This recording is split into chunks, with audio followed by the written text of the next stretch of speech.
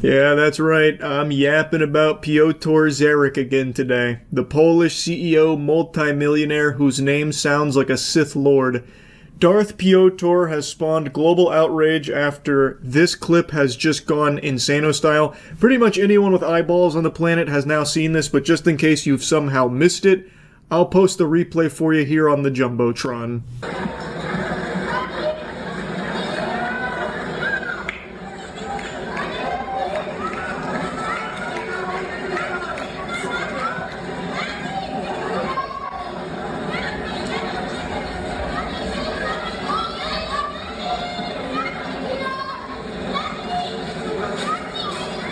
Piotr is the scrawny, slimy worm beast man creature that stole that hat from the hands of the child next to him. A tennis player named Majuzak was giving that hat to the kid. He is a fan of his, so he was giving him the hat after celebrating a victory, and Piotr comes in there and just fucking gets his grubby paws on it and snatches it right out of the kid's hands, and you can even hear the child say, "No, what are you doing?" Just a big mess here, disgusting behavior on display from Piotr. This act of greed earned him the ire of pretty much everyone with a soul on this planet. He just blatantly steals that hat from the kid, and then ignores the kid who is like, yelling to try and get his attention to give it back, but it's falling on deaf ears because Piotr's already plugged his ears to it. The story does ultimately have a happy ending though, because this was so big, Majuzak heard about it and then gave that kid another hat as well as an autograph, took a picture with him, so the kid ultimately did get to meet his favorite tennis player and all of that, and Piotr and his reputation went straight down the shitter, just as it deserved to. Now, in the midst of the chaos of this story, there were multiple statements that were given, allegedly from Piotr himself, also apparently one from his wife, and then also one from a law firm that represents him, and then another from a lawyer that represents him. All of this, turns out, was just a bunch of dirty barnacles. In the video I made covering this, I said that I highly doubted any of it was legitimate. It seems to be a common trend that whenever there is a big story like this that blows up, there are a bunch of people that scramble to post a bunch of fake, fraudulent information in regards to it and present it as authentic in order to get engagement and clicks to make money off of it. In this case, they were pretending to be Piotr, pretending to be a law firm, and threatening to sue anyone that shot spitballs at him and shit, and it was all phony baloney nonsense. Today, though, he has given an actual official statement here. So now we have, straight from his filthy lips directly into my asshole, his stance on everything that unfolded. This was posted on his company's website. Due to the situation that occurred during Kamil Majuzak's match at the US Open, I would like to offer my sincere apology to the injured boy, his family, all the fans, and the player himself. Now, worth noting, this is translated. I think there is some mistranslations here. Calling the child injured, I don't know if he meant in a metaphorical sense, this kid was really excited to get this gift and I took it from him, thus causing a psychological injury, or if he really thought that he ripped the hat so hard from this boy's hands that he broke his fingers or some shit. So I do think there is a chance that there's a little confusion here with direct translations maybe not being entirely accurate. But I would like to mention something that is entirely accurate is that hygiene is extremely important and you need to take it far more seriously, which is why you should be getting our soap, Cheeky. Our soap at usecheeky.com is the best soap you'll ever find, and right now for Labor Day we're doing a big sale where it's 20% off the entire store, baby. So go wild, now's the perfect time to get the best soap in the world. Highly moisturizing, and it smells amazing. Now back to Piotr.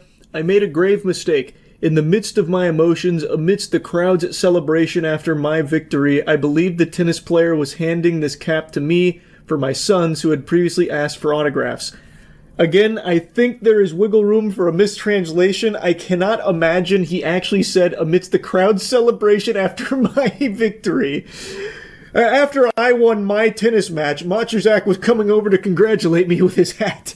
I feel like it's supposed to be after his victory, or maybe after the victory in general, or after the conclusion of the match. I cannot imagine Piotr said after my victory. Can you just imagine that level of delusion, to be so obsessed with yourself? Well, everyone here was clearly showing up because they wanted to see Piotr in the stands. They wanted to take a glimpse of me in the spectators area. And all the tennis players, well, they're performing for my amusement, my entertainment, so really it is my victory at the end of the day. That's fucking unhinged. I cannot imagine that's what he was actually trying to express there. But anyway, this mistaken belief caused me to instinctively reach out. Today I know I did something that seemed like deliberately taking a souvenir from a child. It wasn't my intention, but that doesn't change the fact that I hurt the boy and disappointed the fans. The cap was given to the boy, and an apology to the family. I hope I have at least partially repaired the harm. I also want to make it clear, neither I, my wife, nor my sons commented on this situation on social media or on any website. We did not use the services of any law firm in this regard. All alleged statements appearing online are not ours. Unsurprisingly, he's trying the confusion approach here. Oh, I misunderstood. I thought the hat was intended for these meaty claws right here. I didn't realize he was giving it to the kid next to me. Whoops, I feel so silly and so bad about the mix-up here. Which I think everyone could have predicted was coming. But we have very clear video footage that shows it wasn't some innocent mix-up. He literally rips it from the kid's hands, and the kid even says, "No, what are you doing?" and even tries to get his attention multiple times, but gets ignored by Piotr. If it was some kind of honest mistake, I imagine a sensible human being would hear that and see the response from the kid and be like, "Oh, I messed up. This was meant for you. I'm sorry." And you also would imagine that if he thought the hat was made for him, why did he have to rip it from someone else's hands? Like, was he not confused on, like, the resistance? Like, why is this kid trying to take my hat? Like, surely, at some point, he would have thought about what just happened here and recognized, like, oh, this wasn't intended for me. But that's clearly not what happened. He knew this was meant for the kid. He rips it from the kid's hands. He robs the kid of that hat that Matuszak was gifting to him. And then he puts it in his bag because he was very greedy. And now that everyone's really upset and they caught him red-handed here, hand in the fucking cookie jar, he's trying this excuse of, oh, I just didn't know. And now I feel really bad about it. Man, all this egg on my face, am I right? Jeez, whoops-a-daisy. I can't imagine anyone will read that and think that he is being honest, because we can clearly see in the video the real story. So I don't think that excuse flies. He's directly addressing all of the fake statements that were popping up like weeds. And I've already seen people dismiss this as him trying to cover his own ass because the statements weren't received well. I am no Piotr fan, I think that much is clear. I'm not exactly a big enthusiast for this piece of shit. But if you read those statements with any level of, like, critical thinking skills, you should notice that there is a lot wrong with it, especially his wife's statement.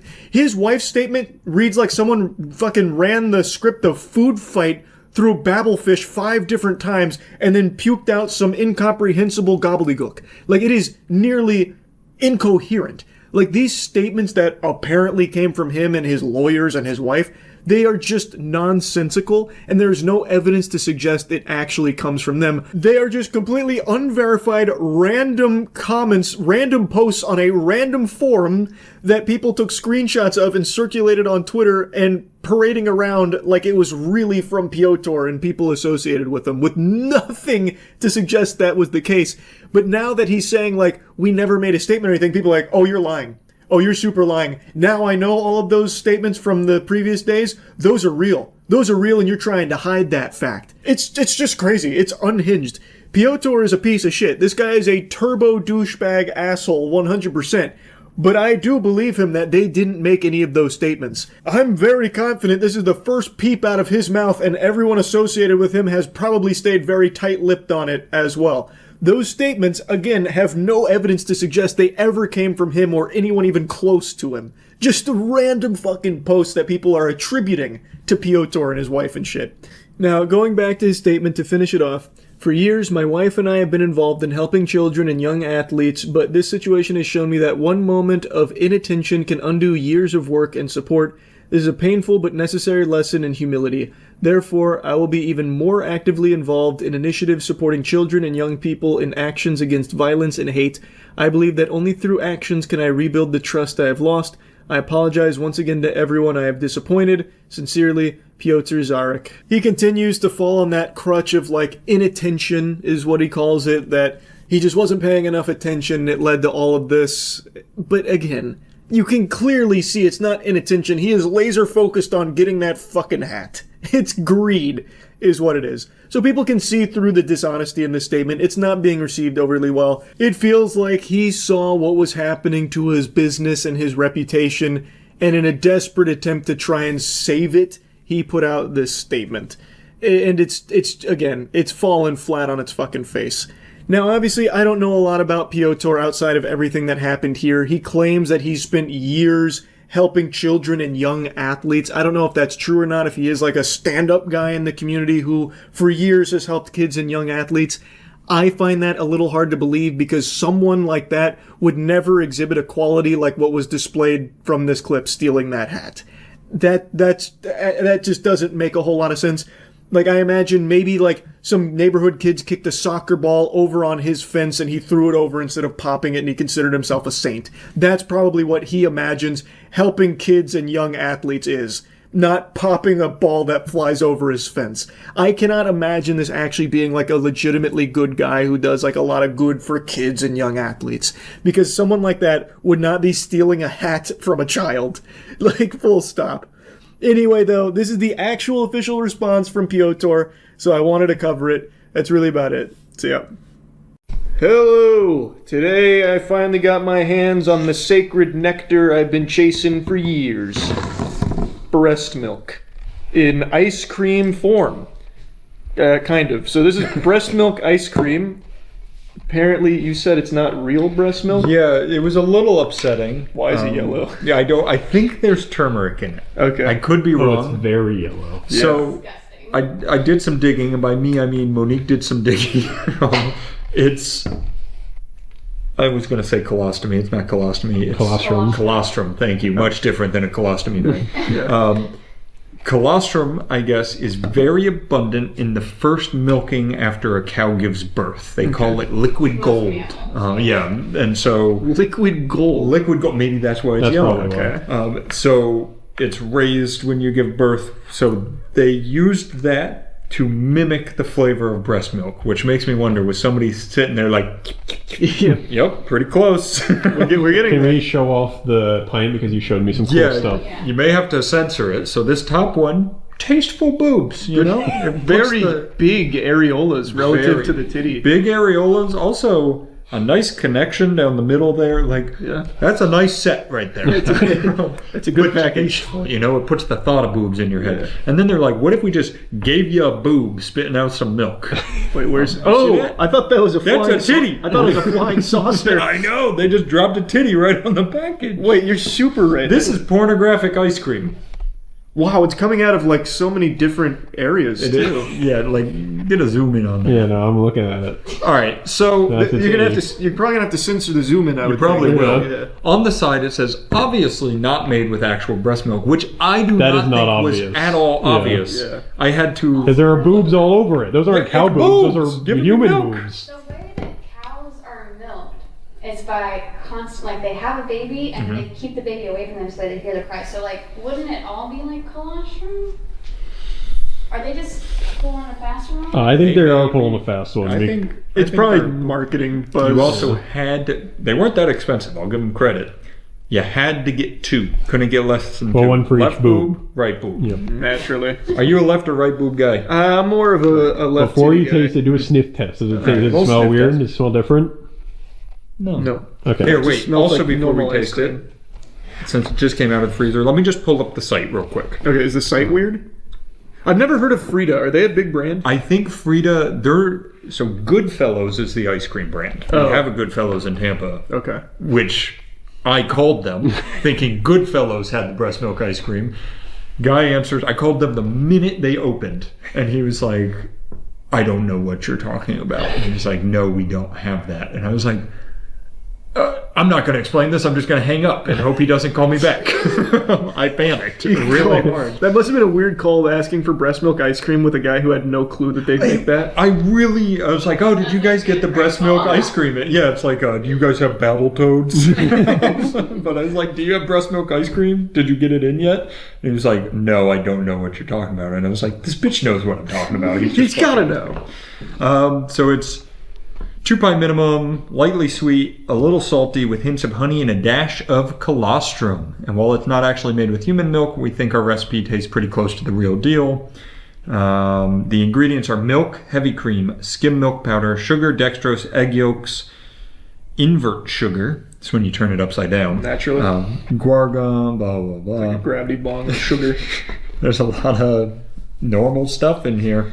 It just sounds, to me, just based off that, it sounds like they just made ice cream but with a gimmick calling it breast milk. Yeah. Like, I feel like most people, us included, don't know what breast milk tastes like. At all. Yeah, it's been too long since I've had it, so I don't know what, like, the flavor's supposed to be, like the profile.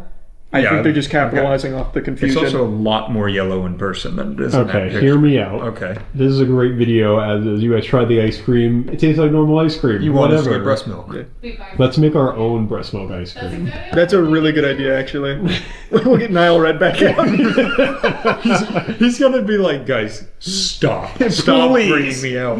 We need your milk. Please. People are gonna start wondering what we have on him to come do all of this. All right, before I dive in more, let's. He's just our frozen fart, frozen ice cream guy.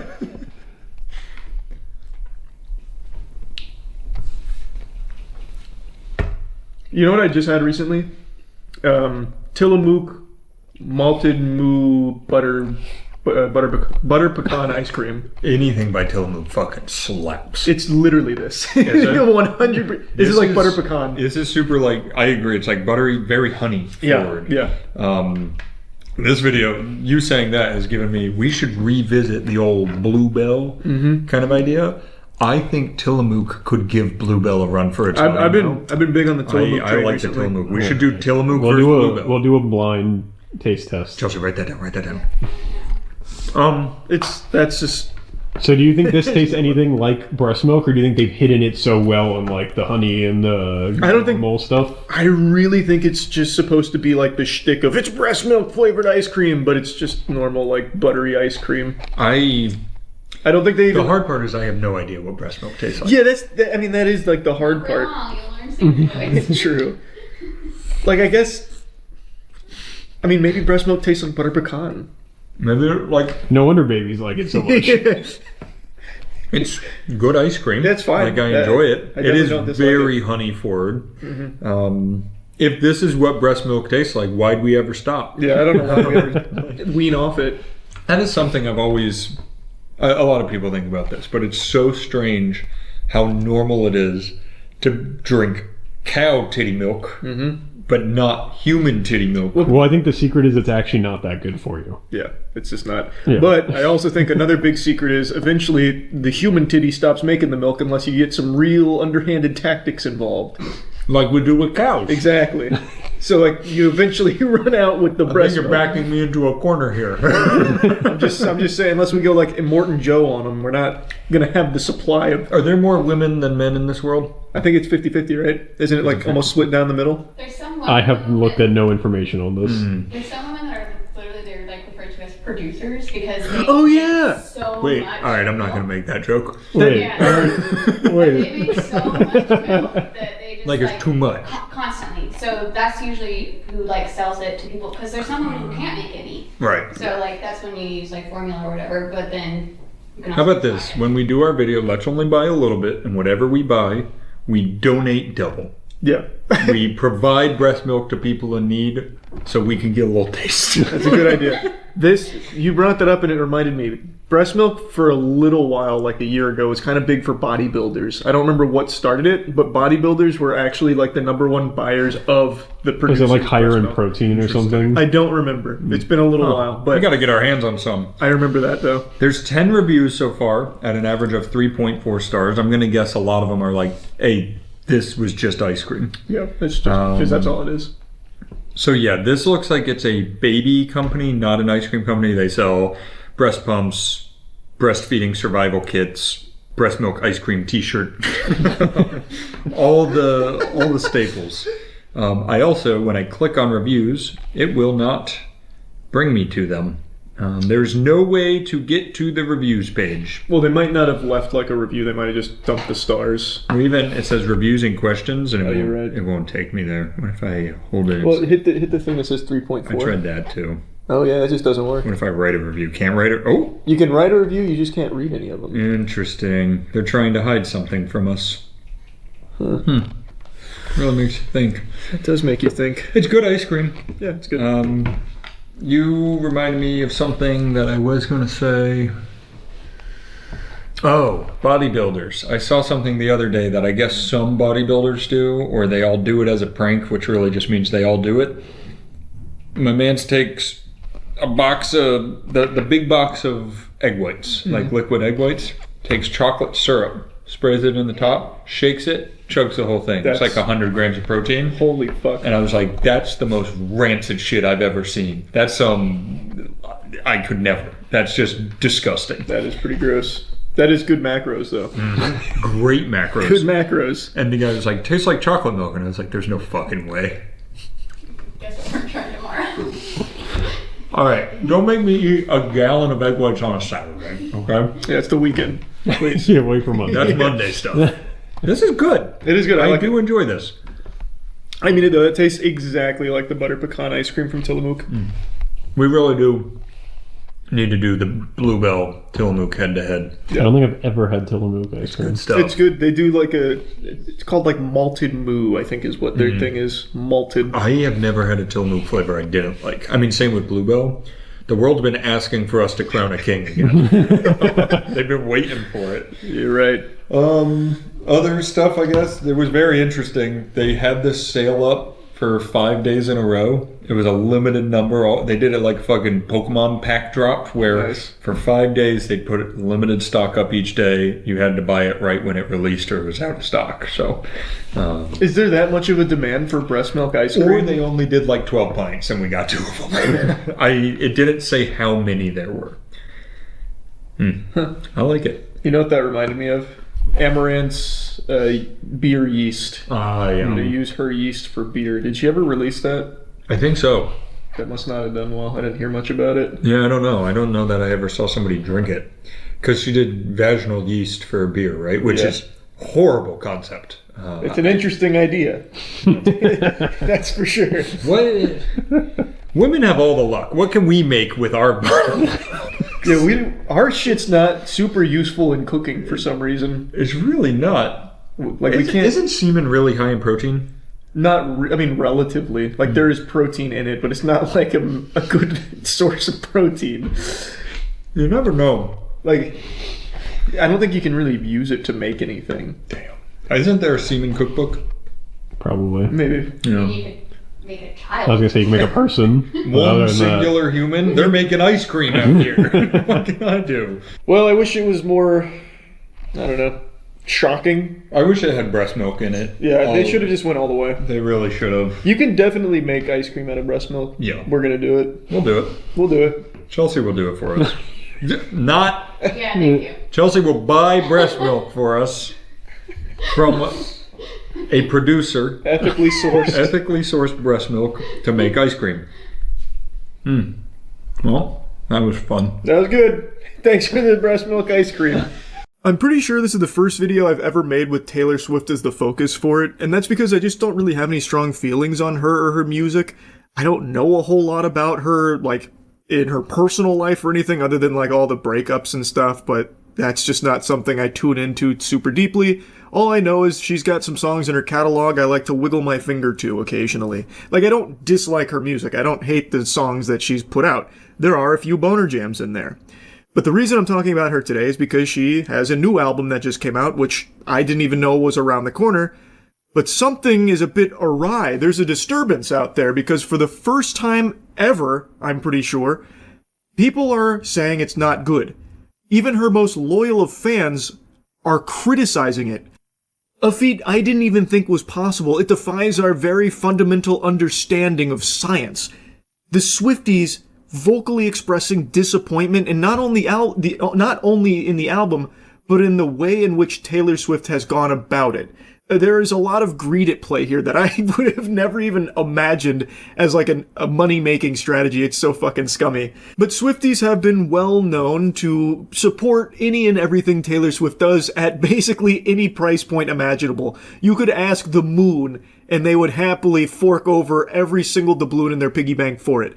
They would pay $5,000 to be in the same room that Taylor Swift farted in 5 years ago, and they would pay that with a big smile on their face and go online to rave about the incredible experience being near like a smidgen of ass molecule that Taylor Swift shared the same air as this one room one time.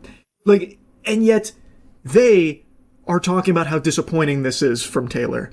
That's crazy to me. That has to be like an indicator for an impending apocalypse. Like, I bet if you correlate this with the Mayan calendar, we're going to find evidence to the end times right around the corner. It is shocking, to say the least. And since I brought up the end times, I want to tell you that the end of bad hygiene is here, thanks to our soap Cheeky. We've got a new scent available now. It's the Sunday Scaries. It's our vanilla scent, which is a scent that has been requested highly for like the last year, and it's finally here. So you can go to usecheeky.com and get yourself the best soap ever created. So naturally, before getting into like the greedy monetization model for this album, Life of a Showgirl, I'll go ahead and give you my opinion on the album because I decided to take a little listen.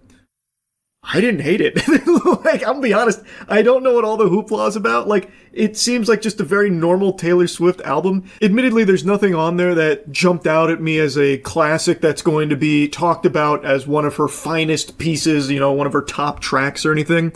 But it wasn't nails on a chalkboard or anything. It didn't feel like it was just lazy throwaway garbage. Like, I didn't feel like I was listening to You'll Cowards Don't Even Smoke Crack or something. Like, it was just very simple. Not to throw shade at You'll Cowards Don't Even Smoke Crack, of course, but the point is, it just felt like a really normal Taylor Swift album. It wasn't extraordinary, but I don't think it was nearly as bad as I'm hearing a lot of people say. The only track on here that actually did raise my eyebrow was Wood, which is a song about Travis Kelce's wiener. It's about a little more than that, but that's kind of like the focus, is Travis Kelce's meat. Kind of lyrics that just make you go, ooh, instead of have you snapping your fingers. Forgive me, it sounds cocky, he amatized me. I actually had to look up what that was. It's apparently dickmatized instead of hypnotized, where you get fucked so good that you get hypnotized, apparently. At least according to fan interpretations of that line. There's a lot of layers to this onion, of course. It's very deep songwriting. And opened my eyes, redwood tree, it ain't hard to see, his love was the key that opened my thighs. Girls, I don't need to catch the bouquet to know a hard rock is on the way. Oh. Like, when I heard that for the first time, it brought out the same feeling as the first time I heard Riley Reid freestyle rap. It was just, it was visceral. These lyrics really do feel like something I myself would write as a joke for one of our songs, The Gentle Men.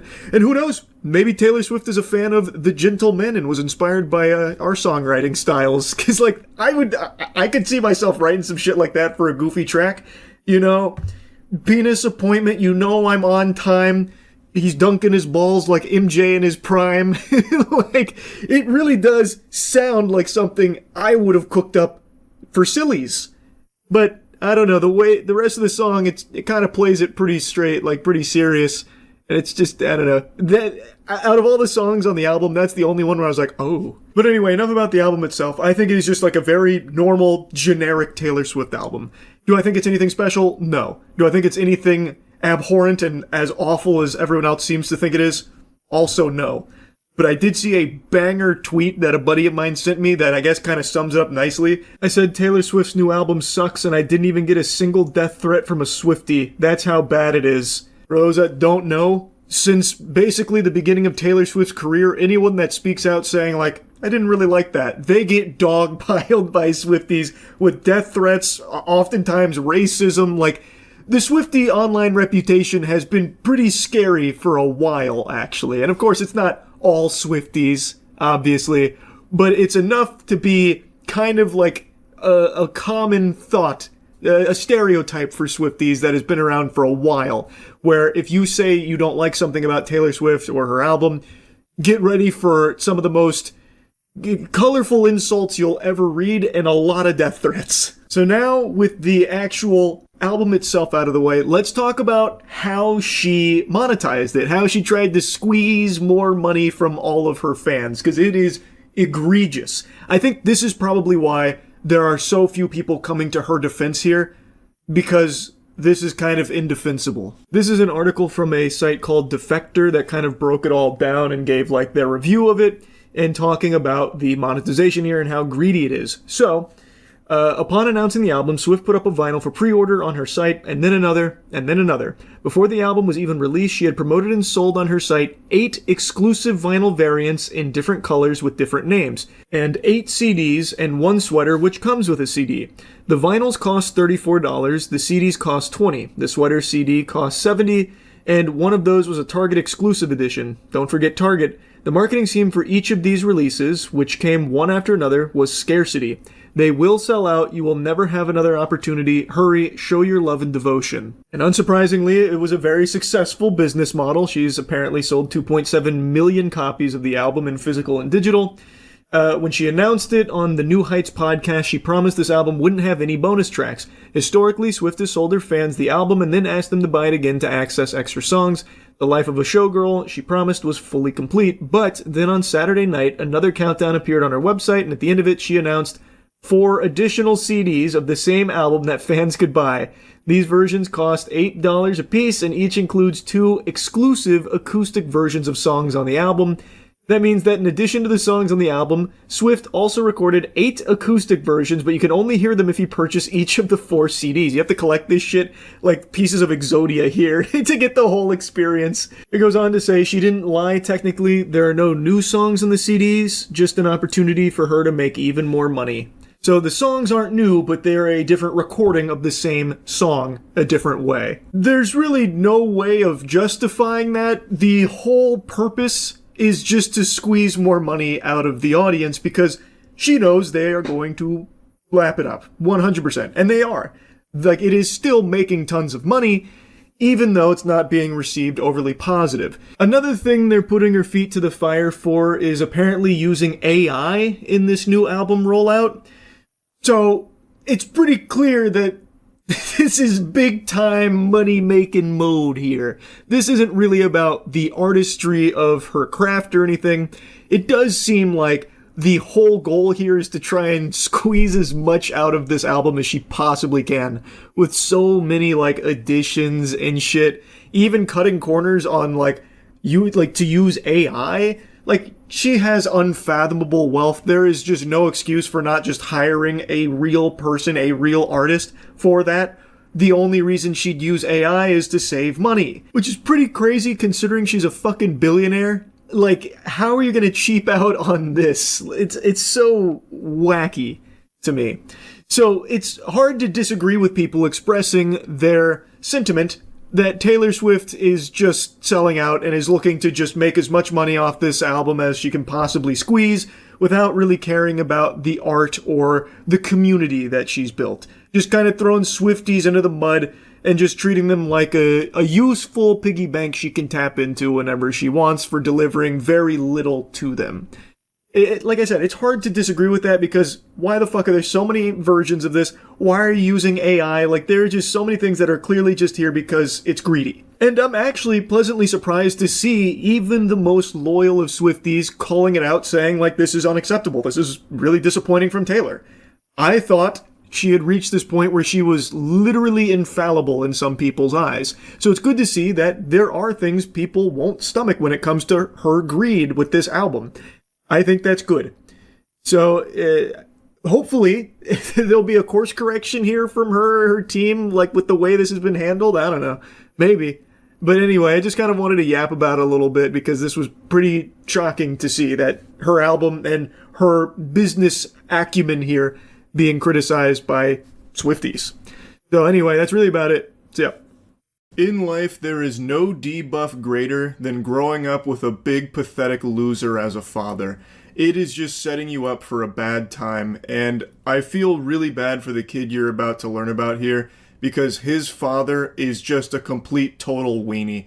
His dad is directly involving his son in his fraudulent business, which is scamming people for Pokemon cards. We gotta make sure that everybody's getting what they paid for. You don't want anybody mad. Alright, so pay, and then we'll do... I'm trying to do it nice and safe. I don't want them to ruin their cards. Wait, okay. Professor Research, Black Rose Training, Rescue Board, Buddy Poet, Eevee, and I thought it was a good. Dude hits the foghorn leghorn there. Well, I saw. Anyway, this is another whatnot scammer, but this one's a little different because he's turned the scamming business into a family deal. So he actually has his son going through the chat and even opening packs for the chat that normal people have spent real money on under the impression that they are legitimate, untampered packs, but in reality, they are resealed, meaning this goober, this fucking slime, went through, took out all of the hits, but then put a bunch of shitty cards in there and resealed it, and is now selling them for full price, well, scalper price, which is even higher than full price, to unsuspecting victims on Whatnot. And you can even see in this first pack here, packs do not open like that typically. These packs are fucking falling apart. And it's not like some conspiracy theory that people upset they didn't get big hits from are making up. He even gets caught towards the end of this, where he repackaged the pack incorrectly and he just says, "Ah, bud, we got caught." And so then he starts talking about how they got caught red-handed, telling his son that they're gonna have to, stop for a little while and wait till people leave because, well, they just got their scam exposed. So he is literally teaching his kid how to be a piece of shit like him. That is the legacy he is leaving behind to his son. How to scam people for Pokemon cards. Is there anything more pitiful? What a fucking embarrassing loser of a father. Be careful, Oh, okay? shoot, Don't worry okay, about it. Just fine. be careful with the cards.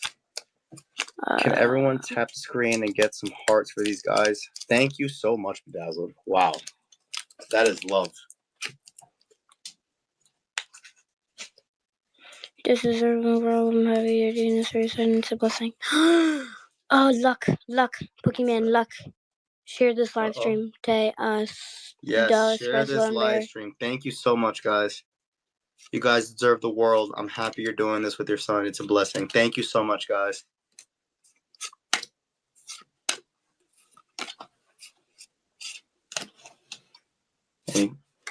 Almost. Remember, you got to keep it there. Is it a hit? Is it a hit?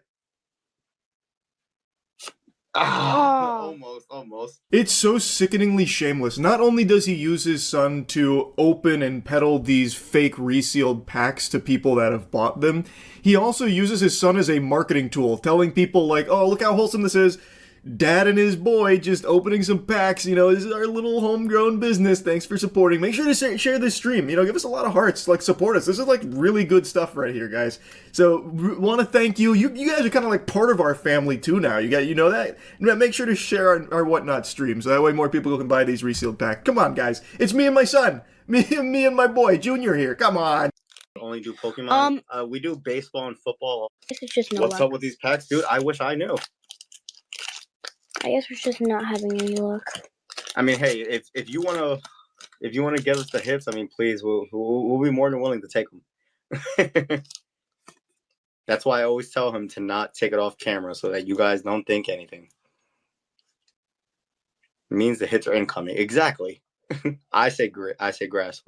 If you love eating shit, well, he had some great news for you because not only does he scam you with Pokemon cards, sounds like he also does it with sports cards too.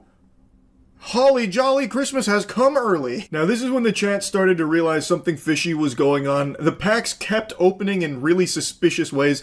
The crazy thing is, people that buy packs through Whatnot, they've definitely opened some themselves. You can immediately recognize that there is something awry with the way these packs are just fucking disintegrating at the slightest movement of it. These packs just fucking blow up like it's Team Fortress 2 and you just got insta-gibbed.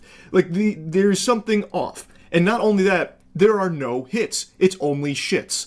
It's very suspicious, and now he's trying to convince them, it's just, we're hitting a dry spell here. It's just really unlucky. Jeez, sometimes that's just the way the cookie crumbles, unfortunately, I'm sorry to say. This is my son, by the way. It's really wholesome stuff. You wouldn't be mean to him, right? He's the one opening packs. Also, he's trying to convince people that there's nothing shady going on because everything stays on camera. He's like, this is what I teach my son. We gotta make sure everything is above board. No, silliness with the cards going off screen because we don't want anyone to think that we're scamming you with the old switcheroo or something. It's all right there in your face, up close and personal. Like that proves anything. It's a fucking resealed pack. It doesn't matter. You didn't have to bring it off screen to scam. You had already scammed before ever going live. All right. Now, if this doesn't work, these packs have to be refilled. Excuse me? Pokey. All right. Yeah. Hope for These packs have to be resealed. All right, Pokey. I mean, if you actually feel that way, I mean, that's fine. I mean.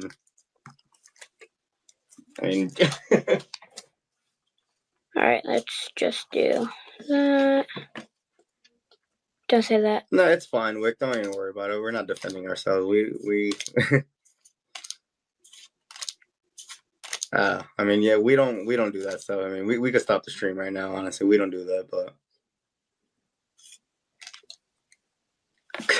if anything, we are literally a part of it. We support the community so much. Like we are actually collectors. We are we are collectors. Trust me. We have plenty. We don't need to reseal anything. We have our own stuff. The fuck are you blabbering about? What are you even saying? No, resealing? Resealing? I can't even pronounce that word. I've never seen it. I don't know what that means. No, we wouldn't do anything like that. We're collectors. We have our own stuff. We wouldn't reseal. The fuck does that even mean? You're collectors, you have your own stuff, you don't need to reseal. It has nothing to do with anything. This unskippable cutscene here is just the worst fucking dialogue, this mumbo-jumbo that has nothing to do with the scam that he's performing. And he couldn't sound more guilty if he tried. This actually seems like in LA Noire when you have the guiltiest person in front of you. He just keeps going, heh, reseal? Heh, ha, heh, ha, ha, like, you could not sound more nervous. Just ignore him, dude. Don't worry about that. Not too quick, not too quick. Hold on. Ooh, okay. Yes. Oh, look. Oh no, but they're resealed though, right? Finally, nice. Got a hit. All right, cool. Finally. This was their big gotcha moment, slam dunking on the haters here, proving them wrong. You fools thought they were resealed? Check out this turbo hit here. Meanwhile, the card is worth 25 cents. It is still a piece of dog doo-doo. Like, it is still resealed. They just slid something in there that wasn't the standard, like, reverse hollow trash that nobody wants. It is still pennies compared to what they're paying for on these packs. I can't wait till somebody gets a huge hit so that they can stop talking. That's Black Bolt. Don't worry about that one. Okay. Oh That's, my. See, you're worried about the wrong thing. Look, show him his cards. Show him his cards. Because they're going to think that you're doing something sketchy. Oh, what is that? Master Ball or no? Pokeball. Pokeball. And green.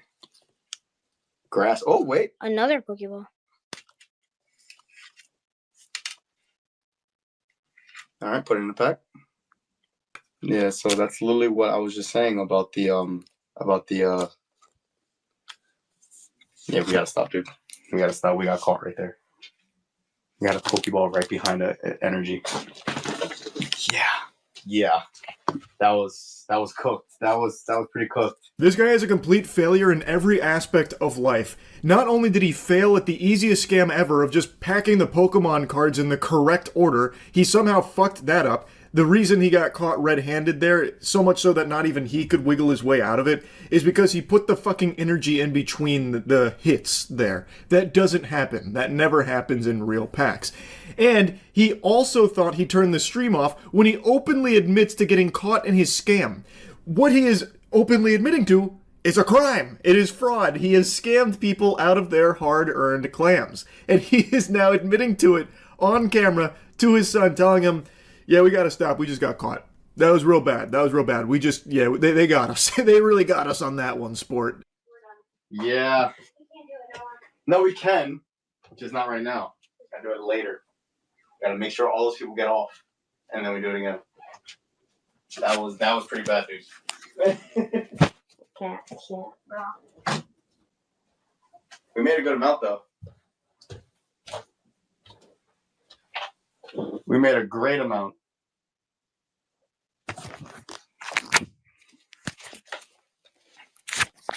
When he sees his phone, that's when he realized he was still live. So he had planned on just letting this sit and simmer for a little while, so all the people he scammed, he was just going to wait for them to all just, like, go to bed and de-aggro, because they clearly called him out on it. They then knew full well it was a scam, and they've now just heard him admit to it. So his plan was to just wait, so that way they could do it again later to another group of suckers.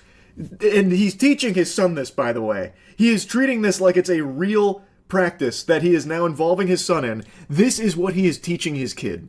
That is sad. I feel terrible for the kid to have this loser as their dad. That shit sucks.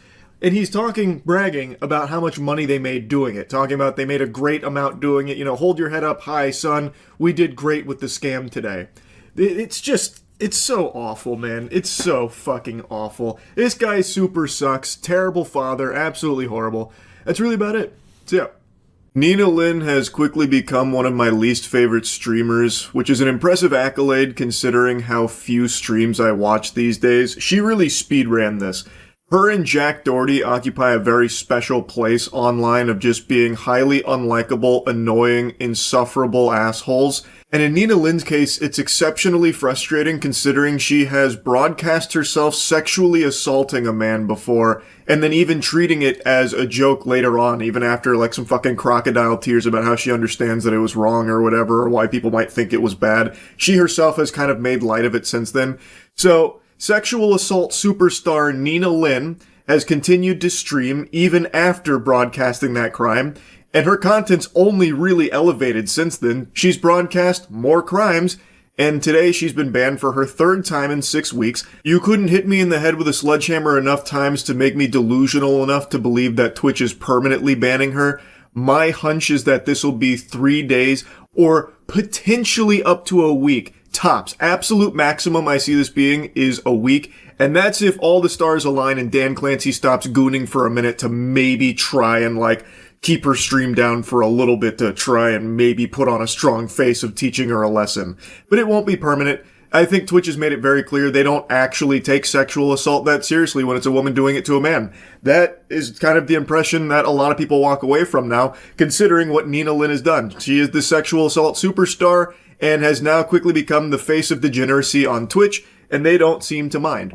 So, I want to show you a few clips since the sexual assault, which I already made a video going over, that are showcasing some of the lowlights that she proudly broadcasts on Twitch. We'll go ahead and start with the obvious. This is what people think is the reason behind her ban, where she stole items from Target on stream, and then when people in chat were speculating whether or not she actually stole them, she made sure to confirm that she indeed did steal those Target items, and in fact has stolen many more that you guys don't know about, which she openly just admits to and says, get fucked. Oh, no, he's wildin'. I'm telling you, bro, even if it was the stakes, bro, yo, bro, ain't nobody missing no fucking money, bitch. Calm the fuck down. No Target is not losing no type of fucking money from some stakes, bitch.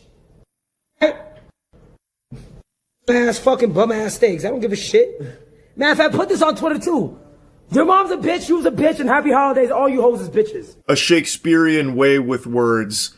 It is miserable listening to her struggle to throw together sentences because she is constantly in this persona where she's trying to portray a character that's like so tough and no nonsense, bitch that, fuck that, and that's all she ever says, so everything that leaves her mouth has to have that same like bravado to it. Oh my god, it's so cringe. She's so desperate to appear tough and uncaring, unfiltered.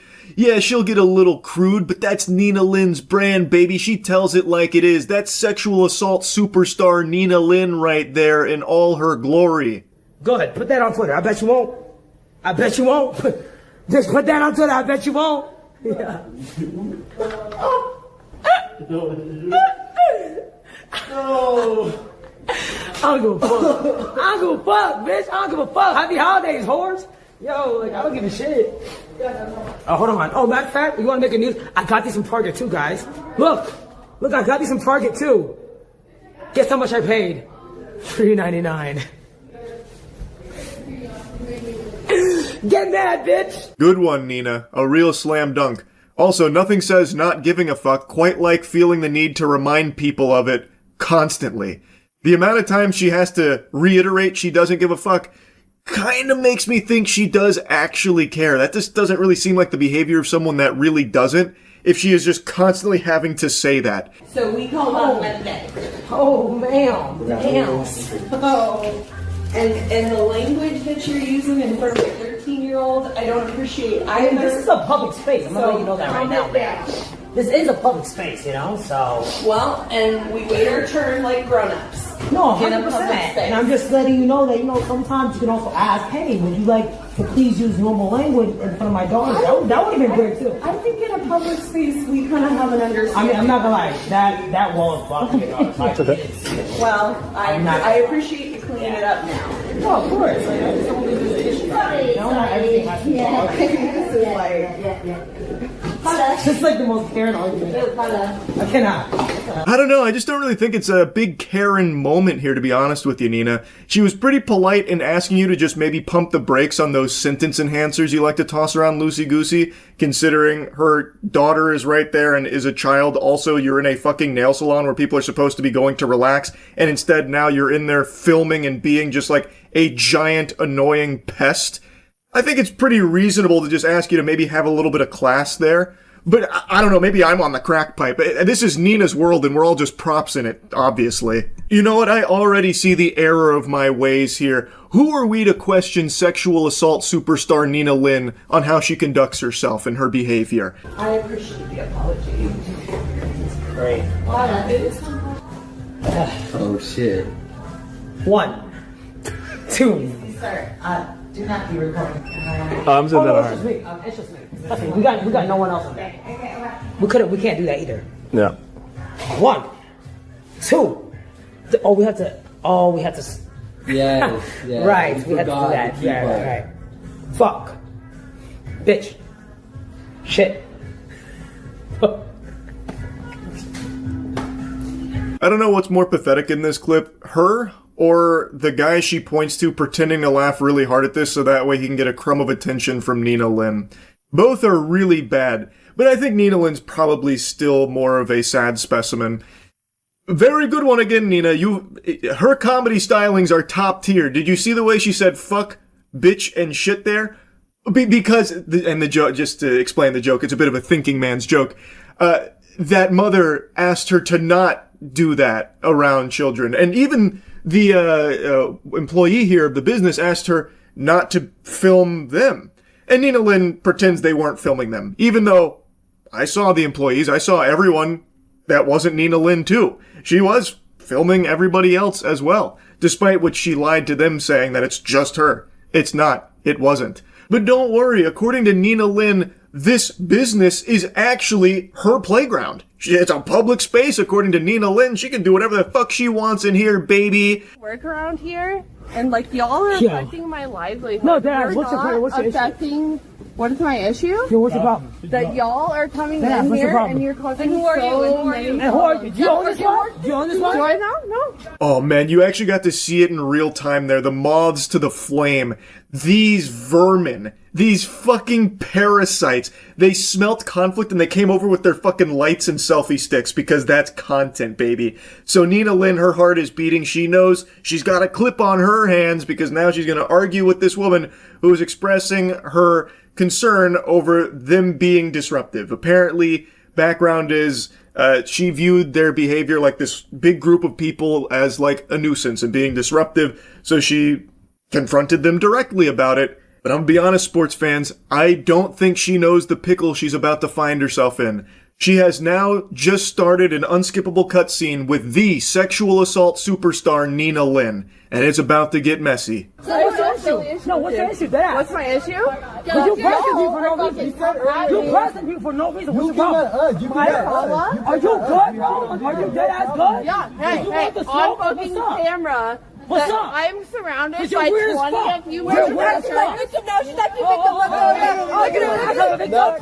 like a victim? Is that what you want to do? And I Watching Nina and her posse handle anything is just, it's worse than nails on a chalkboard. It is hard to sit still because it is just so unbelievably annoying. So now they're like surrounding this woman here and all talking at once, and Nina's like threatening, "Do you want the smoke?" Like, oh my god. No, you're not. I'll tell you one thing. I smacked the shit out of you, bitch. What happened? For real. Weird ass bitch. She's a weird ass. Hold on, bro. Go on. And I used to work too, bitch. So what's up? So what's up? And if there's any justice in the world, Nina, those days will be upon us again, with you getting another job that's not streaming. Maybe I'm wrong and this is a permanent ban. That would be a joyous celebration. But anyway, you can see in the comfort of her huge group here, she feels very confident to threaten to smack the shit out of this woman, all because she dared say like she didn't appreciate this huge group filming and what they were doing there. And to Nina, those are fighting words. So she even breaks free like a dog off its leash in order to get right back up in her face angry. And then it continues for like another minute or so, with just Nina steaming, angry, upset, because this woman dared say like, hey, you being this loud and obnoxious is affecting me and like the business here, which I think is a pretty reasonable take based on everything I've seen here, especially with the way the group handles it, where they all come over, fucking cameras in face, lights in face, just constantly insulting her and everything, trying to make her like the joke to the stream for Nina's content. It's so fucking unbearably cringe. I really hope she stays banned. I just know that's not going to happen. Would love to be proven wrong though, to which I guess we'll see. I'm sure if she's unbanned, she will continue to go back to committing crimes on streams. She loves to do that, it seems, and Twitch loves to turn the other cheek to it and pretend it's not happening. Anyway, I guess that's kind of all I wanted to talk about with this, so that's really about it. See ya. There's plenty of sad, pathetic losers on the internet, but above them all stands one YouTuber named Onision. I have more respect for adults that film themselves shitting in diapers than I do for Onision. For those of you fortunate enough to have never heard of this guy, and I imagine that's most of you watching because almost no one remembers this guy, he's a fucking fossil on the internet that's only remembered as the butt of every fucking joke online now. But he used to be a pretty big YouTuber, a really shitty one. He had 3 shitty channels, one where he talked about shit horribly with these pseudo-intellectual hot takes, one where he made the worst skits ever created on the internet, and then one where he made the worst skits ever created and also talked about shit poorly.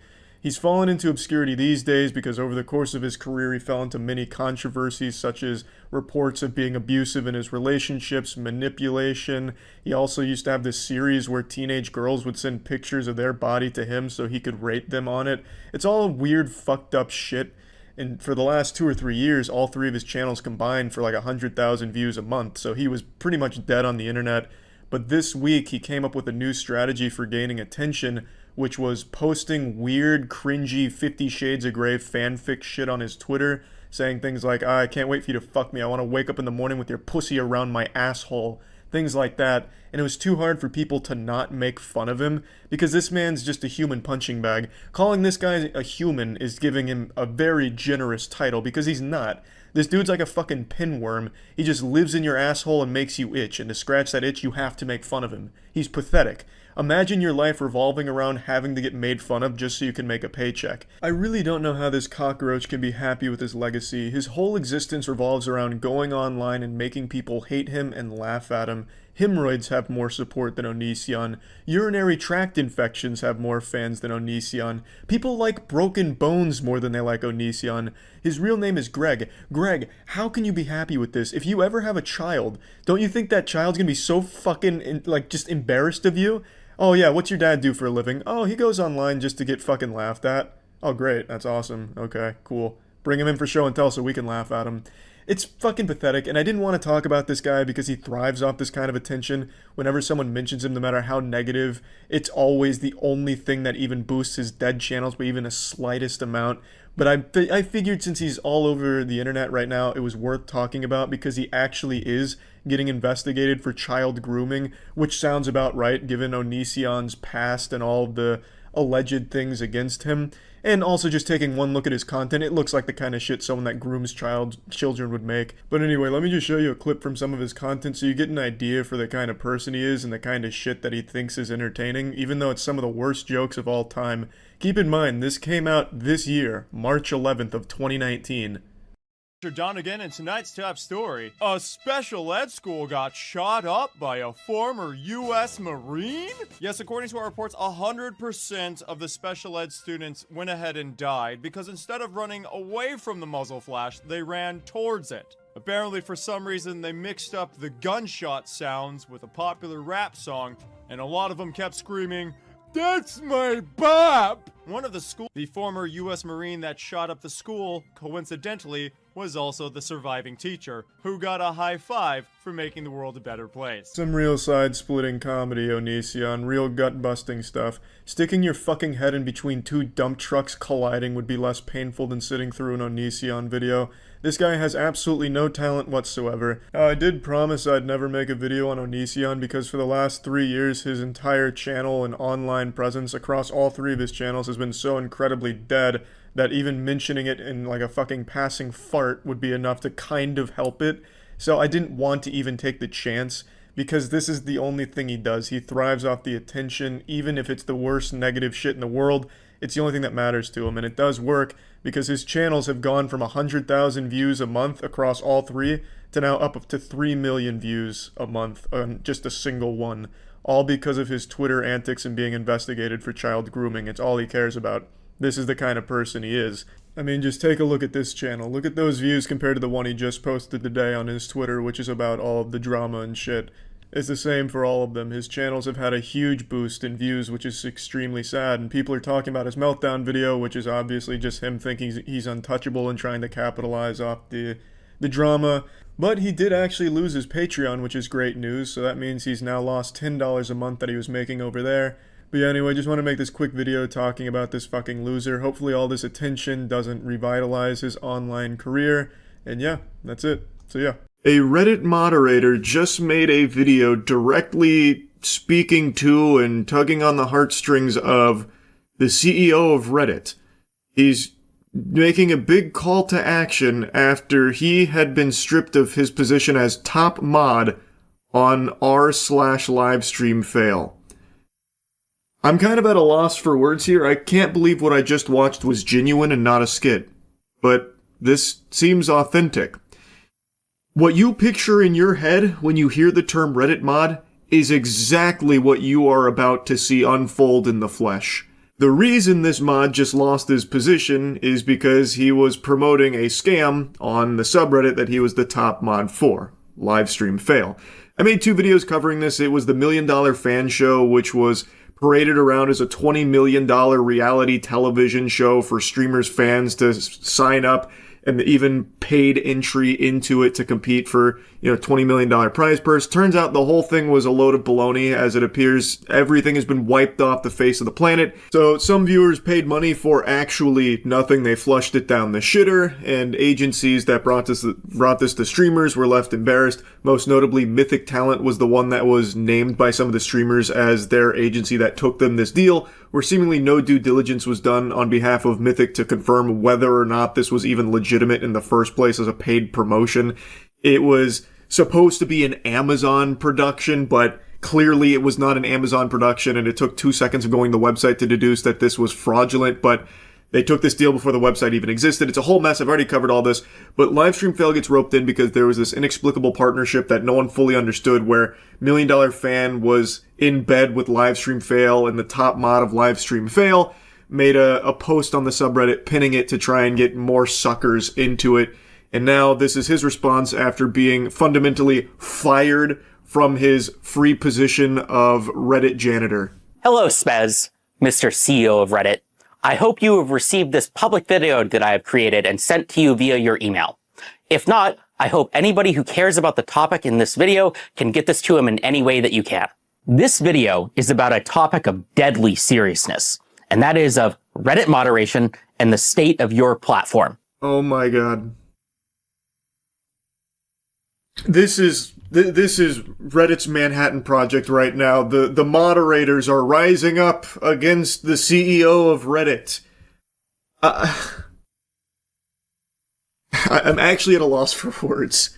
This couldn't be a more lame start to this video. The topic he's about to cover is how he believes Reddit mods don't have enough elbow grease from the Reddit upper echelon, like Spez here, the CEO. He believes they should be entitled to, like, brand deals, talent managers, lawyers, and stuff, so that way they can better be utilized as Reddit moderators. I'm not even kidding, by the way. I'm not exaggerating. Like, these are points he was making in this video, and that's what he's talking about with deadly seriousness here. He talks about Reddit moderators like they're fucking G.I. Joe commandos. Man, please come back to reality. Like, I don't want anyone to harass this guy, so I'm not going to be, like, showing you his channel or anything like that, because honestly, I kind of feel bad for him that he's put so much weight on his personal life into this position, which is just a thankless job. And it's not really a job, at least it should never be considered a job, because all he is doing is moderating a fucking subreddit as a volunteer janitor. I really thought this was a skit, and I'm still, a small part of me, on the copium here, is hoping that this is, like, satirical and not real, but I don't know, it feels genuine. I was the top moderator of your #1 gaming subreddit, r/livestreamfail, before I was recently removed from that position by the Reddit Code of Conduct team. I became a Reddit moderator for one reason, and that is because I think that Reddit communities and correspondingly its moderators have massive power and influence, and for some reason, nobody seems to notice, care, or take this seriously. Least of all, its moderators or the company. That's not really a good look to say the sole reason you pursued this path of heroism as a Reddit moderator is because you believed that it held so much power. So you're basically just saying that you were power hungry and wanted to take this spot so that way you could feel powerful. He believes that Reddit communities and specifically Reddit moderators hold a strong level of sway and power, and that's why he became one himself. That, I don't think, is a good look, man. It's not even coming from, like, a place of passion or something for communities. He is literally saying he did it because he wanted to be strong. Come on! I understand that Reddit communities, like Reddit as a whole, is a platform that does hold, like, legitimate influence over, like, conversations and topics and stuff like that. So by extension, moderators have a lot of ability to control narratives by hiding things or boosting things, and that is something that I've talked about in the past and a lot of people have made mentions of many times. It's been a pretty big yapping point for a while. This is the quintessential Reddit mod mentality. The stereotype that exists of power-tripping Reddit mods? He is, in the first minute of this video, confirming that is exactly what drives him, is power. Like, this small modicum of power that he was bestowed for the livestream fail subreddit. And it's... the level of self-importance is sickening. In this video, I will go over why I believe this, and I will also talk about a code of conduct moderation action that was taken against me due to good faith mistakes that I believe were caused by a clear lack of direct material support that the company gives its moderators. I will end the video by talking about what you, Spez, can do to fix this problem, as well as what I and other communities can do in case Reddit does not solve this very serious mismanagement problem regarding the lack of support that is given to moderators. So here's the spoiler alert. He is going to be playing as a sad song on the world's smallest violin about how he's been removed now as top mod of Livestream Fail because he was promoting a scam through that subreddit, which did ultimately result in people losing money. There were actual victims of this scam, so he has been removed of his position at the top of the food chain on Livestream Fail, and he is now putting a decent chunk of that blame on Reddit itself for not giving him the tools to avoid this from happening. Like, at a certain point, there's like a brief moment of self-awareness, like this lightning bolt of self-awareness where he's like, yeah, it was a little fishy. But then he, like, immediately pushes it onto Reddit, like, but if Reddit had given me access to brand deals and lawyers, this probably wouldn't have happened. It's like, what the fuck are you talking about? You're a Reddit mod. Why would Reddit be giving you access to lawyers and brand deals and shit? That doesn't make sense. First, I will go over the code of conduct action and why I was removed as the top moderator of r/livestreamfail. This sounds like stupid internet drama, I know, but I'm going to talk about how this is a very clear example about how Reddit's mistakes causes very serious problems to Reddit's community and the company as a whole. It was your mistake, buddy. Fucking Spez wasn't behind you massaging your shoulders as you signed the deal with $1 Million Fan Show, which turned out to be a scam. He wasn't like the Sith Lord projecting into you, trying to convince you to go to the dark side to, sell out Livestream Fail to get more people hooked on $1 Million Fan Show. It was not the CEO of Reddit that forced you to do that, and even if you did have access to lawyers and other brand deals, it wouldn't have prevented something like this from happening. You made the choice. Here's what happened. There was an announcement related to a live stream related game show called $1 Million Fan. I heard about the game show a few hours after it got announced by a couple major live streamers. It sounded like the perfect type of content for a live stream fail. I mean, reality TV, game show, live streaming, gaming, that's perfect for LSF, which is about fun, crazy content about kind of live streaming gamers. If that isn't the stinkiest load of horseradish I've ever heard with that description of LSF. Do you go on your own subreddit? Have you ever been on your own subreddit? That's not what it is. That's not what you just described at all. That is the most blatant misrepresentation of that subreddit I've ever heard anyone try to squeak out. If this was Pinocchio, his nose would have just went fucking Wumbo Insano style with that lie right there. Anyone who has ever visited LSF in the last, 7 years will tell you it is not a subreddit for crazy, wacky clips of gaming and, stream fails or anything like that. I don't know why he's even trying that angle. Everyone knows that's not what that subreddit is. So when I heard about this, I was very excited. I immediately reached out to the organizers to see if we could set up some sort of a collaboration.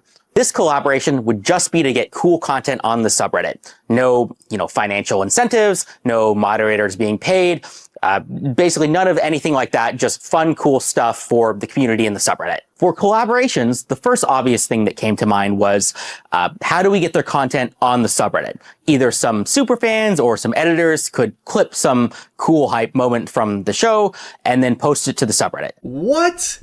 That's what happens already organically on every other stream. Why would this, a potential $20 million reality TV show, be any different? Obviously, things would already be being clipped and posted on the LSF subreddit. Why would you be reaching out about a collaboration to ensure that happens when you know for a fact it already would if this fucking show ever actually existed in the first place? That doesn't make any sense to me at all.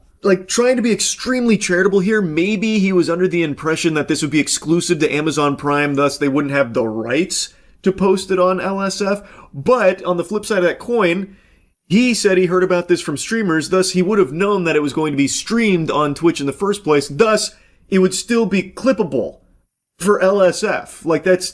That's just business as usual. I don't know why he would reach out about a collaboration to do what was already no doubt going to be done already. It just, that doesn't pass the smell test. I don't understand. But I also had a stretch goal, and that was, what if LSF could be part of the show in some way? I don't know, there could be a LSF-themed best clip contest. Contestants compete in one of the kind of small challenges, they make the best clip, and then somebody kind of wins a prize at the end. It was a stretch goal, though. Why, though? LSF Best Clip is just the best clip from the event. Why does LSF's name need to be attached to it? This guy is treating Livestream Fail like it's his personal brand. Like this is his baby, this is his product. So all the clips that hit LSF are actually top mods clips as well. I just don't even get this stretch goal here. I think he just wanted LSF's name out there more because it gives him more power in some capacity, because this is totally useless. Again, whatever would win best clip would just be someone else's content. There doesn't necessitate a live stream fails shout out there for some reason. Even if they were the ones that were hosting votes on what the best clip is, who gives a fuck? That could have been anything and any one where people the actual communities would vote on it, not just his subreddit. Anyway, though, he goes on to explain that they accepted this proposal. He was super hype about it because it meant this was a big moment for the subreddit. And he even made a mention that he believed he could turn this into even more opportunities for the subreddit going further, snowballing it into even more LSF prominence. So we quickly worked to make an announcement together, and I posted it the next day. When I posted it, everybody in the comment section immediately yelled, scam, scam, scam, scam, scam.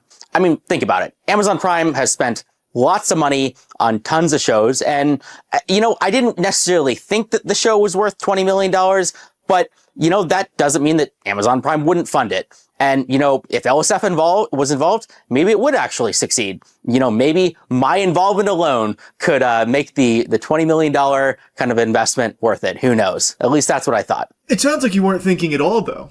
Why would Amazon be spending $20 million on like 8 streamers and their fans on Twitch and only a $5 million grand prize for Mr. fucking Beast? What sense does that make, man? That isn't really checking out either. Also, he's making kind of like a joke about, maybe my involvement alone would make it worth the investment. But that's how he actually feels, by the way. Like, that's his tone throughout this whole video. He truly believes that he is like God's gift to streaming because he was the top mod of livestream fail. Like, it is a very like scary mentality to have, and I do genuinely feel bad for him that he has like poisoned his own brain to this level, deluded himself into thinking that him being a top mod on a subreddit was like something of significance and like something of like grand importance. I'm a highly paid software engineer working in San Francisco. I do not need to take a couple $1,000 bribes from, random internet scams. Okay. I was doing this because I legitimately, care about the subreddit, and that's why I spend my time on it. So he debunks rumors that he was paid to promote $1 Million Show from the organizers, saying that he doesn't need to be taking bribes, he's financially well off. He then goes on to say that he was addressing like some of the deleted comments because that was a specific mention in why Reddit canned him, because it potentially showed malice because he was involved in this promotion that ended up being a scam. And so he wanted to address like the deleted comments. He then has a section dedicated to me where I talked about the scam, and then the organizers were talking to him like, well, since Charlie talked about the scam, 5 streamers dropped out, so we're, no longer doing this anymore. Pack your bags, take down the post. And then he says I didn't do enough research on it because I didn't reach out to him or the organizers. But beyond that, it doesn't seem like he did much research. I don't think that he reached out to any of the organizers. He certainly didn't reach out to me. And I don't know if he reached out to Mythic Talent or any of the streamers. And that important point is that nothing in this situation has yet to be definitively proven as a scam. I repeat, there is no definitive, at least public information yet, that anything fraudulent, malicious, or illegal has happened in the situation. Brother, your level of research was cold calling the organization dick in hand, begging to be associated with them, and then that was the extent of it, because apparently you heard one of the streamers promote it.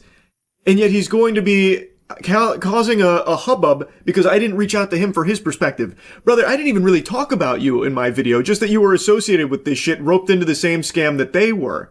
And for what it's worth, if you watch the video, you would know I did get in contact with 2 agencies, one of which got the exact same contracts that Mythic did and got information on that, as well as getting one of the actual offers that Mythic was taking to the streamers. So I was very well familiarized with everything that was unfolding behind the scenes. And again, it doesn't take a super sleuth to go to their website and see that it's just fucking barnacles, man. One of their partners didn't even exist. There was no website and no business. Their about section was AI generated mumbo jumbo. Every single paragraph ended in triplets and also had the telltale sign of it's not this, it's this, over and over and over again. Their first image on their site was literally an AI generated mansion, and he mentions that in this video, but then goes on to say shamelessly that there's no definitive proof that this was ever a scam in the first place.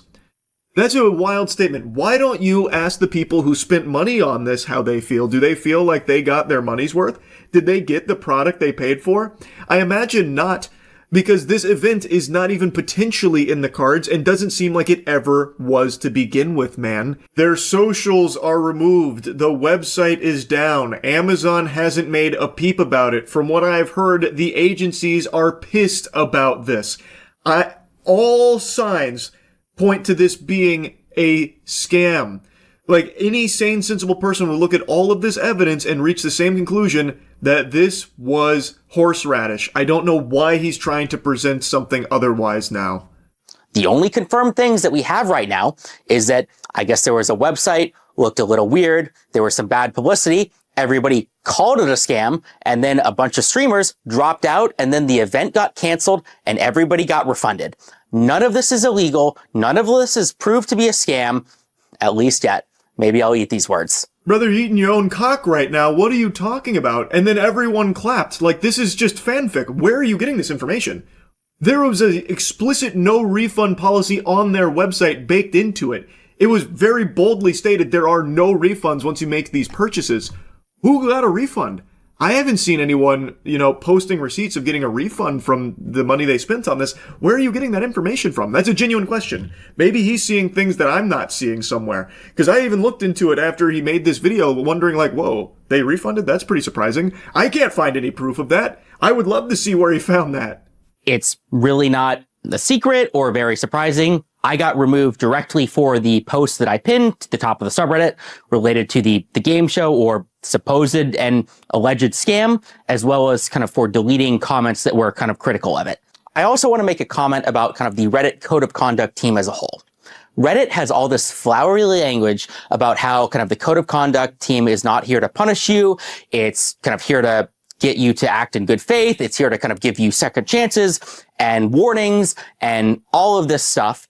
And apparently all of that are lies. No, man, this feels like the perfect implementation of that protocol. You pinned what seems to be, from all possible evidence, a scam. I don't know why he is trying so desperately to persuade to the contrary. Maybe it's because he believes that if he can try and prove that he really believes that it's not fraudulent, he can get his position back as top mod of LSF. I don't know. Or maybe getting really conspiratorial, maybe he worked with the organizers in a deeper capacity than he's letting on. That's just a possible game theory. It's just extremely peculiar how hard he is fighting to try and convince himself and others that maybe this wasn't a scam, when all available evidence points towards this being fraudulent. And if this video is him trying to make a case for himself why he should be reinstated and get that power coursing through his veins again as a moderator on Reddit, then this is a terrible job. Because what he is doing now is showing that he is willing to even defend what seems to be, by all possible accounts, a scam that he was directly associated with, maybe unknowingly, and now he is doubling down on it. That is a terrible look, and that makes you look like an unhinged moderator who, even when proven to be incorrect, will not see that, will not take the accountability there. And now he's getting mad at the code of conduct team for enforcing their rules. He deleted comments that were critical of his decision to promote this sketchy game show, and promoted a sketchy game show that resulted in people spending money on something that didn't exist, doesn't exist. So I feel like it's a pretty justified termination of his moderator status. Now, here's the most important part of the video, Spez. This is a direct message to you and only you.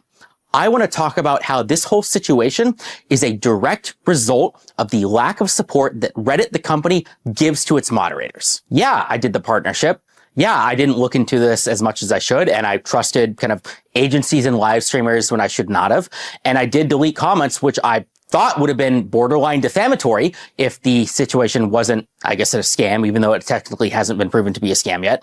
But despite all of that, there is still massive problems at Reddit, the company, due to the lack of support that caused this. Now, this message may have been only for Spez, but I've intercepted the broadcast here. Now, I've put my ear into it, and I'm taking a listen, and what I'm hearing is fucking wild. He almost gets into a level of accountability where he's like, yeah, I did the partnership. Yeah, I didn't look into it. I didn't do any research on it. And then he immediately falls back into, but it hasn't really been fully proven to be a scam. And also, it's actually, in a large part, Reddit's fault that this happened in the first place because I wasn't given enough tools at my disposal to avoid making stupid decisions. Reddit moderators have power. They have influence. If you are one of the people who is joking about, internet janitor duties or whatever, I'm sorry to tell you, it's funny jokes, but you are wrong. Reddit moderation does matter. Reddit moderators have control over millions of impressions per day, and nobody seems to notice or care. Let's just talk about LSF. think of all the streamer careers that have been created because of LSF. Think about the even larger number of streamer careers that have been destroyed because of LSF, because some clip went viral about like something bad that they did. He made you, and he can tear you down as well. This is top mod LSF. It giveth and it taketh. And he also said doodities, which actually had me giggling. I don't know why he said doodities, but that was fucking hype. Anyway, this is now his spiel about why Reddit moderators are extremely powerful dragon level, adversaries and should be taken seriously, and no one seems to notice. It's not that nobody notices, it's that nobody's happy about it.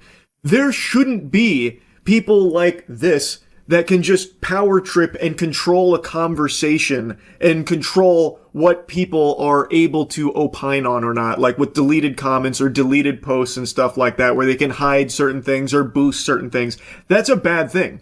Everyone knows that it exists, and everyone knows that there is actual power in that. I don't think anyone actually disputes that. I have had major live streamers who are effectively celebrities come to me and beg to kind of remove, negative posts about them. An even crazier story is the time when some Twitch employees found me in person and borderline begged me to make sure LSF is not used to destroy the multi-billion-dollar company Twitch, partially because at the time, LSF was indeed being used to destroy the multi-billion-dollar company Twitch. Deservedly so, by the way. That's right, you better bow down. Every Twitch employee, when he walked through the door at TwitchCon, got on their hands and knees, instantly groveling at his feet, begging, pleading with him to stop the attack on Twitch, the multi-billion-dollar organization. Dan Clancy came in and sucked his wiener, I heard, in order to try and appease him so that he would stop using LSF to destroy the multi-billion-dollar corporation that is Twitch. Like, come on, man. Like, look at how you're talking about this. This is exactly why you shouldn't have a position as a top moderator of a subreddit. Like this, you are demonstrating the caricature of a Reddit moderator right now. Or even just take this literal circumstance. Imagine the whole kind of operation was legit. Well, guess what? One single post on LSF caused all of the streamers to drop out and destroyed a $20 million opportunity. Sorry, Mythic. My bad. Or imagine it was, a scam through and through. Well, guess what? We were the ones to expose it and destroy it before it had the chance to cause any real harm. I mean, everybody got refunded after all. Guess things ended up okay. Why do you keep saying that? Where are you finding that information about everyone getting refunded? Are the organizers telling you that? Like, I really don't know where you're seeing that. But again, man, yes, it is a big subreddit, which means things like this information about a $20 million potential scam will have naturally blossomed there. As it would anywhere else on like a big Twitter community or a different subreddit. LSF just happens to be the biggest one. It has nothing to do with you. This is just natural when there is a big community. This would happen on another platform or another subreddit. It is not your achievement for creating the LSF ecosystem that shares clips about a potential scam. And in fact, you could even make an argument that you have actually been a hindrance in some cases in the past with certain things that weren't allowed to blossom there. Like, this is... I don't even understand the point he's making. People know that big subreddits or big Twitter communities or whatever do have a lot of influence. But that happens with or without this guy as the top moderator of the subreddit. That is just the result of a ton of people all in a similar space, in a similar vertical, that are sharing things back and forth. Like, his point is one that everybody knows. I was one of your most passionate users. I was in the Reddit partnership program from the start. I took advantage of every opportunity that I could. I had meetings with kind of the Reddit community managers. I begged them for help and kind of partnership opportunities at every chance that I could. And I was blown off every single time. You already said at the beginning of the video that the sole reason you pursued this moderator status is because of the power that it afforded. I don't know why he's now trying to say that he's just so passionate. And even in this section here, he's talking about how he was trying to utilize every possible advantage to like get like brand deals and stuff, man. That's self-enrichment through this position. This doesn't really seem like it's coming from a place of a guy who's trying to like better communities or improve subreddits or make things better for others. This feels like you were chasing power and trying to use it to continue to climb that Reddit ladder, whatever that may be. I was one of the only moderators out there who tried to grow my community, who had any ambition, who tried to work with the company or help other subreddits or help the company that hell, and it didn't matter. I failed, and it failed because of how mismanaged and how little support Reddit, the company, gives to moderators. None of this would have happened if I had gotten support from Reddit.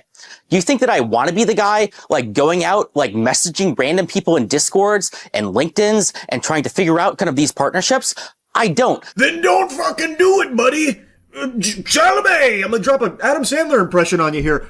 You are a moderator in a subreddit. Why are you chasing down brand partnerships and collaborations, buddy? The whole point of subreddits is just for a community to come together and talk about certain things, share certain things. And your job as a moderator, and I use job very loosey-goosey because it should never be misconstrued as a job. It's supposed to be filled by very passionate fans of similar mind in the same space that would then just enforce like certain rules about like, you know, making sure someone doesn't get like doxxed or something sensitive being shared like that.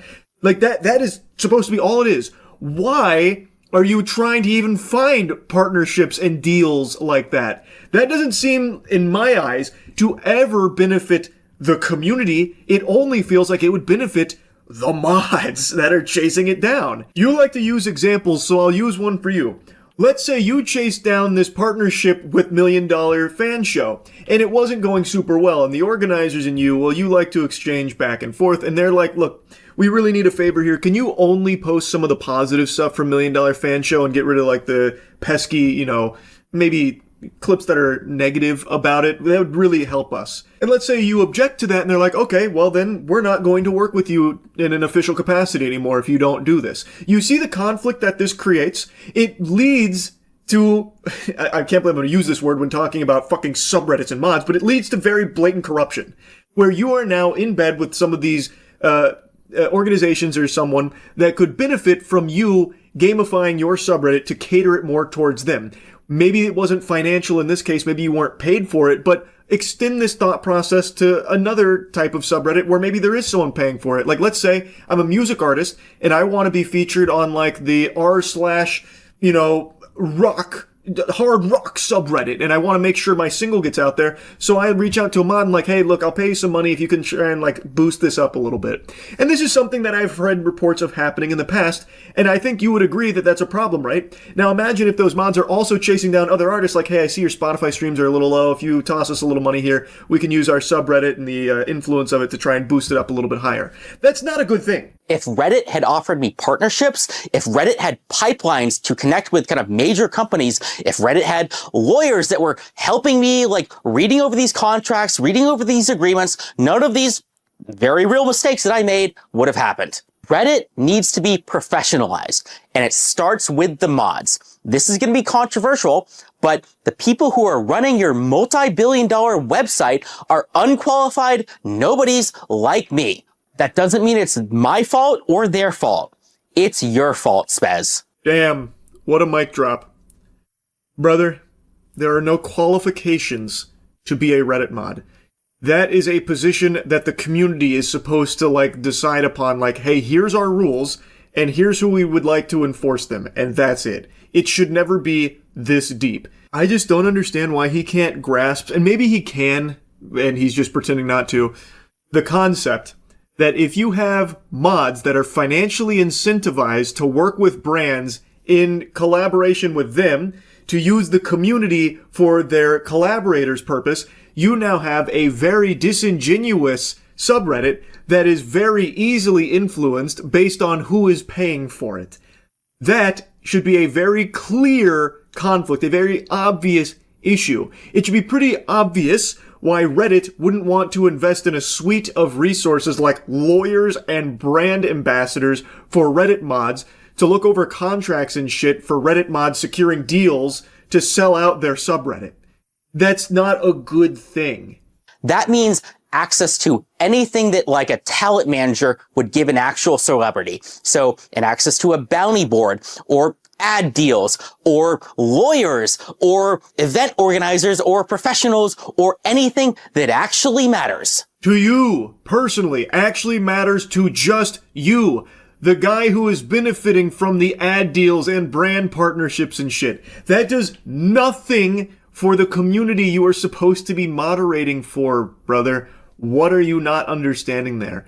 Like, he is only arguing to help himself under the guise of it being to grow his subreddit. It only grows you, man.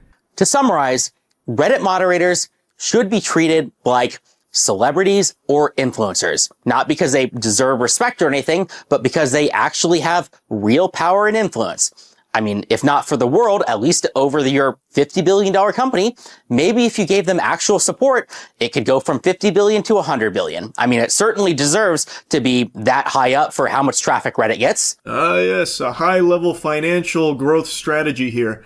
The way to double your company is by spending resources to connect your subreddit moderators with talent managers that will chase down brand deals for them. So that way they can feel like a celebrity and I guess cash in on their mod status. Yeah, I'm really seeing the line now. The pieces of the puzzle are coming together nicely. I get it. To the community, Spez and Reddit, they're almost certainly not going to fix any of this.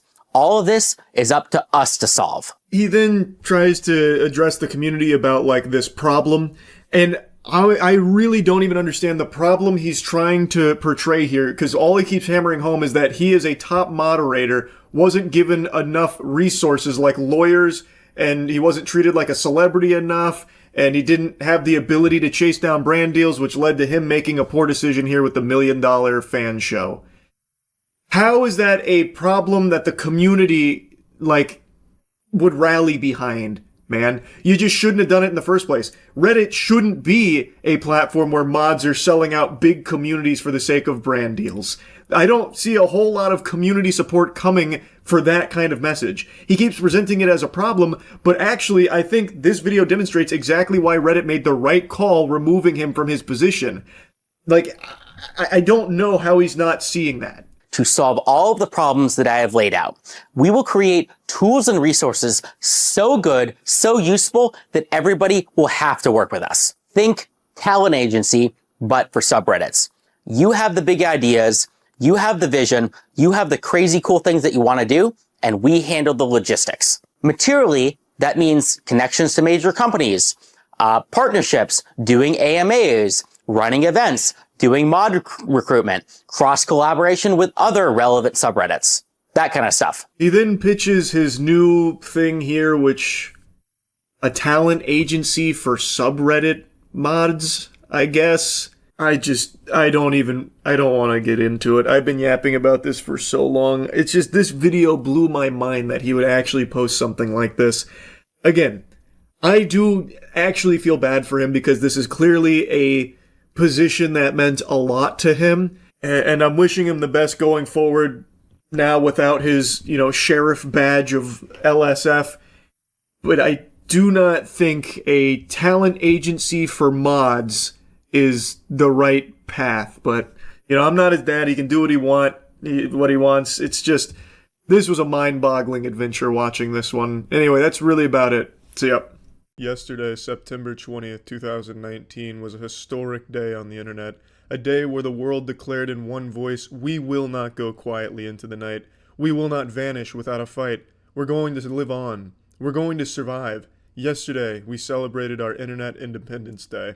It's actually the president's speech from Independence Day. I memorized that shit because I fucking love that movie. Obviously, it's a little different here. We're not fighting aliens. We're fighting robots at YouTube. Either way, the statement stands. Yesterday was massive. I made the video talking about YouTube and the whole verification scheme they were running. Little Ponzi scheme they tried to slip into our drinks trying to roofie us with that garbage. And then, only an hour after I posted that video, Susan goes on Twitter and makes 2 updates saying they are reversing the changes. Now, am I saying that my video is the reason Susan changed her mind? That's exactly what I'm saying. But this is huge for the internet because everyone banded together and actually made a change on YouTube, which has never happened. In the 13 years I've been on YouTube, not once, not a single time have I seen them reverse an update or a change they've made. And I mean that in no exaggeratory manner. I have never, ever, ever seen them reverse even the most counterproductive and just batshit insane fucking lunatic ideas that they pass on this site. I've never seen them backpedal on one until yesterday. We just chipped the Titan's armor on this one. It's unreal. That, gamers, sometimes we don't always get victory royales, you know what I mean? Not every time gamers go out there, we win. Sometimes we get rejected to prom. Sometimes we get rejected to prom 3 times in a row. You never know. Gamers sometimes lose, but in this case, the gamers just fucking swept it. We just got a big dubski. The only time I've seen gamers even come close to winning something this big is when they visit my streams at twitch.tv/moistcritical. Stream daily, baby. Fuck yeah. Why this is a huge deal isn't just that they're reversing an absolutely stupid change that they were trying to push through. It sets the precedent that maybe when we do offer advice and complain about some garbage shit that they throw out there, they might actually start to listen now. This shows that Susan is receptive to feedback. In the very least, she sees it. That's massive. That's absolutely massive, because for the last 13 years, it's basically just been coming into the ocean. You're never going to find it. No one gives a shit about it. It's not going to make any difference. No one cared until Susan makes it clear yesterday that they're about to start, at least hopefully. I'm still just blown away by this shit right now. I think I'm in a wet dream still. For 13 years, YouTube could literally drone strike an orphanage in Nebraska, reducing the whole facility to ash, rubble, and corpses, and they wouldn't apologize for it. They wouldn't do anything to, improve their brand image or anything. They just waited out and hoped people just didn't give a shit after a certain period of time, and it always worked for them. But now, on this, for some reason, they actually decided to be human about it. We're sorry, and we're going to listen and revert these awful changes. It's crazy. It's fucking crazy. YouTube has always been one of the most unapologetic, unhuman companies on the internet. It's fucking Skynet pre-alpha, basically. Just purely machine run, only numbers crunching and shit like that. But now, somehow, we've finally gotten them to listen and do something about the feedback that they're given. It's amazing. I'm still semi-chubbed from all of this, and it's been almost 12 hours now. It's just, I'm just so excited because maybe now, they will listen to shit. That's obviously wishful thinking, probably won't happen, and they're still going to roll out horrible updates, but maybe when they're horrible and people talk about them, Susan will go on Twitter once again and, flash her tits to the world. Listen, I'm here for you. I'm changing this shit. Maybe Susan's the goddamn hero that Gotham really needs right now. I'm excited for what's going to come from YouTube now. For the first time in a long time, I'm very optimistic with where YouTube is heading. Just from this one simple gesture. Look how simple this was. Susan makes 2 tweets and now all of a sudden I'm on her side. And everyone seems to be on her side. Because that's all they needed to do for 13 fucking years to not be labeled a shady, shitty, slimy company with less integrity than a meth dealer. All it took was this one simple gesture to just turn all of that around, and it's such a nice breath of fresh air. Swallowing wet farts from YouTube for so long and finally getting what seems to be like a little bit of humanization from the company is fucking fantastic. And that's all I wanted to talk about. And great job, everybody on the internet, for all banding together to fight for what you believed was the right course of action for a platform that has never once looked at you as anything more than a number in the laboratory at the YouTube HQ. But maybe that will all change now with Susan at the helm. Maybe our voices can be heard and they'll stop pushing out horribly shitty updates. Yeah, I mean, if they just stop making horribly shitty updates, we wouldn't even need to be worrying about complaining and getting listened to. Just make better decisions, I guess, would be the ultimate solution to this garbage. But anyway, thank you, Susan. Appreciate it. And thank you, everyone out there. That's about it. See ya. Have you ever seen a senator burglarizing her stepmother in the middle of the night, getting caught in the act, then arrested, then losing her position while facing felony burglary charges? Well, you're about to. On April 22, 2024, Becker County Police Department in Minnesota received a 911 call reporting an active break-in. Little did they know, they would soon find out the suspect is an elected senator for the state of Minnesota. When I read the title from Midwest Safety, I immediately pictured Senator Armstrong from Metal Gear Rising. Half expected to click into this video and get the monologue, "Nanomachine's son. Played college ball, you know. Could've gone pro if I didn't burglarize my stepmother." but it turns out that's not the case. Becker County 911. Somebody just broke into my house. Oh, They yeah? just ran down into my basement. Did you get a look at him at all? No, it was completely dark. I tripped over him. He was on the floor next to my bed. He ran downstairs into my basement.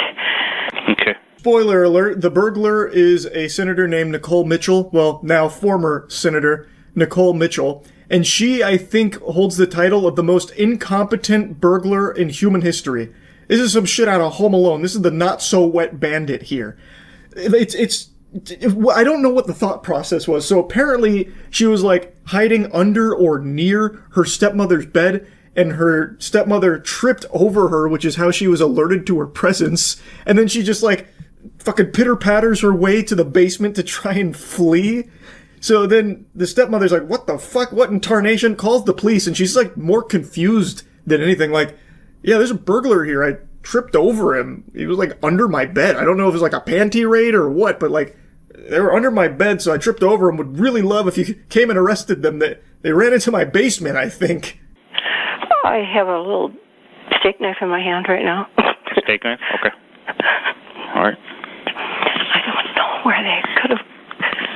I don't see any. She's clearly very frightened, like anyone would be in this situation. She's grabbed the steak knife to protect herself if things go south. I imagine she'd bust out some fucking Leon S. Kennedy level moves if, the situation called for it, but luckily the police got there in a pretty timely fashion, it seems, because when they arrive, the burglar is still there. Police department, make yourself known. 37 Becker got a little motion underneath the stairs in the house. Sounds like he's trying to get outside of the back to the north of the house.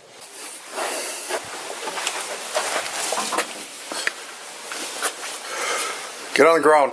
Okay. Get on the ground. Carol? Yeah? It's Nicole. It's Nicole? I was just trying to get a couple of my dad's things because he wouldn't talk to me anymore. So they got her, and then the big reveal, the huge plot twist. She calls her stepmother by name, and the stepmother is shocked that it's her stepdaughter, Nicole. And she tries to explain that she was just there to get a few of her dad's things. Now that story is going to change a lot over the course of this adventure, but make a note of this. She's there because she just wants to get some of her father's belongings, which explains why she's in a cartoonish cat burglar outfit. It actually looks like she's going to a Halloween costume party, but couldn't think of any ideas, so stopped by Spirit Halloween and grabbed the cheapest burglar costume she could find for it. It is unbelievable how, cliche this outfit is. I am stunned to see a real burglary from someone dressed like this. I'm also shocked that she didn't just, bolt for the front door and run away. Instead, she trapped herself in the basement and just squatted there, literally just standing in the middle of the bathroom. I don't know if she tried to do a Blair Witch staring at the wall or something, if I can't see them, they can't see me. I have no idea, but it was not the cleanest getaway. And speaking of clean, you need to clean yourself up using Cheeky Soap. And great news, we just introduced a new scent into the family here, Bahami Mami. It's a tropical scent. It is fantastic. You're going to love it, and you need to upgrade your hygiene. It's time, and this is the best way of doing it. Highly moisturizing body soap, best soap in the universe. Go to usecheeky.com and get some. She also stole documents out of my house. She's my stepdaughter. I didn't steal any documents. How did I steal documents? Nicole, what's your last name? Mitchell. Stand up.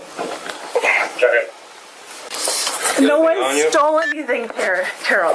I don't have anything on me. If you want to talk. You got anything on you? No. Yeah, what a nonsensical thought process, Carol. Obviously no one stole anything. What an outlandish thought to even cross your head. Why would you even get the idea that there could have been a burglary taking place here just because I'm in your house unannounced in the middle of the night, hiding under your bed, dressed like I'm about to go rob a bank? What? Does that mean all of a sudden I'm here stealing something? No. Why was she squatting down next to my bed? Who is this to you? Pardon? Who's this to you? She's my stepdaughter. Stepdaughter. She's also a Minnesota senator. A great question, Carol. Why was she squatting down next to your bed? the world may never know. The Lord has no idea. She lives in the Twin Cities. Unknown to the officer at the time, the suspect previously was a meteorologist for the Weather Channel and a local news anchor before being elected a senator. She's a senator? Yeah. Yeah, was. Was or is currently? Well, she is. I meant after this. Oh. Her stepdaughter may have been a meteorologist predicting the weather, but Carol predicted the future here with this one, and she was right on the money. It is past tense. Nicole was a senator, but after this burglary, she is no longer and is facing some super serious charges. My husband passed away, just her father. And the day after he died, her aunt came here, and they walked out with all these, and it's Tuesday. Okay. They were walking out the door with all these forms, and I ran out the door and said, "What are you guys doing?" Nancy said, "We're just trying to help you, just trying to figure out where you are financially." No, it's a... So here's where breadcrumbs start to connect a little bit. Carol mentions that Nicole is very close to one of her aunts, and after her husband passed away, they came and took some documents from this house while saying that they're just making sure she's doing everything, correct when it comes to finances. Which, that smells a little fishy. There's something stinky afoot there. And now all of a sudden Nicole is back unannounced in the middle of the night dressed like a fucking thief class in an MMO. My dad died last year. She's paranoid. Well, now she's really paranoid. But, Has she done this before? Not that, but she's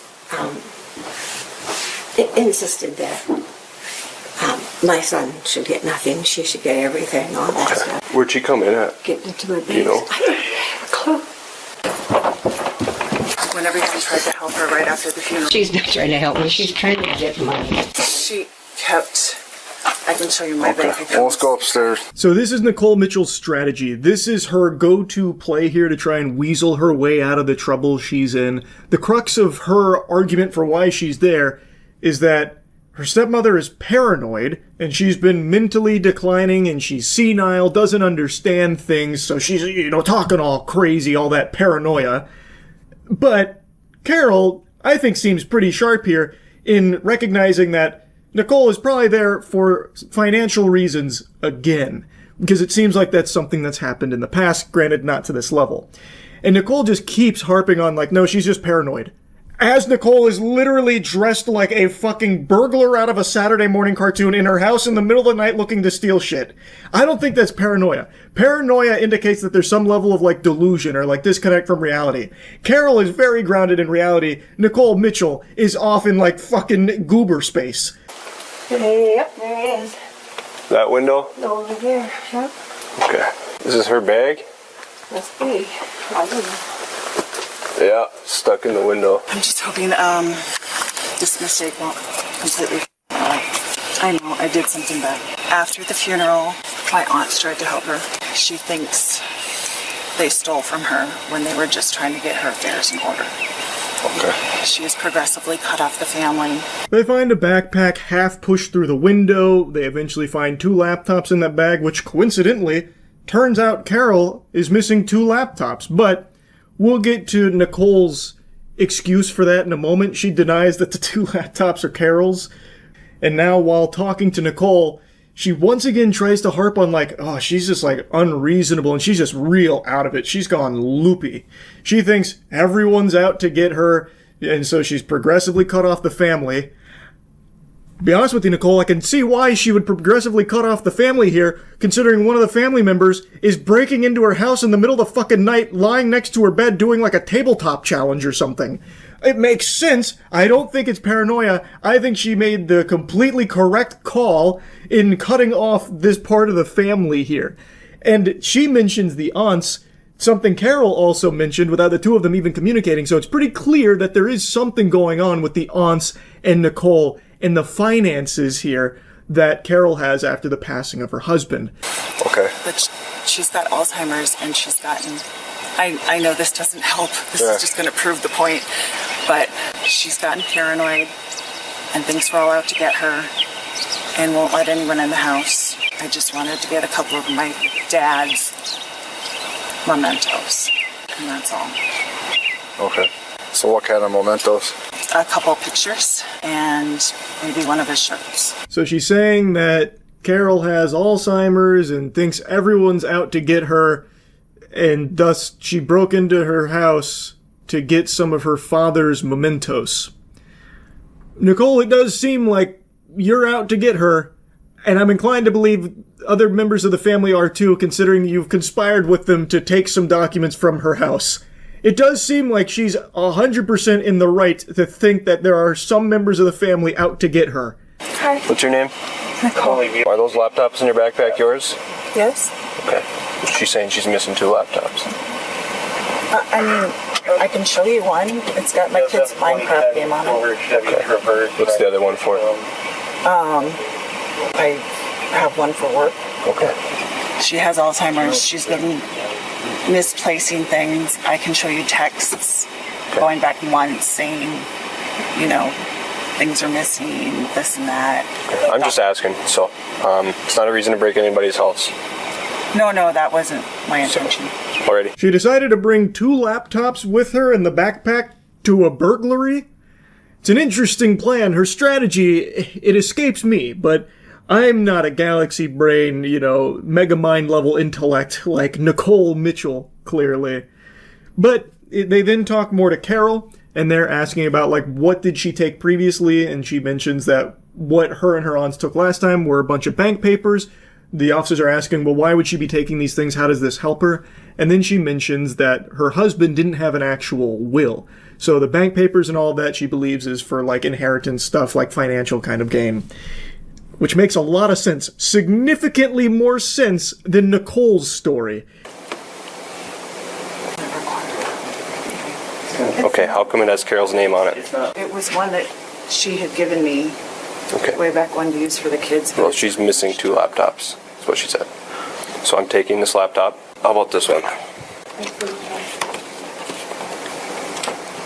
Okay, that one's got your name on it.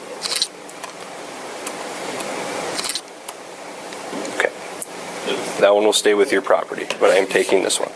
That's fine. Did you try shoving that backpack out and it didn't go out?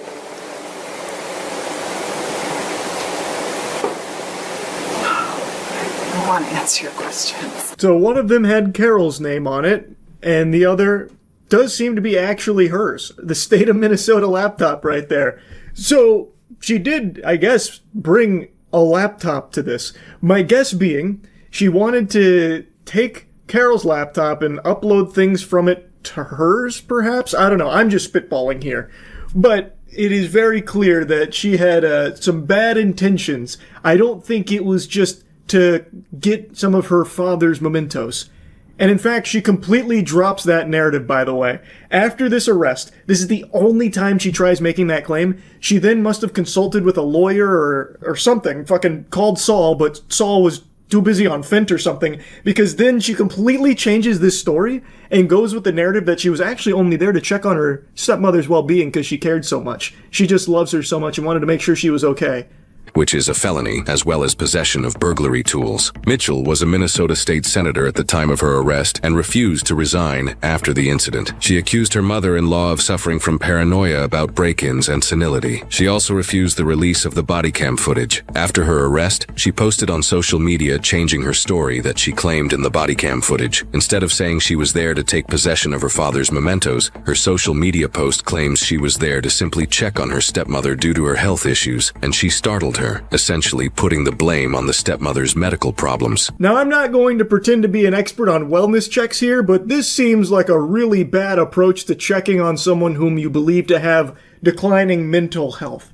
To dress up like a burglar and then hide under their bed in the middle of the night unannounced, and then scaring the bejeebus out of them, then scurrying down to the basement while desperately trying to get through the window. I don't know, call me crazy, but it just doesn't really seem like the priority and the goal here with breaking into the house was just to make sure that your beloved stepmother was doing okay.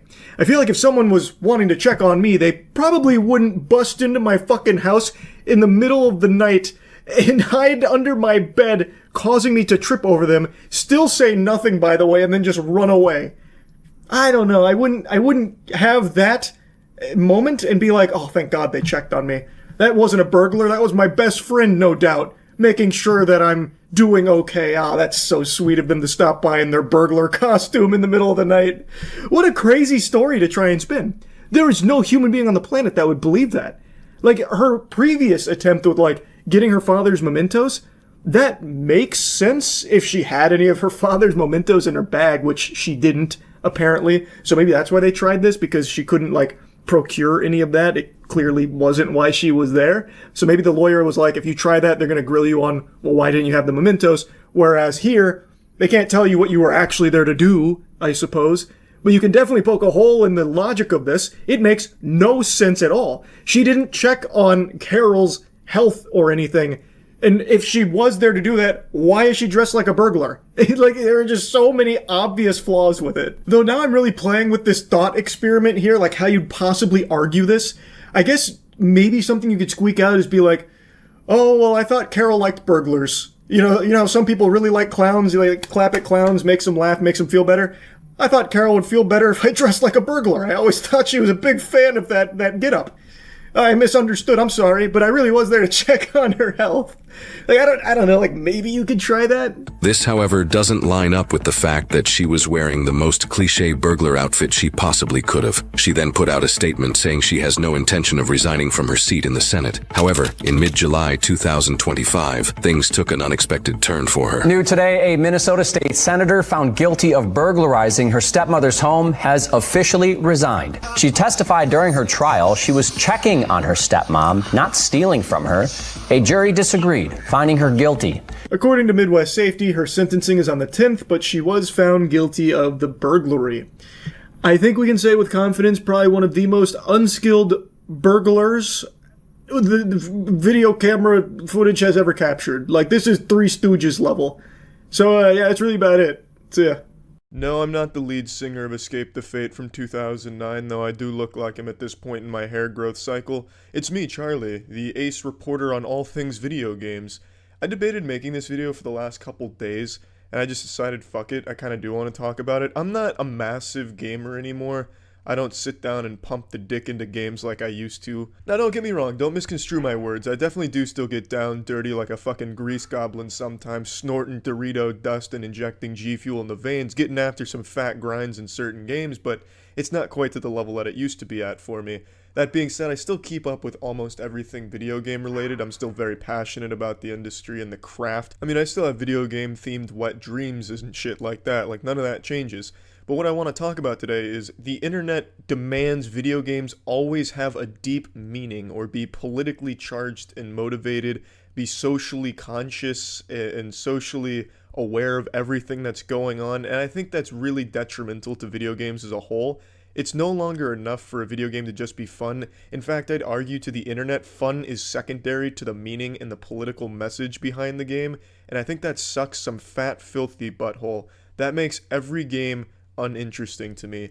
I think politics is very unenjoyable as a topic. I don't get political. I never get political. I think it's a very boring world. There's no entertainment to be had. It does nothing but isolate people, lead to arguments. It's not fun.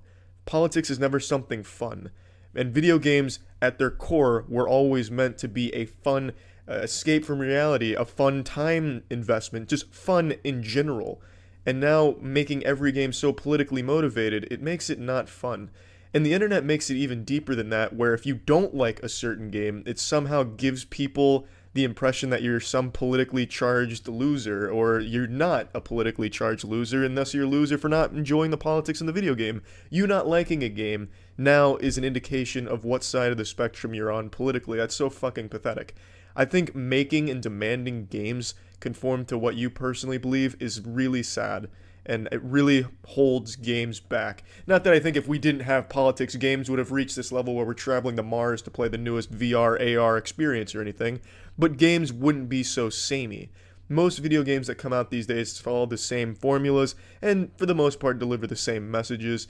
I can take or leave the message. There are games that I believe should have powerful messages, ones that are intended to, but for the most part, games are just supposed to be fun, and I'm not there to dive deep, feel something in the real world, a thought-provoking experience where I'm jerking off in front of a candle and really reflecting on the game's message and themes.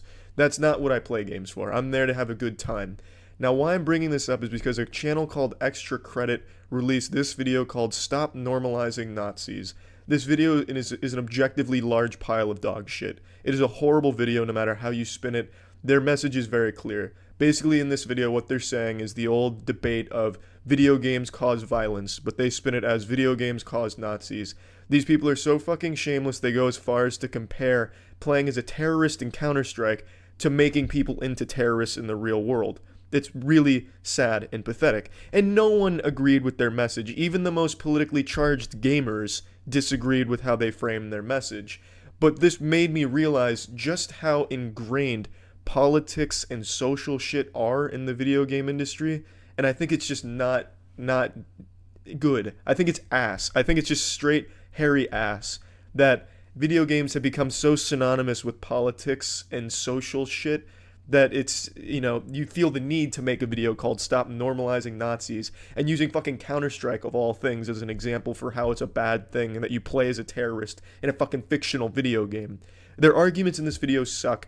They say, you don't opt in to play as a terrorist when you play Counter-Strike. Well, yeah, you do. You fucking bought the game. You know that it's terrorists versus the counter-terrorists. So you opted in by buying the game, by playing the game.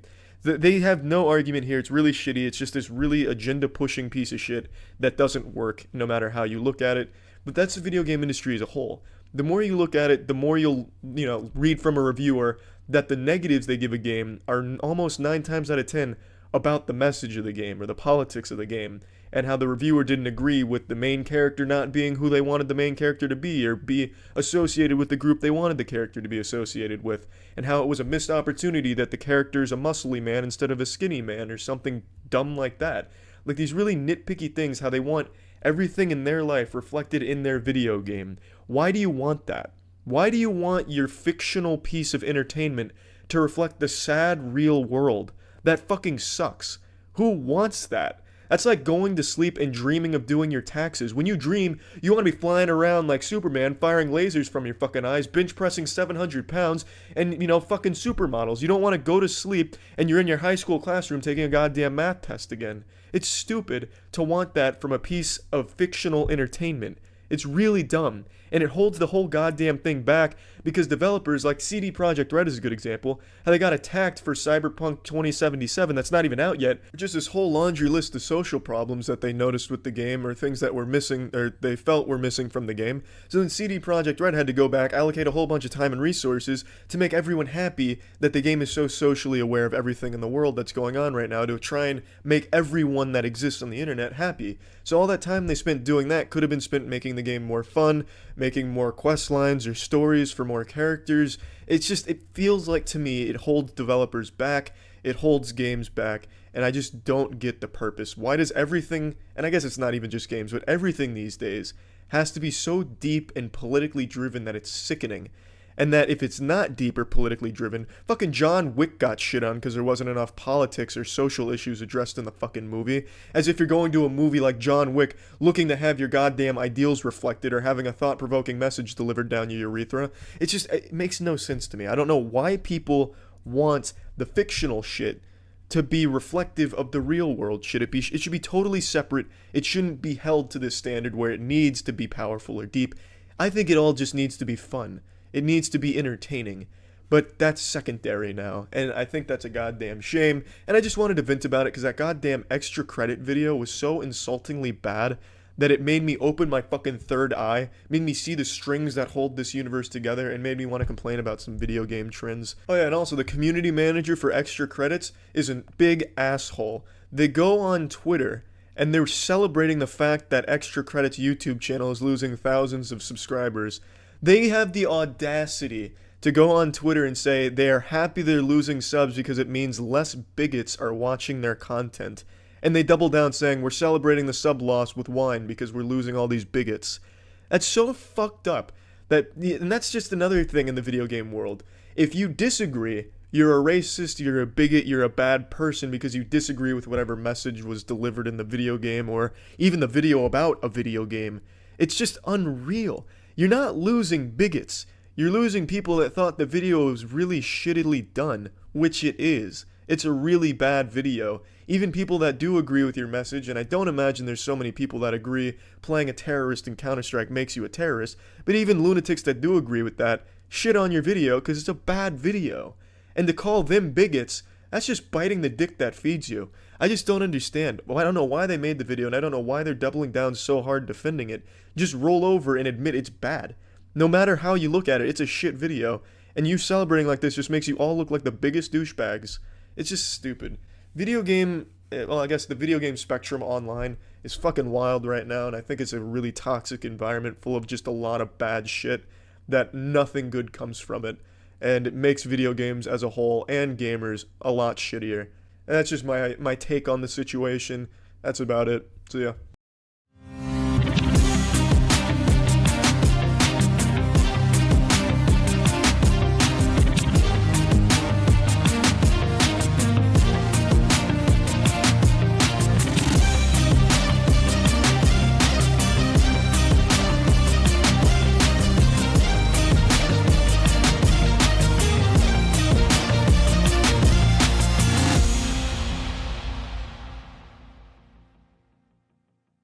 Hello. Hello. No, shut up. I was doing it. Hello. No, Okay. shut up. Hey, hello, Hey. Andrew. No, hi, Jackson. Hi. How are you? This intro is Hello, only good. for Jackson. If you are not Jackson, stop listening. Well, okay, I'm listening. maybe mute it Oh, wait. or like don't stop listening because we like views and money and stuff. But take an earphone out, maybe. I don't know. Jackson, how are you? Ooh, I'm good, thanks. I feel like I'm being personally serenaded. Ooh. Beautiful. Continue. No, that's all I had. That's it? Hello? I've got That's all you nothing. got from me? After a week away from one another, that's all you've got from me? You I'm son a of bitch. fraudster.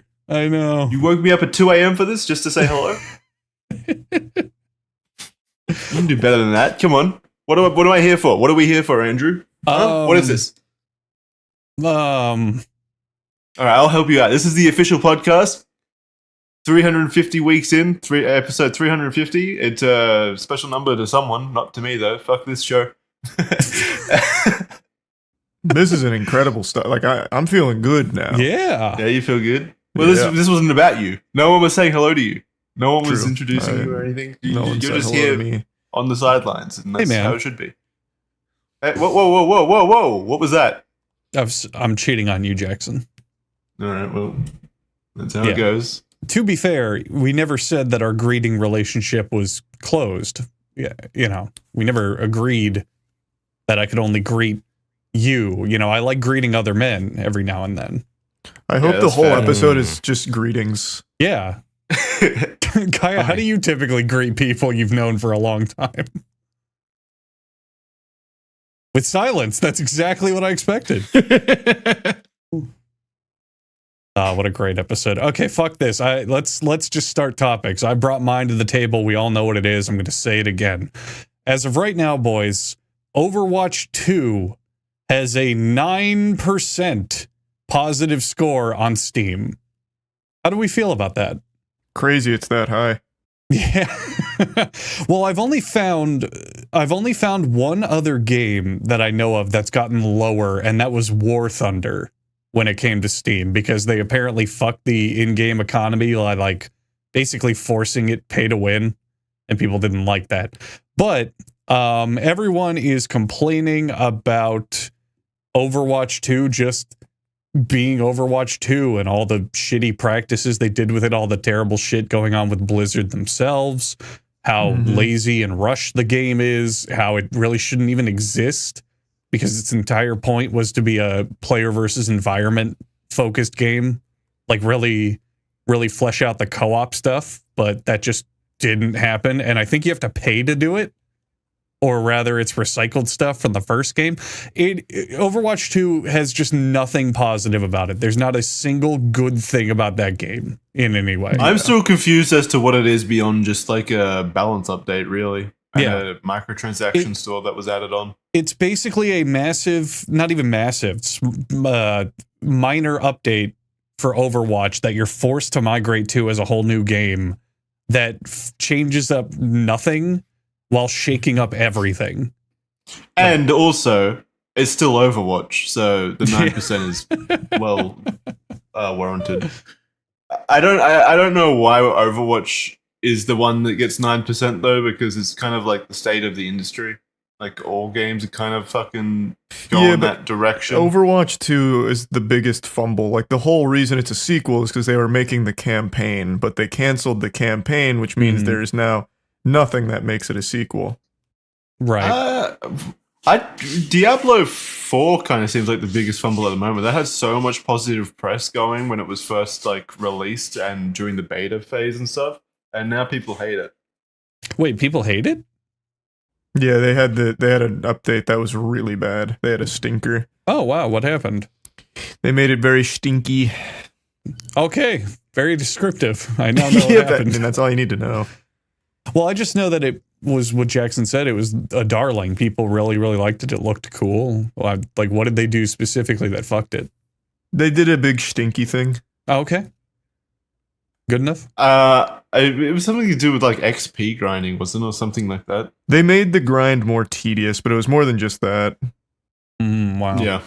Basically, they've like the game is in a seasonal model, and the first season came out and it sucked ass, and people were upset about it, and they like added some grindier elements to it to keep people engaged, because engagement is a metric in video games now where you need to keep the player in your game for as long as possible. No matter if it's fun or not, just keep them hooked so that you can sell them more stuff in the microtransaction store. That's the strat. So, I don't know. It's not conductive to good game design. And I think that's what people's problem with Diablo 4 is at the moment. Well, again, it's not just that, though. They legitimately made a horrible series of decisions with, like, the game and its fun levels. I liked the game for the first, I thought the game was very good. I enjoyed it. Yeah. But I haven't reached endgame yet, though, so maybe that's where it all falls apart. Apparently the endgame's lackluster, and they just released, like, devs playing it, and they're using that as evidence for why it's lackluster, which is crazy, like, how bad devs are at their own game. I know. Well, to some degree, like, if it's like an artist or someone who doesn't typically play games or whatever, I understand. Like, you can be a dev without having video game experience. Like, the artist doesn't need to play the game. But I think one of them was, like, a legitimate game designer. Someone making they designed the dungeons. Yeah, one of them was, like, the actual dungeon designer. Yeah, and at that point, like, that's not a great look. That's not a great look if you can't play the game. They were like dying on tier 1 world normal difficulty, not even using their abilities. It was tragic how bad they were. Yeah. And then it's like a failing on multiple levels, though, because then marketing also thought it was a good idea and released the video. Like, that's your job to understand how the audience is going to react. You just threw them under the bus by publicly releasing the video. Like, it's a failure on multiple levels. It was interesting. Interesting choice. Yeah. Yep. Pretty interesting. Beyond that, what doesn't suck, Andrew? Baldur's Gate 3. Yes. My God. That is the big game. The big internet darling, big baby face sweetheart going around right now. Yep, because it's very good. To the point where, and I bet Kaya had this topic in his back pocket. Seems like a Kaya thing. Other game devs are complaining that the standard is now too high and they can never live up to this ideal. Yeah. Was I right, Kaya? Yeah. Were you going to bring that? It's literally the only thing I have this week. Nothing that interests me happened at all this week. For some reason, I've just been wandering through Home Depot like a zombie. But yeah, I saw that too. We touched on it last week a little bit. But yes, Western game developers are very salty about this again. I think IGN released the video. Great video. Like an actually great video. Yeah. Yeah. The guy makes very good points, and I forget who it is. Destin is it this guy? Destin? Yeah, something like that. Yeah, that guy. Destin Legiri of IGN, I guess, or maybe he's a YouTuber in his own right. He's IGN. But anyway, he made the points. The reason people like Baldur's Gate 3 is because it came out and it just works and it's enjoyable and it's fun and it doesn't break. It doesn't crash on you every other second. It doesn't look like ass. Like half of the fucking releases recently, like Cyberpunk or the mess that Diablo is now, like you guys touched on, and a few other releases that he named as examples of why people are just sick of AAA games not working as they're supposed to, as they pay $70 up to $100 for these games. And game developers, of course, they saw this video and they got they didn't appreciate it being compared to Baldur's Gate and Larian Studios, because their excuse is, well, Larian has a lot of employees and a lot of funding, and they had a lot of time to develop this game, like every AAA game. But for some reason, Larian somehow did the impossible. Yep. Video game dev hard. Can you imagine if Avengers Endgame comes out and it's got all these actors, these A-list actors, and all these special effects, and all this time and effort put into making it really huge and epic and incredible looking, and it caused other movie studios to say, oh, that movie was too good. Our movies will never be that good. You know, we can't make a movie like that, so we're just going to give up. We can't ever surpass that. It's such a whiny, horrible look for you. It's so fucking dumb. Yeah. For you, for your studio, for your product, for everybody. It's not even we're gonna give up. It's not even we're gonna give up. We're gonna keep going, and we're gonna keep being shitty. But you, the we're gonna keep moviegoer, has shit. to enjoy it. Yeah, give us better ratings than Rotten Tomatoes, you spoiled brats. Yeah, it's like we're gonna keep giving you shit, and you're entitled for thinking we should do anything better. Like, you piece of shit. Just accept our mediocre. You also don't have to do anything like better on a subjective standpoint. You just have to do things well.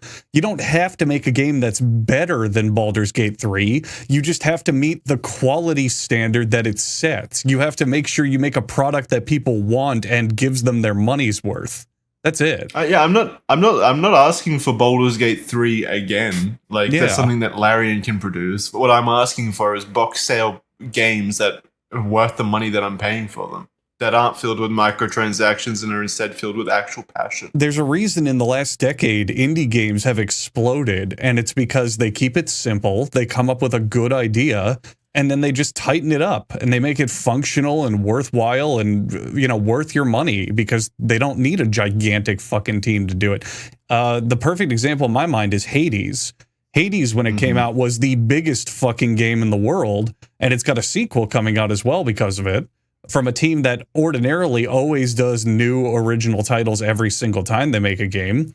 And it's because they knew what they wanted to do. They wanted to make a visual novel combined with a roguelike, and they just focused on making the gameplay fun and the story deep. And that's it. That's all they needed. They didn't need the giant, fucking huge, massive, sprawling game.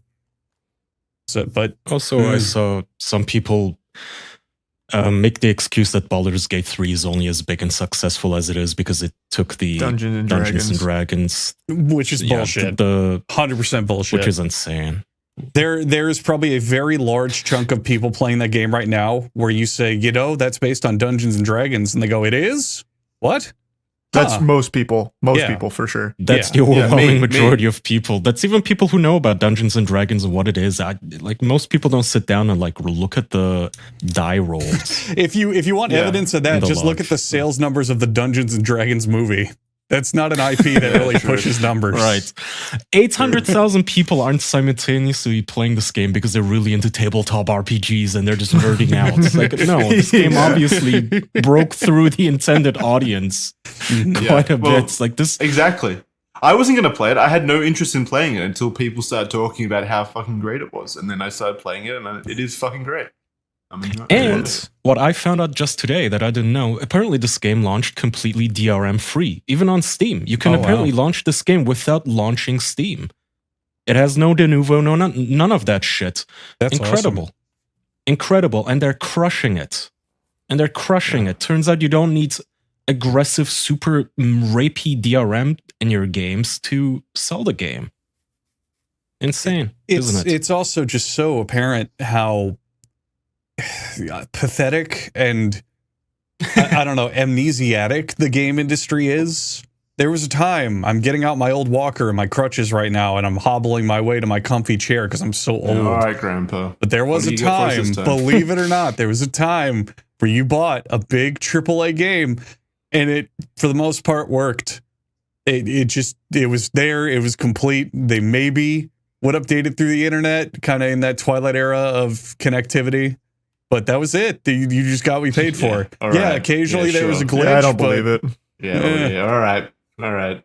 Yeah. What fantasy world are you living in, huh? I know, isn't that? These guys isn't just that making fucked? shit up and expecting us to go with it. There's Don't you understand, Andrew? Video game dev hard. There's Too also, hard, in fact. Yeah. There's also games where they didn't have a lot of time or release scope, and even though there are glitches, they made sure that the actual product is still fun and playable and great. The perfect example that comes to mind is Smash Brothers Melee, which had a development time of 9 months as the GameCube launch title, or near launch. And that game is full of bugs and shit that doesn't work as intended. But they, like, smoothed it over and made it functional. And it's still played in high-level tournaments today. We actually just won a major last night did. for Moist Esports. Congratulations, by the way. Thank you. Did you watch? I tuned in here and there, but I wasn't home, unfortunately. Yeah. Zane played fucking amazing. Yeah, so I heard. But that's a 20-year-old fucking game that still gets high-profile shit in tournaments left and right, and it's broken as shit. There's thousands of videos on YouTube saying, oh, this character's not coded right, this guy was very clearly made last minute, this guy's hitbox is off, this animation's broken. There's like tons and tons and tons of oversights, but the core game, still functions and is still very fun, and that's all you need, and yet the devs can't even do that.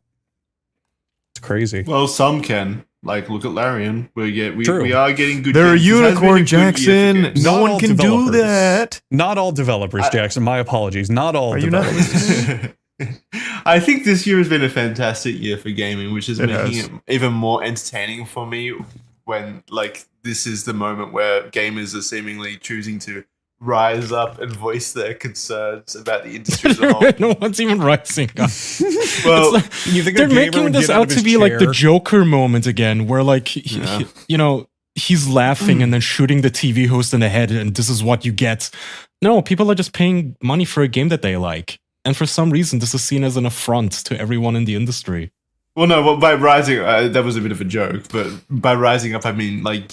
I never thought I'd see IGN attack the industry like that, release a video just putting their balls on the table in general, like actually saying the quiet part out loud. Like, I never thought I'd see that. So sentiment in general we must not be the only ones now. I also want to make a prediction right now, looking at this game list. So Jackson was right. 2023 has been an incredible year for big game releases. And it's still going. Allegedly, Starfield releases this year as well, right? Very soon. Yes. Yeah, but who cares about that? Now here's the thing. Here's the thing. Everybody, from what I've seen on the internet, is once again falling for Todd's sweet little lies. They're so hyped. They're so excited. They think it's going to be the biggest, bestest, most complete game ever. And they like Skyrim, unlike you. Exactly. Unlike you. You don't like Skyrim. I'm calling it now. This game is going to blow ass, and everyone's going to hate it. I'm calling it now. They can't keep getting away with this. I think it's getting away with what? Making games that people enjoy, like Skyrim and bad Fallout games 4. that people are so indoctrinated to that they give them a pass. They're not bad games. What bad games have they even made? Fallout 76. That's the only one that I could think of. I thought all the Fallouts made by them were bad. They were buggy, glitchy, basic gameplay affairs. Yeah. People love Fallout 3. That game is bad. I love Fallout 3. What are you talking about? That story Fallout was 4 written by a was fucking also- toddler. And that's the whole, like, crux of a Fallout game. You remember the end of Fallout 3 where the main villain just shows up out of nowhere like a fucking cartoon clown and goes, I got you now. And he's just standing there in a trench coat with a revolver and you can just one-shot him no matter what you're doing. And then you can have a companion who's a super mutant and there's a giant vat that's irradiated to shit and super mutants are healed by radiation. Yeah, and if you that go, was hey just a man, go huge in there and plot hole. go save everyone. He goes, no, you need to do it because that's it. And they retroactively they changed the entire ending just to sell the DLC. They were like, oh, we fixed it, buy the DLC. Terrible game. There was some not cool a terrible game. There were neat moments, but the game as a whole was terrible. The engine and the gameplay can be worked well. Like New Vegas, from what I played, yeah, I got the appeal. It was better. It was way better. But 3, 4 story was dog shit too. It was like the most just kind of bad. Yeah, it was the most predictable shit. 4 was bad. 76. Everyone knows how bad 76 was. I feel like the story in 4 and 3 are just kind of the jumping off point to then go and explore this giant world full of different stories. No, because Different Fallout 1 and elements. 2 had incredible stories with really great Fallout 1 and characters 2 and were- nuance.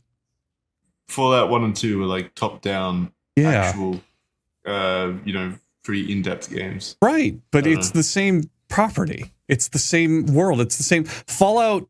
A big thing about Fallout was that you could negotiate your problems. You could talk about it. You don't have to resort to violence. You can, but like it's either 1 or 2. I don't remember who it is, but the giant amalgamation like machine monster boss who's like trying to assimilate the world. I think it's 2. I don't remember. You can talk him to death and just go, "Hey, your plan sucks. Stop it." And he's like, "Yeah, you're right.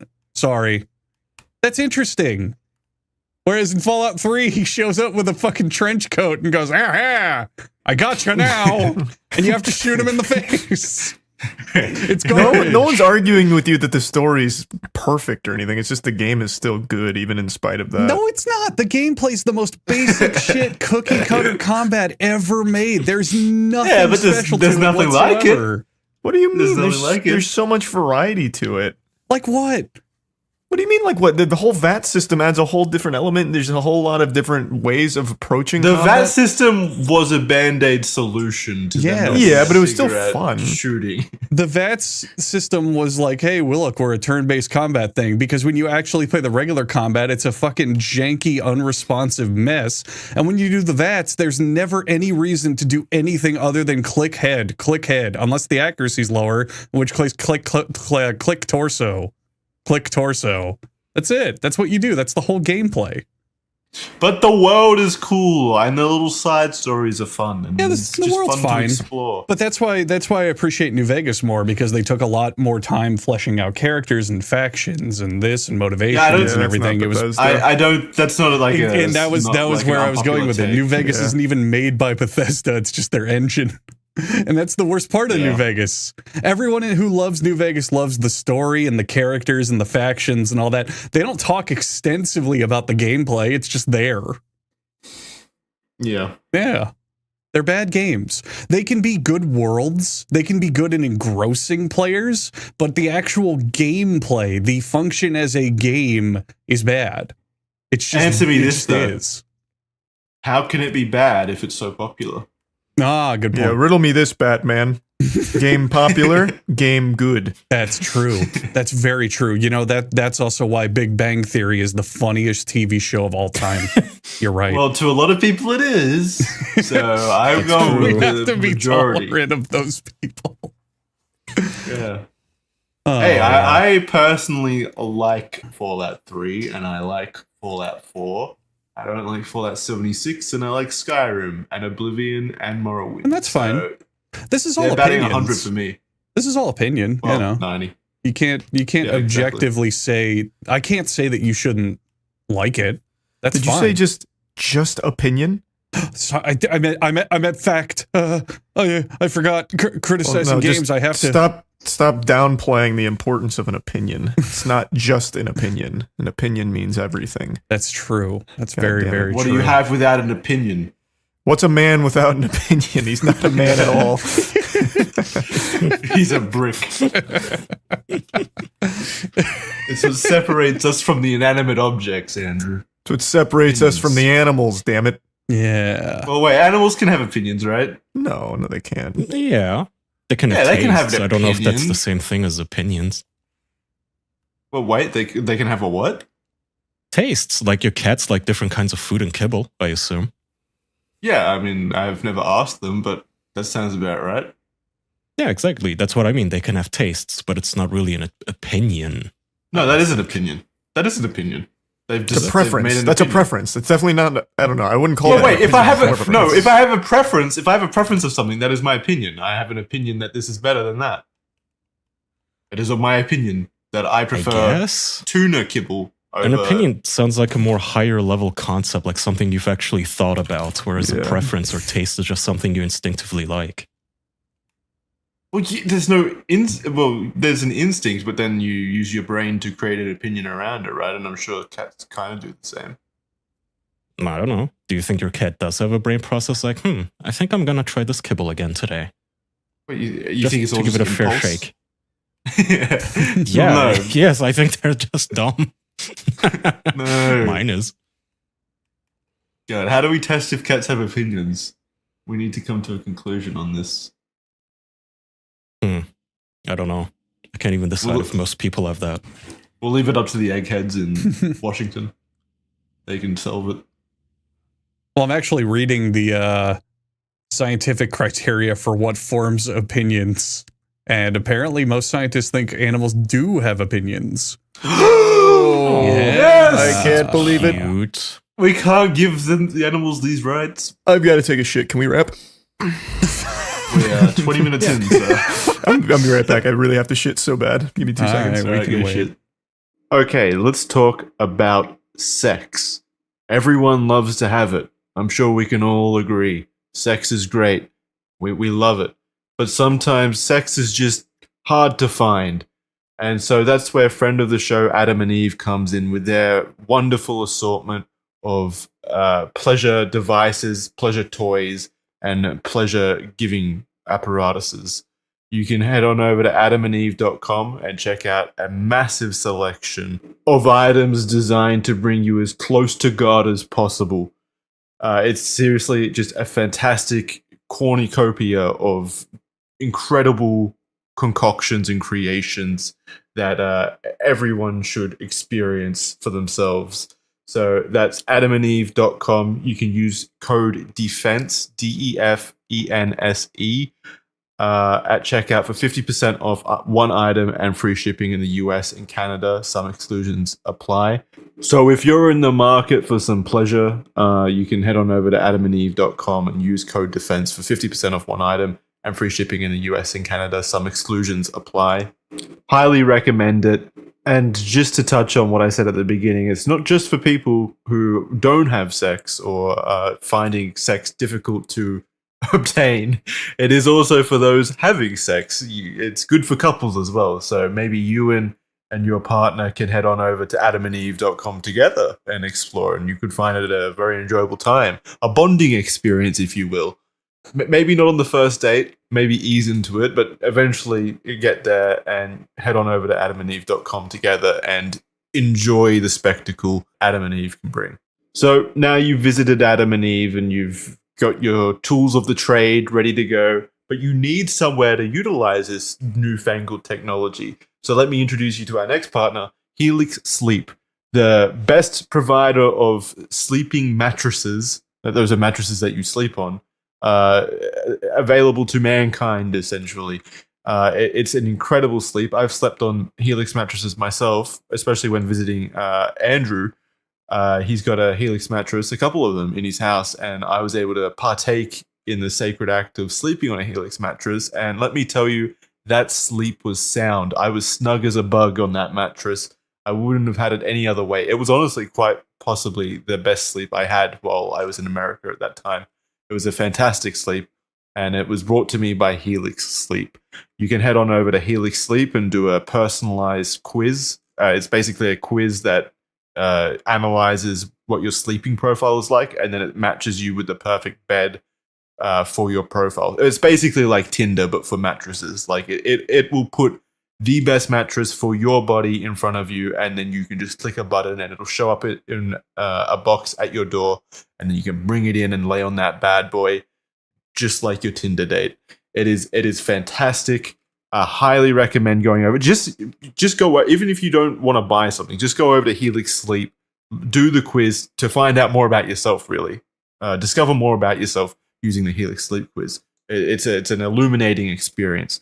So Helix is making it easier for me to recommend Helix to you by offering 20% off all mattress orders and 2 free pillows for our listeners. Just go to helixsleep.com/official. This is their best offer yet, and it won't last long. With Helix, better sleep starts now. Again, fully recommend Helix Sleep and fully recommend heading on over to their website to do their sleep quiz. That's helixsleep.com/official for 20% off all mattress orders and 2 free pillows for our listeners. So yeah, head on over, check it out, and have a pleasant sleep. I guess opinions make sense, especially if you're talking about like chimpanzees and stuff, or like the gorillas. Oh, so now suddenly, because Andrew said that he read it on the internet, now you're like, yeah, okay, animals can have opinions.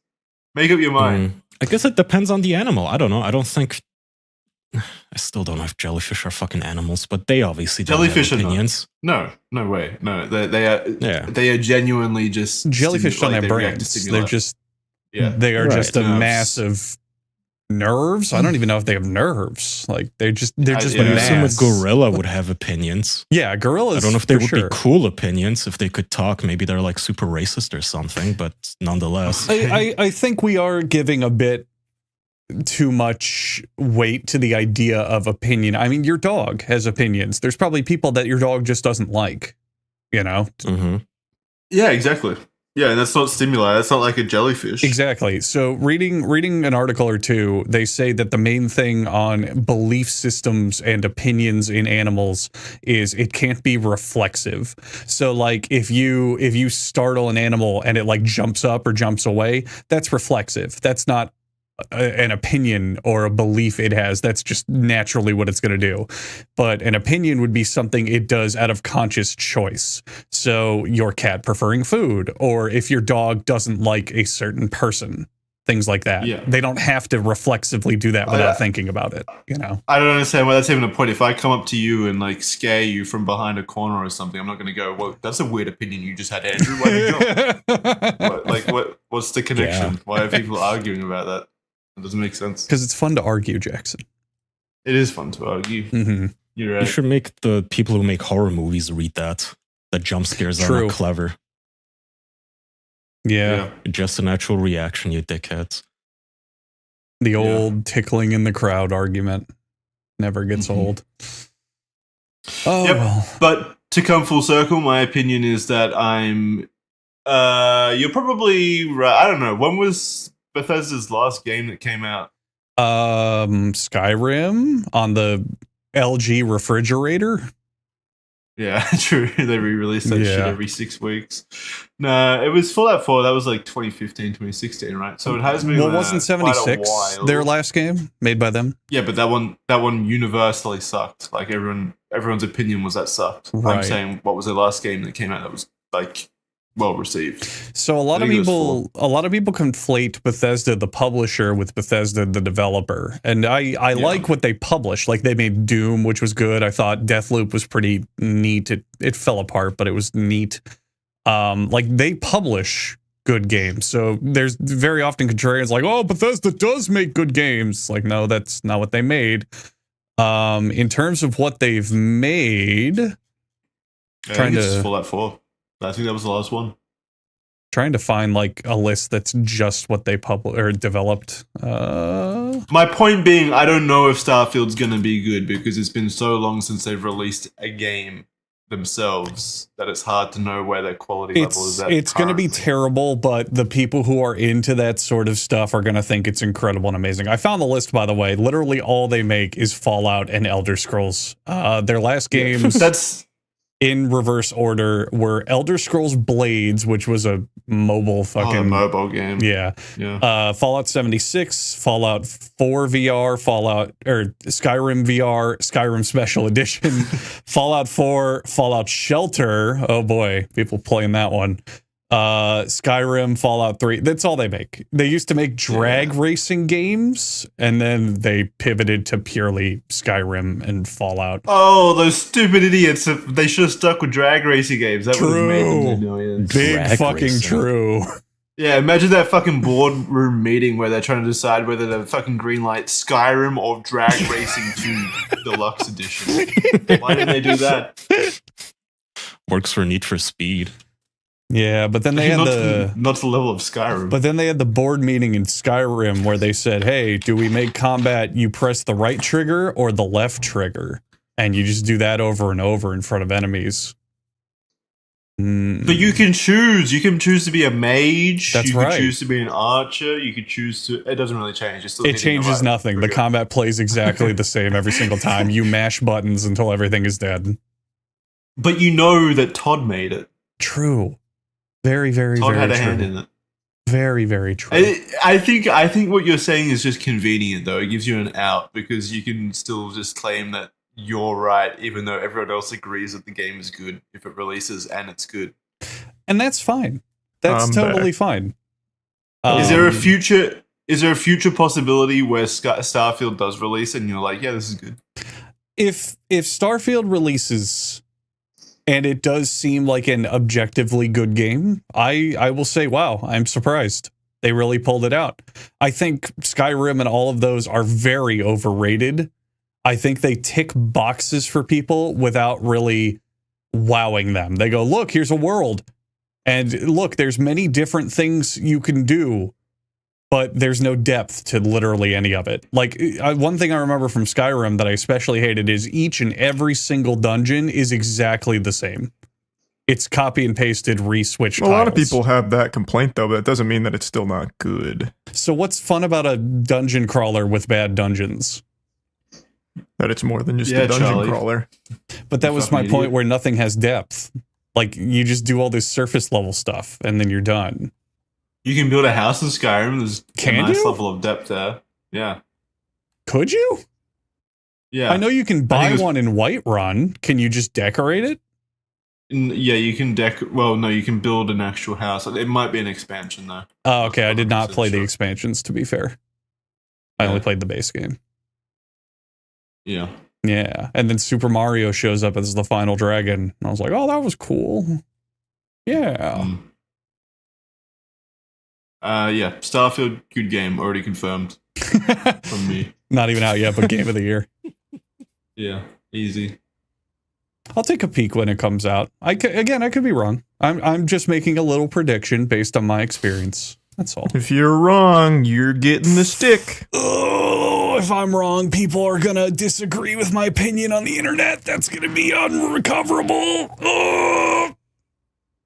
I don't know why you put yourself in that position. Yeah, why would I ever have opinions on the internet? That's fucking stupid. Just say it's gonna be good and then shut up. It's not that hard. No, that's true. That, if you think about it, that's the real influencer endgame, isn't it? You just agree with everyone and shut your mouth and make millions of dollars. That's the dream. Is it? No, I think it's the opposite now. Disagree. yeah. Disagree with everyone.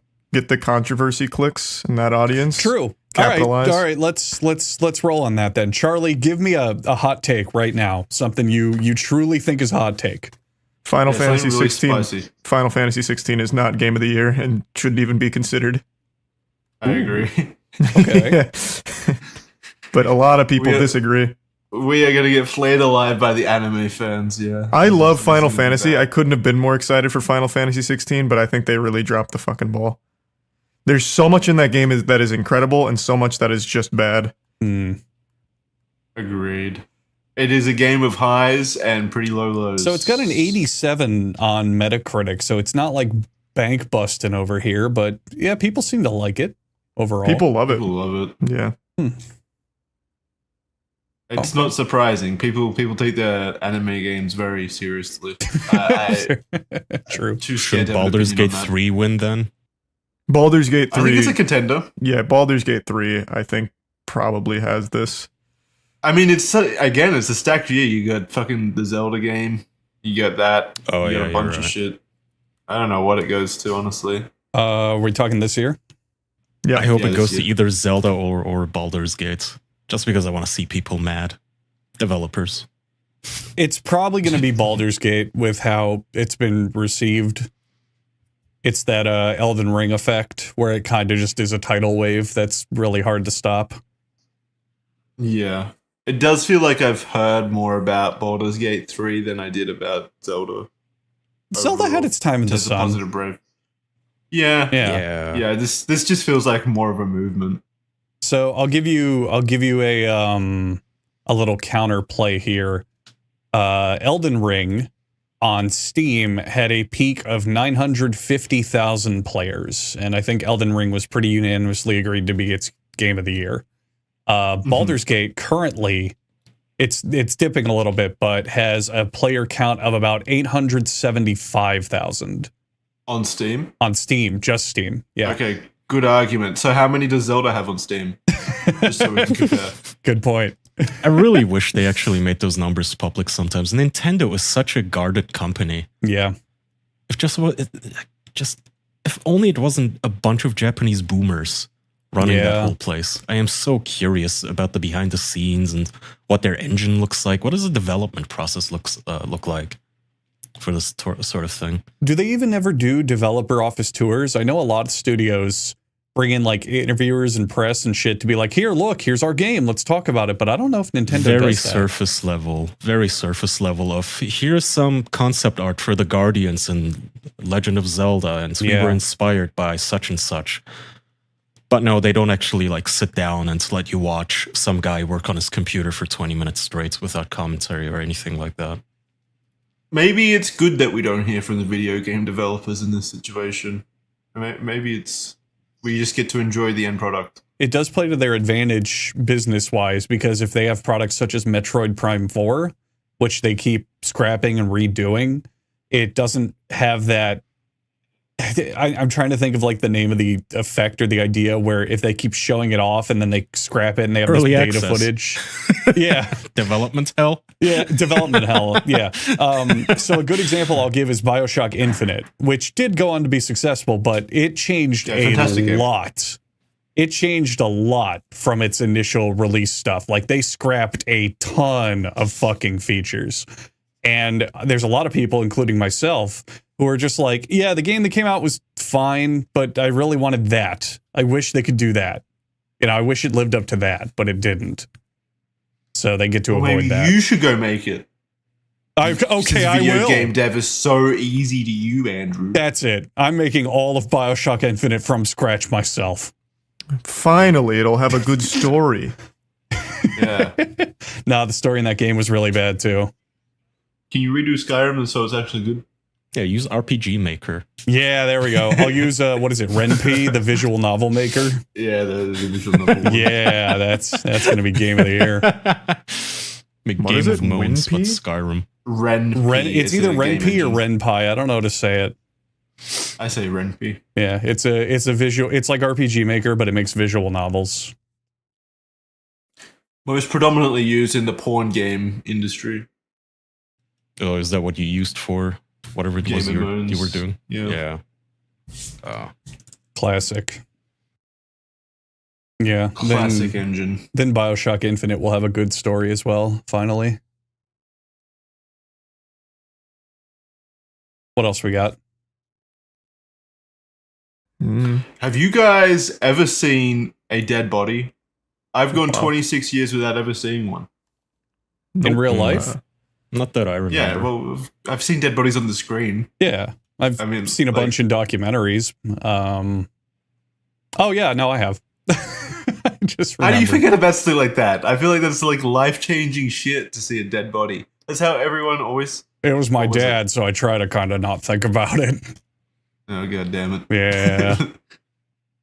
Yeah, well, that's fair. That had like sentimental aspect of it. What I meant was a purely like just random dead body. Like I always hear of people have these like extreme stories of just coming across like dead bodies, and I don't know how that happens. I don't know how people just stumble across dead bodies. Did this happen to you? No, I've never seen one, and I feel like it needs to happen.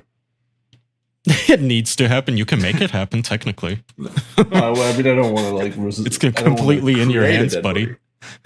No, I don't want to create a dead body. I just want to naturally stumble across it, just so I have a story for the podcast. You know, now that I thought about it, I want to say no, not consciously, but I have been to California, and I'm sure that some of those people passed out on the street were dead.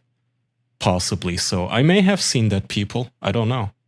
Yeah, do you ever think about, like, when you're walking through, like, the city or whatever, just how close you are in proximity to, like, a dead body at any given time, potentially? Or just in general? Ooh. Or in traffic. I mean, a dead body could be stuffed in someone's trunk. It could be the car in front of you. Well, it's like that. It's like that age-old thing where, like, if you're in a populated like shopping center or something, there's a likelihood that there's at least one like serial killer or murderer in there, just because there's so many people crammed in one place. One of you's a killer. One out of all four. 1 out of 4 Americans or people on Earth. Yeah. I don't know. I just feel like there's probably a dead body in my life somewhere that I'm going to see eventually, and I don't want to be too shocked when it happens. I don't want it to affect me that much. It's probably going to be boring. It's going to be an uncle that you didn't even know existed that passed away, and then you have to be dragged to a funeral, and you're going to have an open casket. Yeah, I guess. It's not going to be super exciting. It's just like finding a dead body in like a swamp or something and poking it with a stick. There's been so many of those kinds of stories that I've heard from people, and it hasn't happened for me. It doesn't sound like it's happened for you guys either. That's lame. All good. I don't know. Trying to find how many people statistically are murderers. It's an interesting question. You left? Oh, I just had to step away for just 2 seconds. Oh, gotcha. Are we still talking about murderers and dead pooping? bodies? No. Just a quick call. Yeah, I'm trying to... Go ahead. I bet you it's not as many as like 50 years ago. Well, you don't think there's more serial killers now than there was 50 years ago? No, I don't believe that. There absolutely is. There's 100%. No. What? Statistically, there has to be.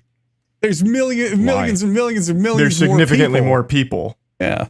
There's significantly more surveillance. Mass surveillance was not a thing 50 years ago, which is why every dope with a 70 IQ was able to kill dozens of people and get away with it for decades.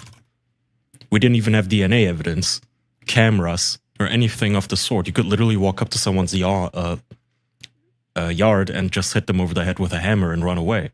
And no one would ever know. Now you have mass facial recognition everywhere you go. It is impossible to be not surveilled. With my little anecdote, then, it does lead credence to Kai's point, because people seem to be stumbling across dead bodies less often now as well. Just based on, like, we've never seen a dead body, but, like, older people have generally seen dead bodies. So maybe there were more dead bodies in the past than now, which means more serial killers in the past than now. I don't know. I feel like the killers today, they're still idiots, but they immediately get caught. Again, it's the typical story of mom drowns her 2 kids and kills her husband in her sleep. And then the cops just open up her MacBook and they see that she Googled, "How do I kill my husband?" Right? Immediately caught because she's a dummy. 50 years ago, she could have gotten away with it. Because 50 years ago, she didn't have Google to give herself away like an idiot. Kira, my girlfriend, was telling me a story the other day about someone a wife who killed her husband through mushroom poisoning. And she claimed that it was all an accident while, what was it? Like the dinner she served, like, coincidentally, she and her parents were fine because it was like a family dinner. I don't know why you choose then to like commit murder, but like she and her parents were fine, but her husband died and his parents died. She killed their entire family through mushroom poison. Shit! I know. And then she's like trying to claim that it wasn't on purpose or anything. It was all an accident, even though her side of the family was fine. Were they tripping before they died at least, or was it just poison mushrooms? I don't know how many. What is there a mushroom that's completely fatal? Well, yeah. I'm assuming there is. Isn't that everything from what I've learned from cartoons is that there are very few mushrooms you actually can eat, and the rest will kill you. Okay, Jackson, are you talking about the story that happened only like a week ago? I don't know. I was just told the story from my partner. Yeah, okay. It's probably what happened a week ago because it happened in Australia. She killed 3 people. She alleged that she bought the mushrooms at an Asian market, and she herself had to go to the hospital after eating them. Well, then maybe it's not murder. I'm not sure, but it just seems pretty convenient. Yeah, how did only she survive? Oh God, she's a fucking idiot. She cooked death cap mushrooms. They have that name for a reason, you dumb son of a bitch. No, it's like deviled eggs, Andrew. It's not like it's the actual devil. You don't get it. Ah, right. It just means you're gonna die of pleasure. It's just a funny name. Yeah. Why would any market even sell poison mushrooms? I have a very good feeling she just kind of For people found like them her. and said, "Oh, I got them at an Asian market." Ha ha ha! I totally was mistaken. I was conned. I didn't kill my family. No. Kaya, put yourself in her shoes. She's tried to go out on a limb and provide for her family by foraging for mushrooms in her backyard, and now she's getting shamed nationally for murdering 3 people. That fucking sucks. I would go the Asian market excuse as well. I hope she's got a receipt.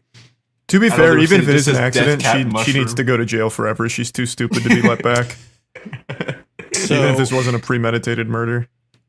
Yeah. So it seems as well, the reason those people died is they were all elderly. The victims were all pretty much like in their 70s. Yeah, but doesn't Death Cap? I assume Death Cap, like its name suggests, is just like a lethal mushroom regardless. Yeah, you shouldn't eat death cap mushrooms. It's not a good idea. But the fact they were old probably didn't help. Yeah, but that's also like saying, if you're that old, you probably also shouldn't be going up or down stairs, Yeah, I should eat some death caps and prove that I'm better than old people. Let her go. Yeah, let's Justice set her free. for... What's her name? Why are you victim blaming the old people? They didn't get a say. They weren't told, like, oh, here's your 3-star meal. They should have known better. They have more wisdom. Yeah. I'm They should have been able to sniff that it was poisonous. Yeah. I'm of the opinion we should always victim blame old people. Fuck those guys. Everything they get, they deserve. They lived a whole life. When are you going to change your mind? Are you going to change your mind when you're old? When I play Starfield, I'll change my mind. Okay. Her name is Erin Patterson, so hashtag justice for Erin. Let her go. She's completely innocent. I bet the cops planted those mushrooms on her. There's a photo of her I did the crying. victim systems. This looks so fake. I didn't know it was Australian. That's pretty cool, I guess. I mean, Yes, that it makes is sense Australian. why your girlfriend would be talking about it since it's Yeah. Australian. Yeah, she killed 3 of her in-laws, which, okay, yeah, she has motive. See? Yes. Oh, look. Well, okay, we don't listen know to about this. motive. I'm just saying it's super convenient that the only people that were affected were her in-laws and her husband. If I wanted to kill my husband and his parents for some reason, This is that's probably how I'd getting feel really about it. suspicious. Her kids were at the dinner as well, but they were given a different meal to eat. Well, they hate death cat mushrooms. They're very picky eaters. Yeah, very picky. Yeah. Mom, I want to go play Starfield. Not until you've had your death cap.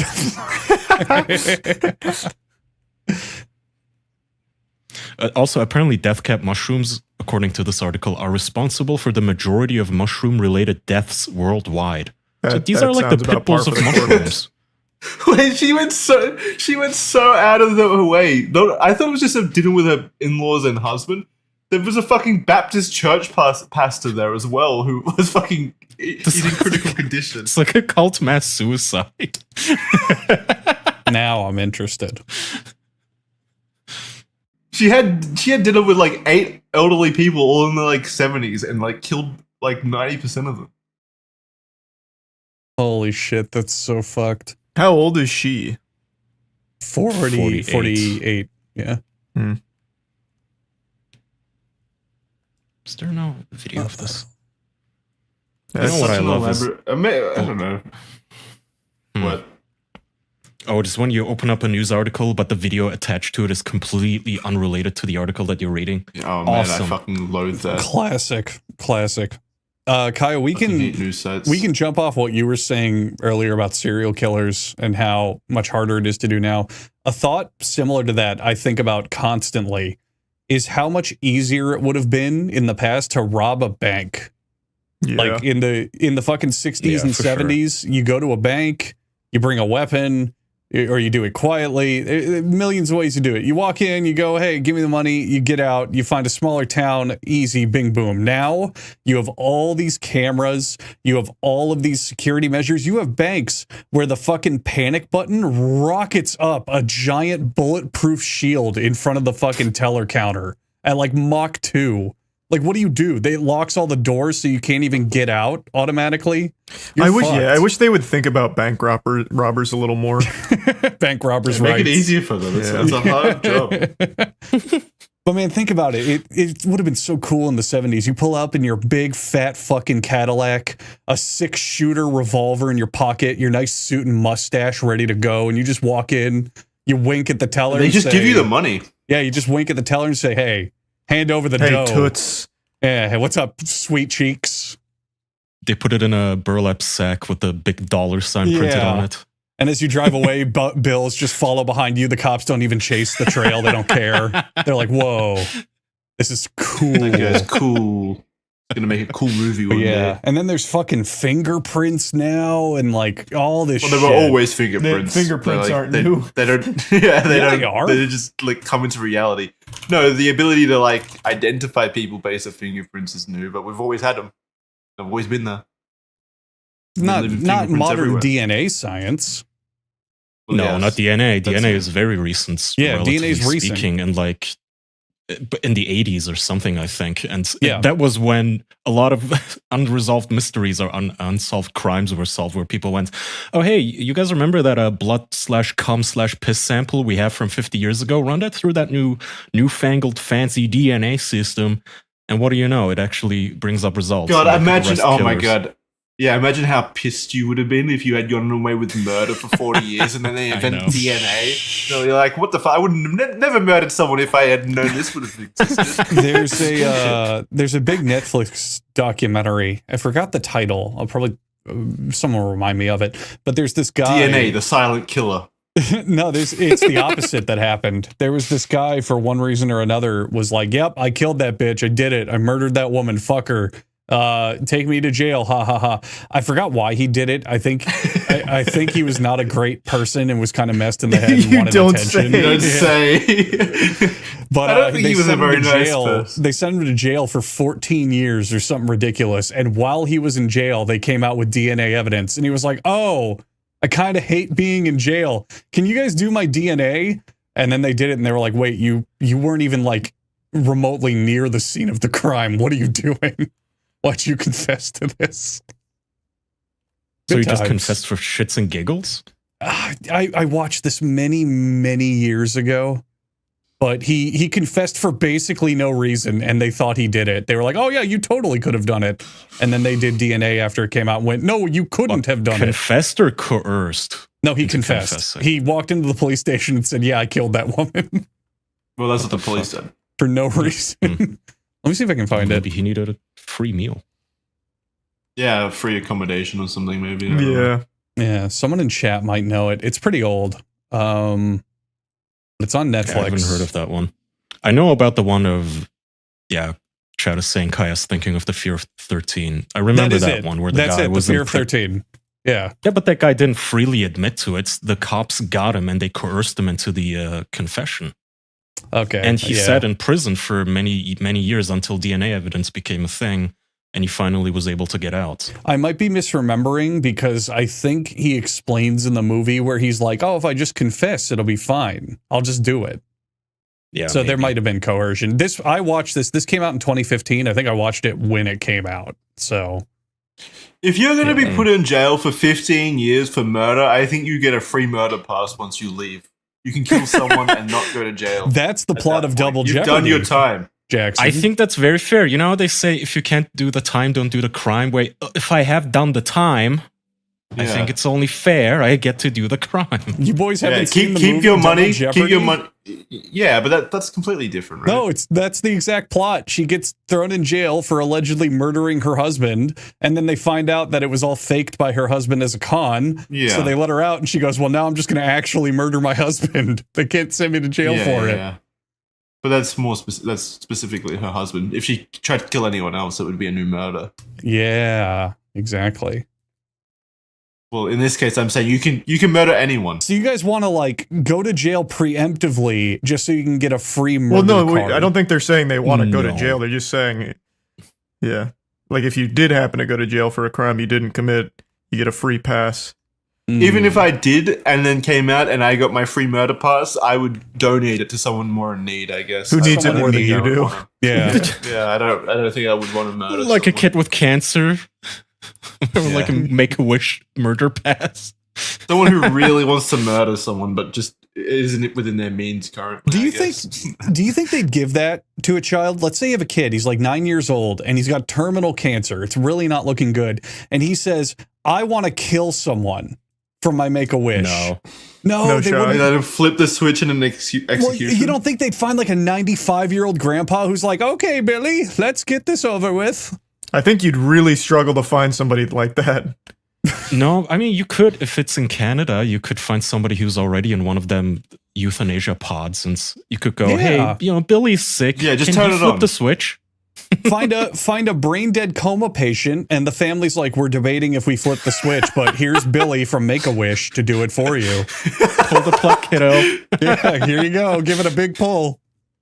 I don't think it makes for a heartwarming story. Yes, it does. Make-A-Wish fulfills murderous intent. If it puts a smile on that little tyke's face. All right. Yeah, If even it's for last 5 wish. minutes. He wants to take someone out with him. Well, what if one of the kids wants to pull the plug on one of the other kids? Like, both are dying. Well, obviously, that's not allowed. That's not allowed. Yeah. Oh, okay. That's a gridlock. Yeah. Because then the other one's wish is not to be killed. They So should what- have what battle happens? royales of the children's ward, and the one who wins gets anything he wants from Make-A-Wish because he's the strongest child. Except the Well, they all get whatever they want from Make-A-Wish, right? Is it Within do reason. They, well, obviously, yeah, within reason. But like, if it is, like, what do they say no to? Like, how much money does Make-A-Wish have? What can they Not fulfill? as much as you'd think. It's mostly celebrity meet and greets and like fantasy fulfillment. Like, oh, you get to be Batman for a day or that kind of shit. They put him on the streets of Chicago to fight crime. Good luck. Get out there, Billy. Here's your batarang. Good luck. Oh man, I know the most common one they do is meeting celebrities, like wrestlers. celebrities, is very common. Action stars, movie stars, superhero stars like Spider-Man and shit. It's very, very common. Yeah, but how much can that actually happen? Like, if Billy asks to meet, like, I don't know, like Ryan Reynolds or something, but Ryan Reynolds says, "Sorry, I can't do it." Like, do they go back to Billy and say, "Sorry, Ryan doesn't want to meet you"? Ryan said you sound uncool. Yeah, does that ever happen? Surely it does. Well, I mean, I Like, imagine guaranteed. there's probably plenty of celebrities that don't really do that, but I don't think they like relay that information to the kids. Oh, yeah, for sure. They just leave the email in their red inbox. Or maybe it's like a thing where like I don't know, the actors or whatever, the celebrities sign up with Make-A-Wish to say that they're open to that kind of stuff, and then like they take that list to the kids and say, "You see anyone here you want to meet?" There was that South Park episode that made fun of that concept where I think Kenny was dying in the hospital when they actually made the joke. Oh, it's actually for real. It's serious. And the Make-A-Wish people come in and they're like, we can make anyone, anything you want, kid. How would you like to meet Madonna? And Kenny's like, I don't want to fucking meet Madonna. Hey, I want my friends here. And they're like, but you get to meet Madonna. And it's like very clearly the only person they have to call. Yeah. I feel like it'd be something like that. Oh, like you just get given a celebrity and then you have to act excited about it. Whoever's you're on being filmed, call, like, yeah. Oh my god. Like, If so I'm the dying, Make-A-Wish I'm not video. acting excited about any celebrity. Yeah. Get out of my room. Fuck that. Hang on a minute. I bet if you were sick and dying and Keanu Reeves came in there to have a chat with you, you'd perk up. No, I'm saying any celebrity that they just randomly bring that I didn't ask for. No, yeah, I get that. That's fair. Then again, you're also a 30-something-year-old man, so... Wait, do we get Make-A-Wishes? That's true. Yeah, what? Am I dying too late? Why is that fair? When did I age out of Make-A-Wish? I still want my wish. Aren't we all owed one? I want to meet a random question. employee dressed as Batman and pretend it's him. Hey, Come on. hey, that's kind of fucked up. It's true, it was him. Gosh, it's fucking itchy. Oh, younger than 18 years, it says. So I guess if Oh, you're a legal fuck. adult, fuck you. You don't get to believe in dreams. What if you just turned like 18 yesterday and the doctors gave you 2 more days to live? Is Make-A-Wish really gonna That hang up on you? sucks. Yeah, they've got quotas to meet. Yeah, you're not precocious and cute enough for Make-A-Wish by that It doesn't point. sell well. Yeah. They also have a minimum age of 2.5 years, so if you're a baby, fuck you too. What? Well, yeah, they wouldn't even understand what's happening. Hey, it's a wasted wish. my 1-year-old's dream is totally to talk with Keanu Reeves about his philosophy on acting. Come on. The babies in the corner, fucking just like in the crib while the parents are chatting with Keanu Reeves. Yeah, my baby's telling me, Keanu, I'm listening really closely. How did you feel working on the set of Speed? They really want to know that. The parents are talking to him while the baby is crying. Keanu goes, "What is that?" "Oh, nothing. Put a pillow over that little bastard." Trying to talk to Keanu. I think the most evil plot you could ever hatch is you have a child just to get it sick to get your own Make-A-Wish. It's kind of ingenious. Ooh. But with the cost of like, if you, let's say you go through the whole plot and you get their autograph to sell on eBay, would that make up for the cost of having the kid? Good point. Could you turn this into a business is the question. How can I I don't- exploit children as efficiently as possible? There's got to be some point where the Make-A-Wish people stop coming back because they're getting a bit weirded out by how many sick kids you're having, right? Wear one of those glasses with the big nose and the trench coat or something. The Groucho Marx glasses. Is that what those are called with the mustache and nose? Groucho glasses, yeah. No. Or are you in the market for one and you couldn't figure out how to define it? No, I was just curious. I've never actually heard what they're called. Yeah, they're based on Groucho Marx. Me neither. Oh. What do you know? Former Make-A-Wish Iowa CEO pleads guilty to theft of funds. Ah, what? A charity that steals? How much did he embezzle? It looks like a she, and it just says tens of thousands of dollars. Imagine stealing tens of thousands of dollars from sick babies that want to meet Keanu Reeves. Yeah. That is pretty fucked up. That is ridiculous. Ugh. I know who I'm using my murder wish on. What would you guys ever steal? Like realistically? Anything? What do you mean? Money? Like how far would you go? I mean, movies and music. Yeah, if we're talking Just kidding. low grade piracy, then how much time do you have? I mean, holy shit! Okay. I mean, like an actual like real crime, not just like piracy. I mean, it is a real crime. I know, but that's such a low level one. That's not what I mean. Yeah, it's not a cool crime. How what is desperate am my I? budgets or like? I mean, do I like have a right team? Am I like Oh. Orsan's 11? What are we doing? Am I on my own? Oh my god, just right now, you as Kaya Orsan, what would you be comfortable stealing? I'm just asking what equipment I have. Like, do I get a mask? Do I get a crowbar to break into places? You get whatever you plan. What the fuck do you mean? Okay, all right, fine. I'm not planning the crime for you. I'm just like, would you go to Sam Ash and steal a guitar? Like, how far would you go just for something you want? I mean, like a real fucking crime. Are we gonna get caught? Yes, you might get caught if your planning's bad. I don't know, Jackson. Holy shit. You guys are really overthinking Well, this. there's nothing. Nothing. I'm not stealing shit. Okay, so there's Oh, nothing right. you would realistically steal. No. Coward. Not unless I'm starving. No. All right. Well, you. I don't need anything. I don't need or want anything bad enough that I would break into someone's house. No, I'd, to, like, even if I was steal it. starving, I'd Charlie, rather why die. don't you than kick us steal. off? It sounds like they're really overinflating these details. Pokemon cards. I would have stolen Pokemon cards easily. If someone had... Even now. Oh, no, maybe not now. But I have stolen What the before. fuck? That's your entire fucking point. You're going on about this now. Oh, I just mean like I know I could. And like I could do it. Oh yeah, no shit, you could. I can steal Pokemon cards. Doesn't mean I want to right now. I'd rather just pay for Let's it. expand that. Let's expand that. Have you guys blatantly theft something? Just flat out stolen something like that? Yeah. Not even as a kid. I'm pretty sure as a Only kid Digimon I cards. accidentally once did, and I felt fucking horrible for it. Like I put it in my Yeah, I'm pocket sure- and forgot about it. Yeah. Yeah. Yeah, sure, buddy. Sure. Yeah, and then I was Accidentally. profiting and snickering under my breath, like, hey, I got him. No, I'm pretty sure. How do you sleep with yourself? Pretty sure as a kid, it was either like a small toy or a pack. It might have been a pack of Pokemon cards, but I put it in my like jacket pocket back when it was cold for the 1 month out of the year it is. And I walked out of the store, and then I got home, and I was like, oh, Uh-oh. I stole, and I felt fucking horrendous about it. That store probably had to fire all of its employees and close down because of you.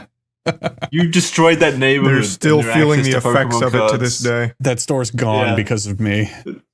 The fucking spreadsheet came in at the end of the month, and they were off by like $3. And it was Well, just, you know it what was we too said, much. gang? If we don't make exactly $100,000 in profits, it seems we're short $1.50. So, bye-bye store. You're fired. We're demolishing it as we speak. Yeah. Yeah. You guys haven't ever done anything like that? Taken something without realizing it? Well, definitely not on purpose, but like you, I'm sure there was a point where like something came out in my pocket or done something both. that I didn't I've never realize. even had that happen, actually. Kyle, you've just Once in stolen a while. stuff? Yeah, as a kid, yeah, for sure. I mean, my best friend was a big shoplifter. We'd just go into a grocery store, and by the time we walked out, he would have just entire sausage links and bread up his sleeve so we could have lunch. I thought you were saying up his ass. Yeah,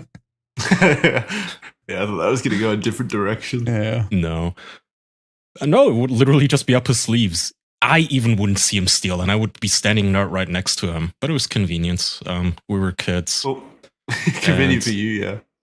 Yeah, convenient you for didn't me. even have to. You didn't even have to steal. You just got free food. That's true. Technically, I didn't steal. I guess not on that. Did he just occasion, bring at you least. along as like a what are they called, patsy? Like someone to throw under the bus if the store manager came around? No, he had a lot of honor. He would a lot of times take the fall. Oh, yeah, for a shit lot that of I honor. would do. But I'm not gonna be There's no ashamed of honor among fucking thieves. shoplifting sausages and bread jacks. And fuck you. Look at California. People raiding entire stores with like cameras filming them as they're collecting hundreds of dollars worth of designer clothing. Or do you really think you can shame me for stealing food when I was Yes. 13? It's more understandable to steal Gucci than food. Yeah, with You that, weren't you can starving. look cool when you finally get something to eat. That's Were true. you starving? Did you need the food? I need my Louboutins rather than food. Well, hang on. I know. I mean, there's that, and then How bright outside was it? Did you need What? the Gucci glasses? wait, what did you say, Charlie? Louboutins is just so cute. Isn't it? Why? Louis Vuitton. No, you are wrong. Because me and my What? friends were watching 90 Day Fiancé. Louis Vuitton and Louboutin are two different brands, apparently. I also did not know this. Louboutins are shoes. Louis Vuitton is that L&V brands that like trashy women like to show Well, that's off. what we thought you were talking Yeah, about. I'd never even heard of the shoes. My Who the mind fuck was talks about blown. Louboutins? What the fuck? You just came up with an obscure shoe brand? I know it's Louboutin. just this. I cannot explain like 90 Day Fiancé lore to you guys, but there was one of the contestants just yelled at his fiancé at the time because she threw his Louboutins at him with a B, and he was very, very angry about this. I've never heard of these shoes before. That's the first time I've ever heard. No, that. yeah, Isn't he's that crazy? right. Christian Louboutin. Louboutin. Louboutin makes luxury shoes. He was the only son of Roger, a cabinet maker. I've never heard of this either, Kaya. I always just thought it was Louis Vuitton, and then there's Well, this no, that's- whole that's- other it's brand. different. Just like you guys, at first, because the guy was Dutch, and I assumed, oh, that's cute how he's pronouncing Louis Vuitton. And then I actually Googled it, and I was like, what the fuck? This is one of those Berenstein situations. Like, am I in a parallel universe? Wow, fucking high fashion's such a scam. This brand, this Louboutins, wants $745 for some leather sandals. Yeah, Oh, they are so ugly too, yeah. High fashion is legitimately a scam. Oh yeah, holy shit. Jesus Yep, just like Christ. modern art. Oh well, And it works on people. you look cool wearing them. Like, why would I pay fucking $1,000 or whatever for this bag? That's just a normal bag with just Louboutin. Because on it, like the the point word is, Louboutin. you show that you wear it. Like, high fashion's not about the quality or the function. It's about showing, look, I wear Louboutins. Look at me. Yeah, again, it's the same discussion we had last week about gold flakes in your food. Yeah. It's Yeah, more yeah. about the fact that you are so rich you can be this frivolous. Oh, look at Yeezys. Look at Yeezy slides. It's a hunk of plastic and people pay for that shit. And the fucking irony is that actual billionaires and wealthy people don't usually dress like that. They just wear regular, normal shit. I don't know about that. I don't think so. I think there is a large group of celebrities that only wears like designer clothes, like But then- exclusively. True, but then when you go beyond them to a higher tier of wealth, it's all dorks wearing whatever's comfortable. Look at fucking Mark Zuckerberg and Bill Gates. They just wear whatever shits in their closet. Or Yeah, like, that's fair. well, Which is yeah, because at usually that tier, Louboutins. Yeah. usually when Elon people Musk. have dozens Look of at billions, Bezos. they're legitimate businessmen. Yeah. Yeah, because they have Yeah, actual I think money. it's the difference Centric. between celebrities and businessmen at the end Yeah. of the day. Yeah. Yeah. Yeah. Celebrities are a bit more eccentric. If you're wealthy and have if you're wealthy and have funds, then yeah, people are like, oh, I wear Louis Vuitton and I have this and this brand and this fragrance. But if you go beyond that to even wealthier, most of the time it's just people going, yeah, I got this 6-pack of t-shirts at Calvin Klein. They're comfortable because they don't care Yeah. because they're making actual And- money. They don't have to show it off. They exclusively eat soup for dinner. Well, Mark, Stuff like I that. bring up Mark Zuckerberg because he had a whole fucking like story written about him on how he wears the same T-shirt everywhere he goes, to the point where he like got it recreated by a designer to be exactly what he wanted, but it's just that same gray T-shirt, and that's it. Okay, then he took it in a rich direction then. Oh, he did, but By it started redesigning out it. as he just bought the same fucking shirt from like I think it was a 6-pack from Calvin Klein or something like a nothing, just a oh yeah shirts, and then eventually it became a rich people thing. But if you look at most photos with him, he's just always wearing just a gray fucking T-shirt, not like oh here's me and my brand new fucking Murcielago shirt. You know what I mean? Robots don't have much need for clothing. Speaking of Zuckerberg, why the fuck is that man agreeing to fight Elon Musk now? Well, that's been postured Attention. for a long time. Zuckerberg would actually fuck him up so hard, though. There's Oh, no yeah. way He Musk will ever would. do Oh it. yeah, But not even that's close. not my point. For Elon Musk, this is nothing but an upside because he gets even more clicks and views on X or Twitter, or whatever you want to call it now, if he live streams it. What does Zuckerberg get out of it? Publicity. Meta's name in there, I Bono. guess. Yeah, Just why? It's to kill a man in the ring. Why Take not? over X. You know? He got his murder pass. He's I mean, no offense, but to everything Zuckerberg touches just kind of fizzles out. He tried the whole meta thing, the metaverse thing. Nobody gives a shit anymore. He tried what was this Twitter clone? Threads? Threads. Oh, yeah. God, yeah. Yeah. People Oh, migrated yeah. to that for like a week. All the celebrities did. And then everybody got so bored. Even Zuckerberg stopped posting on it 2 days later. Not true. He's the only one that still posts on it. Once in a while, yeah. But No, that's where he still, posts all his fight updates where he's like, yeah, Musk is he's a coward. So yeah, I'm reading some updates on it. Apparently Zuckerberg wants to do it, but Elon is just completely dismissive and is Yeah, like, he just keeps ducking. yeah, it just isn't interested. No, apparently Elon sent him a private message and said, hey, do you want to spar in your backyard next week or something? And Zuckerberg replied with, if you're serious about this, go train with someone else. This isn't how professional fights work. He's Until right. then, leave me alone. Yeah, I mean, he's right. Correct. But again, I see why Musk is doing this. He's a publicity man. This is nothing but a publicity stunt for him.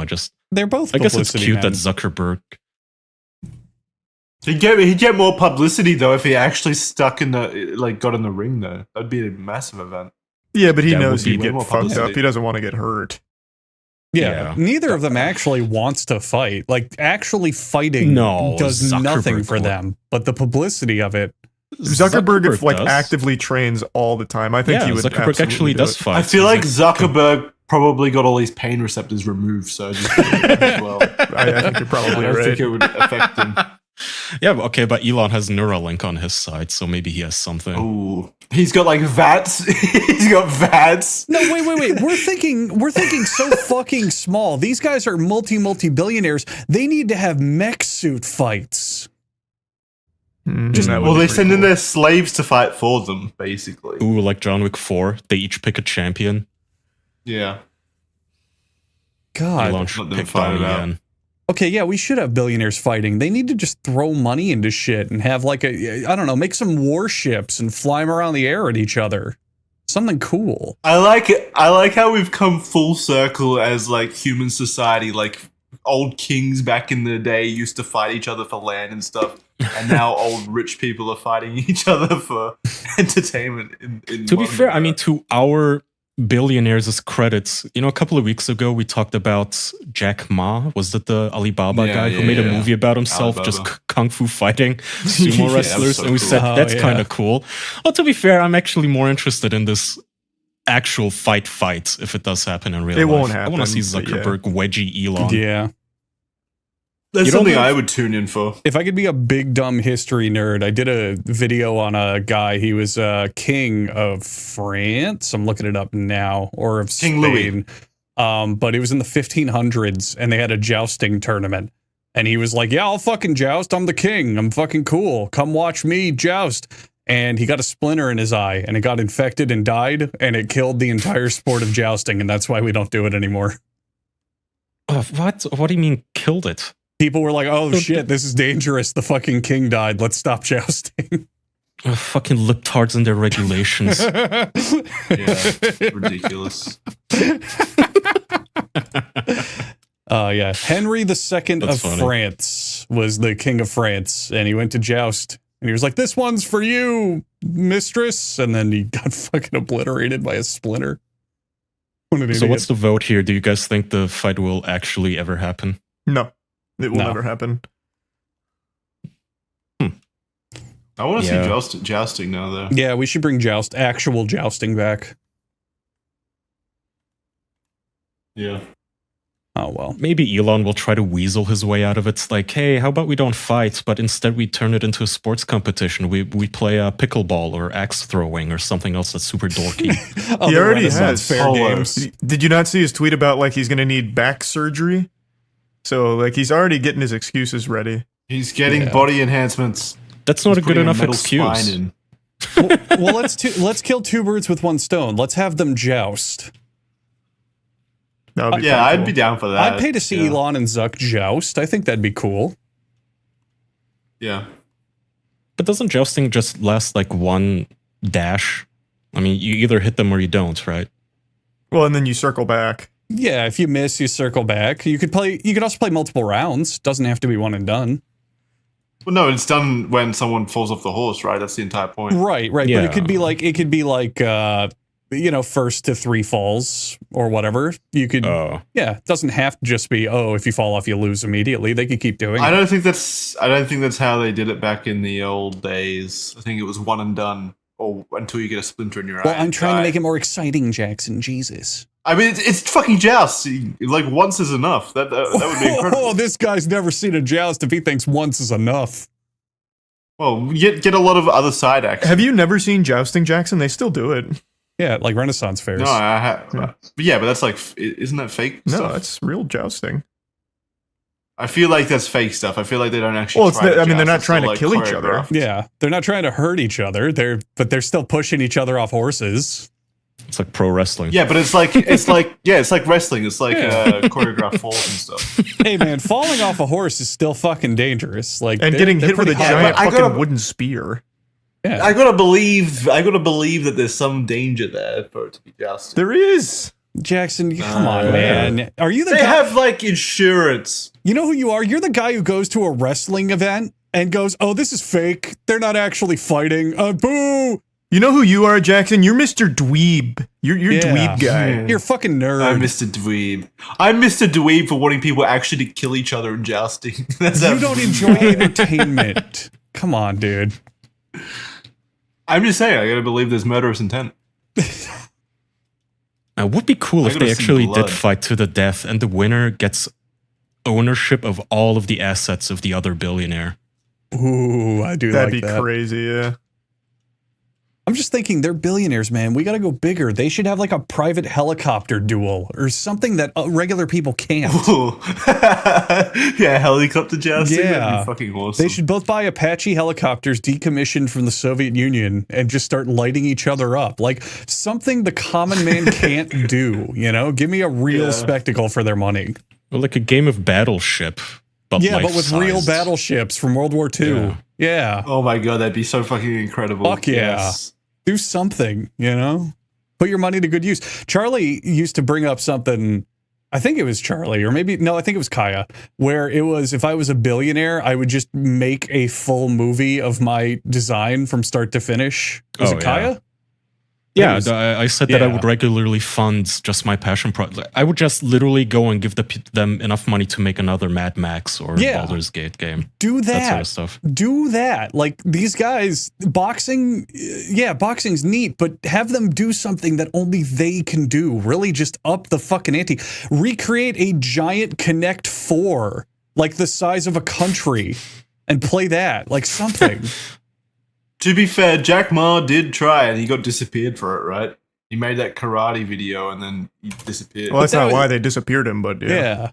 We don't know. You don't know. Well, we don't know. I mean, yeah, maybe he really made a stinker and they hated him for it. Maybe Xi Jinping was just like, why was I not in your little movie, Jack? He was kidnapped by Jet Li and Jackie Chan for looking bad. When Xi Jinping thought it was like an actual documentary or something, and Jack Ma was an actual threat. They threw him in an actual death match because they were like, "Oh, you're the strongest fighter in all of China. We're gonna need you to fight the Russians." Well, wait, that's something I do agree with. Can we extend this billionaires fighting each other to the death thing to, like, if political leaders have beef, that they should then squash it personally themselves? I don't mind that idea. I've always thought it'd be very cool if we still settled our differences in the old ways with like fisticuffs with the leaders. I think that'd be great. We need to bring back dueling. Yeah. Like dueling 10 was pretty paces, fucking pistols, or your weapon of choice, whatever it may be. Yeah, because politicians would really agree to that. You know, Jackson, I can answer that question later. I'm working on a video on dueling. I haven't found that part yet, but I'll let you know. Yeah, it's... If two people consent to have a duel, like I get, like, if one person doesn't consent, that's just murder. But if two people consent to have a duel that ends in death, I don't have any issue with that. They agreed to it. That's them squashing their beef. I mean, can they stop you from doing that today? Is that illegal? Well, they can't stop you, but the winner's going to be found guilty of murder. Right? Yeah. That's fucking stupid. Yeah, I agree. Oh well, that's actually really fucking dumb. I mean, not really. I mean, think about the Cannibal Corpse guy. That guy agreed to get eaten.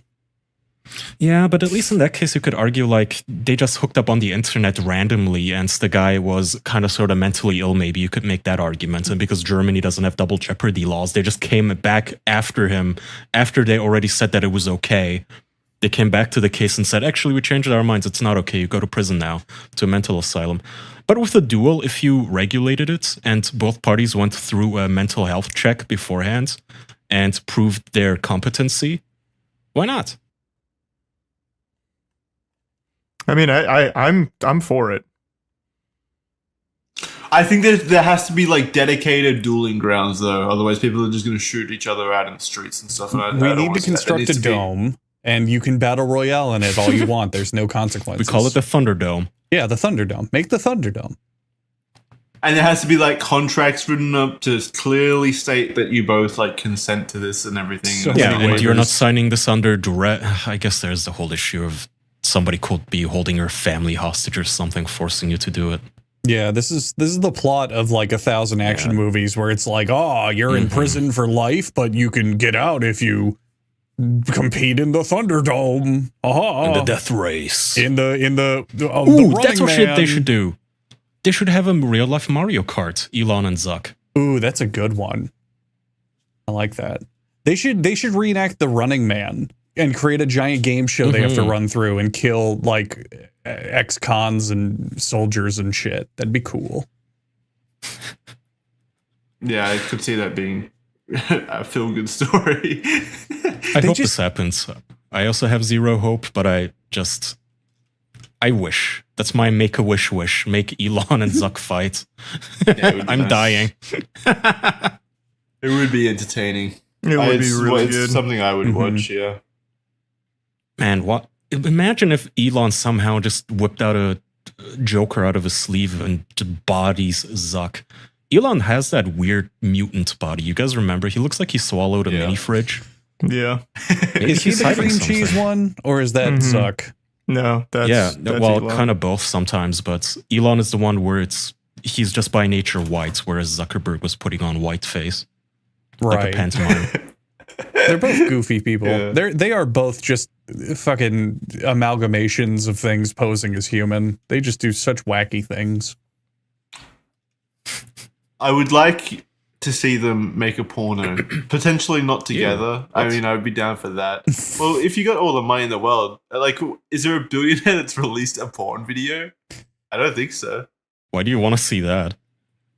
Well, because it's just as entertaining. We get the fight and then we get the porno. I want both. No, Jackson's onto something. We need the world's first porno with a multi-million-dollar budget.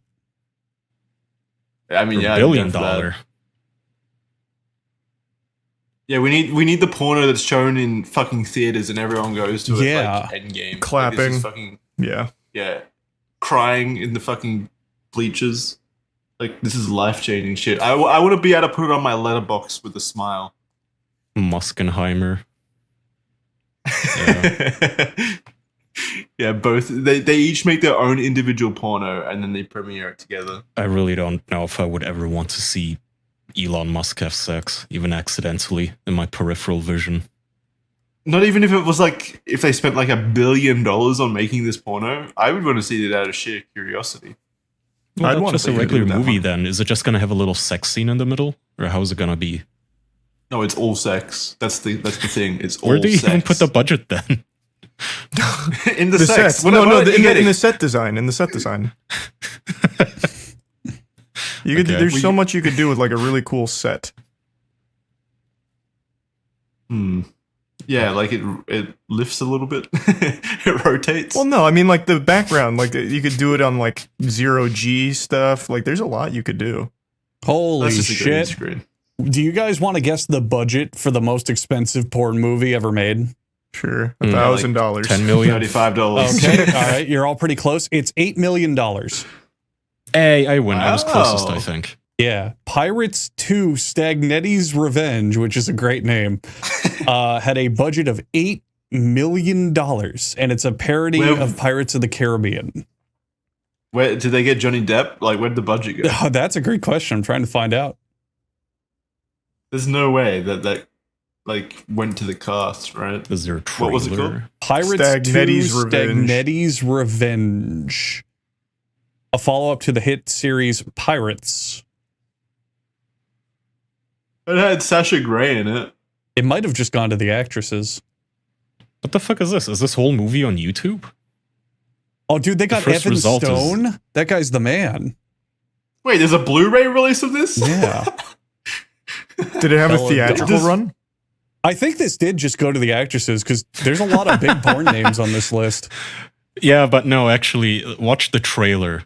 Because this is an actual movie. They have CG, there's skeletons and everything. This is a full movie. Is there porn?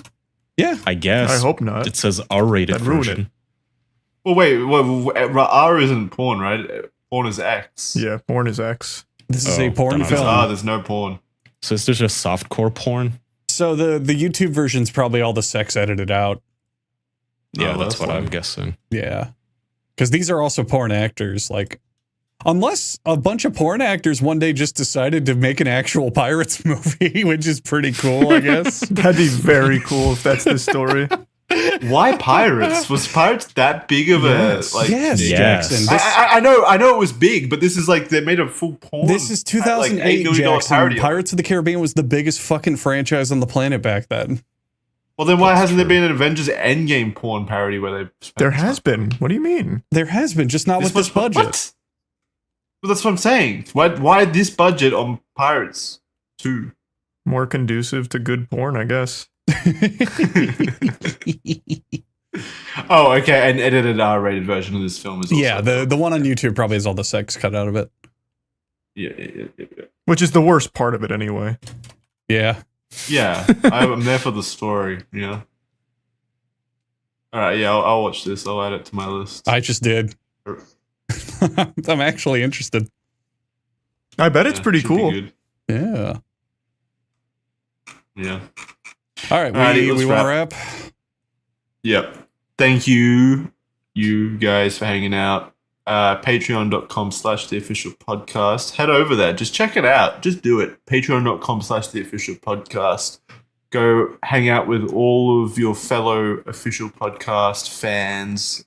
We got content over there, bonus episodes. Podophiles, which is a new series Kai and myself are doing where we review episodes of To Catch a Predator. It's great. People love it. People are foaming at their mouth for more podophiles. People actually do love it. People love absolutely love it. pedophiles. Close. So go check it out. We're 5 episodes in. It's also on Spotify as well, the earlier episodes, but you get exclusive access to new episodes at the Patreon, patreon.com/theofficialpodcast. Other than that, we'll see you next week. Bye, everyone. Bye. Kindness. What do you think of when you think of kindness? Good deeds, smile on your face, helping others. Maybe you even picture some positive presence in your life, like Mr. Rogers. Well, it's time you throw out everything you think you know about kindness. You see, Darman fam, real kindness is this face. Darman is so kind that he has even accepted a formal position at the NFL to be an officer of kindness. That's right, we can all rest a little easier knowing that Darman is the NFL's first chief kindness officer. Now obviously today is Super Bowl Sunday, and Darman's no doubt going to have his work cut out for him with a bunch of rowdy fans and a lot of tempers flaring based on what's happening in the big game with the pigskin. But I think Darman's up to the task of making sure everyone stays happy and kind. It's like Cupid, but instead of shooting arrows that make people fall in love, he shoots arrows that make people kind to one another. So you might see a Seahawks fan and a Patriots fan arguing, but Darman will come through, separate them, and say, "Wait! Why don't we all just get along?" And then the two of them will exchange a handshake and maybe even offer each other some money. You see the news about Darman becoming NFL's chief kindness officer. I keep forgetting to look that up. But yeah, I saw Darman has been knighted by the NFL, I suppose, as the kindness officer. Let me see what that actually means. 3. Would you rather have $100 for yourself or $500 against your teammates? $500 against my teammates. Why'd you choose your teammates? I think they deserve it more than me. You want to go pass it out? All right, let's do it. Nice. Spreading kindness. Let's go. Angazi, you deserve her. What's up, brother? So what is I was hoping this would be an explanation on what the fuck the chief kindness officer means. So he just does Mr. Beast style shorts? Now, just to be clear, if he's giving away money to kids and organizations that need it on behalf of the NFL, that's fine. I don't really think you need to have a position, a label as the chief kindness officer. That feels very performative and odd. But if this is something Darman wanted to do in partnership with the NFL to just give back to, like, the community or, you know, charities, I obviously had no problem with that. I just think this whole, like, chief kindness officer push is very peculiar. Oh, wow. This just came up. The Super Bowl's chief kindness officer had 5 felony charges. Wait, what? Darman has felony charges? It's an invented honorary position the league made up this year to promote sportsmanship, empathy, and positivity both on and off the field. Essentially, the chief kindness officer is here to make sure everyone are friends and have a good time. This year's chief kindness officer is Darman. In 2010, he was accused by his business partner of running what he called a hydro-Ponzi scheme when Darman pulled out of We Grow, a hydroponics cannabis business. In 2012, he was charged with 13 felony counts for defrauding an Oakland City beautification program by submitting fraud. Here, I'm going to just put this on screen. By submitting fraudulent checks that made it appear as though he was paying contractors more than he actually was. The 13 charges were reduced to 5 and he pled no contest. In 2023, this is what I remember, actors employed by Darman Studios claim they had poor working conditions and unsustainable pay. Here's something from Darman on Facebook. Let me see. Maybe he explains it. And I'm starting the Be Kind to Your Rival challenge, where you have to say something nice about someone who you haven't always seen eye to eye with. And for every person that participates, I'm going to be donating $10 to help kids at St. Jude. So I'm going to choose Mark Wahlberg because, Mark, ever since that day that you invited me to your house to have that crazy leg workout, I was not able to walk for like 2 weeks after that. I had to literally be carried up the stairs. But because I got to say something kind, I will say after that day, it helped me lock in. I've been taking ice baths. I've been in the You couldn't at least just choose someone that you actually don't like? For your own challenge, you couldn't just choose someone that you actually have a disagreement with? How about the judges who charged you with felonies? Yeah, at the very least, just choose someone you just don't fucking like. That's like the whole point of this, right? Trying to make amends with people from your past that you don't always see eye to eye with. Why are you just choosing your friend who gave you a leg workout? No, Charles, you idiot. He has to humble brag he knows Mark Wahlberg. Ah, you're right. I didn't even stop to think about that. Imagine it was you he picked.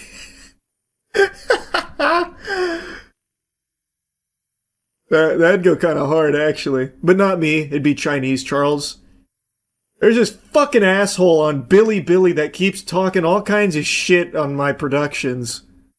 Still really trying to find out what his role with the NFL is for kindness officer. This does not feel related to the NFL in any way.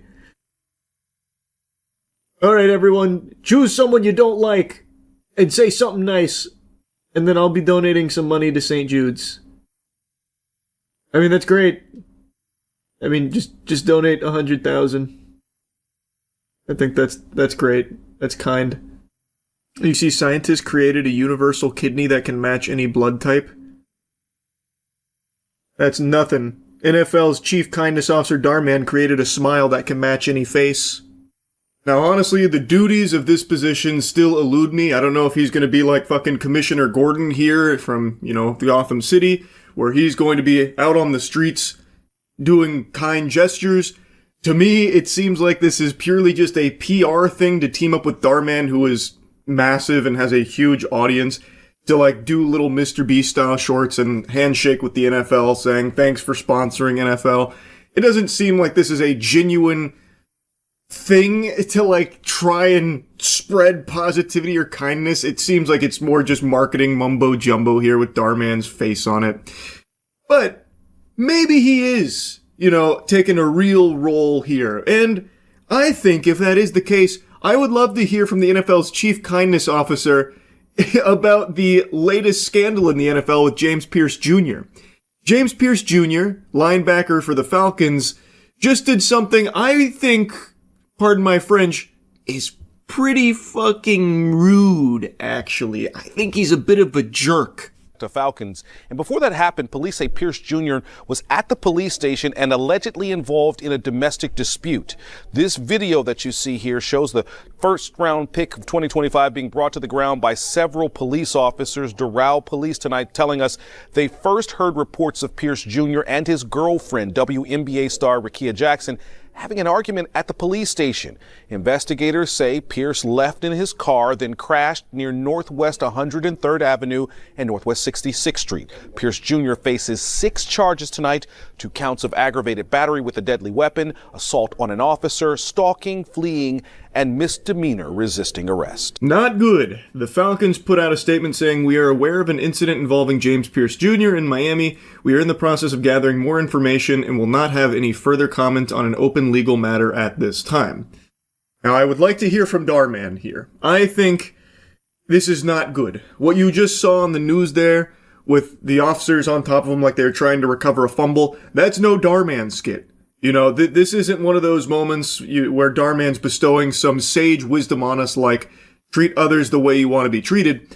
And I'd like to hear his perspective as someone who is the preeminent expert on kindness. Anyway, though, as of me making this is a pretty brand spanking new, so there's multiple reports, and some of them conflict in certain cases, but from what I've gathered here, it is alleged that James Pierce Jr. crashed his car into his ex, Rickea Jackson's vehicle. Then, as officers tried to apprehend him, he led them on a police chase that ended with him crashing his car and also hitting an officer as well, which is then where the video kicks in, where they had all the officers on top of him attempting to arrest him.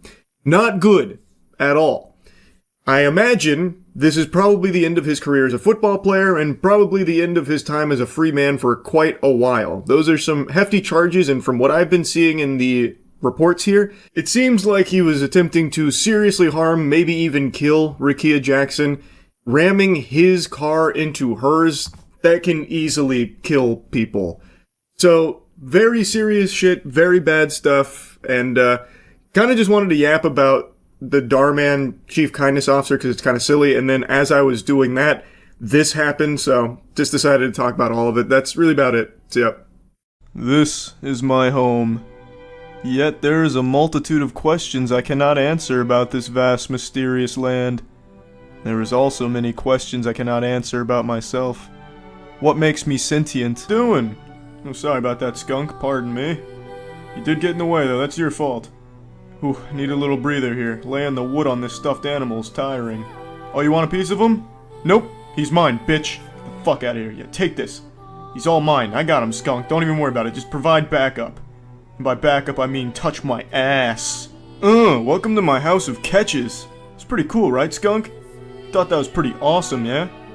Yeah, you thought that was pretty cool, didn't you? You know, it's as cool as if I kick your ass, too. That's pretty fucking cool. Come here. Where are you going? Oh, I've got you now. What if I told you Santa Claus was on his way to your house, old Saint Nick wiggling down your chimney to deliver to you the thing you've always wanted?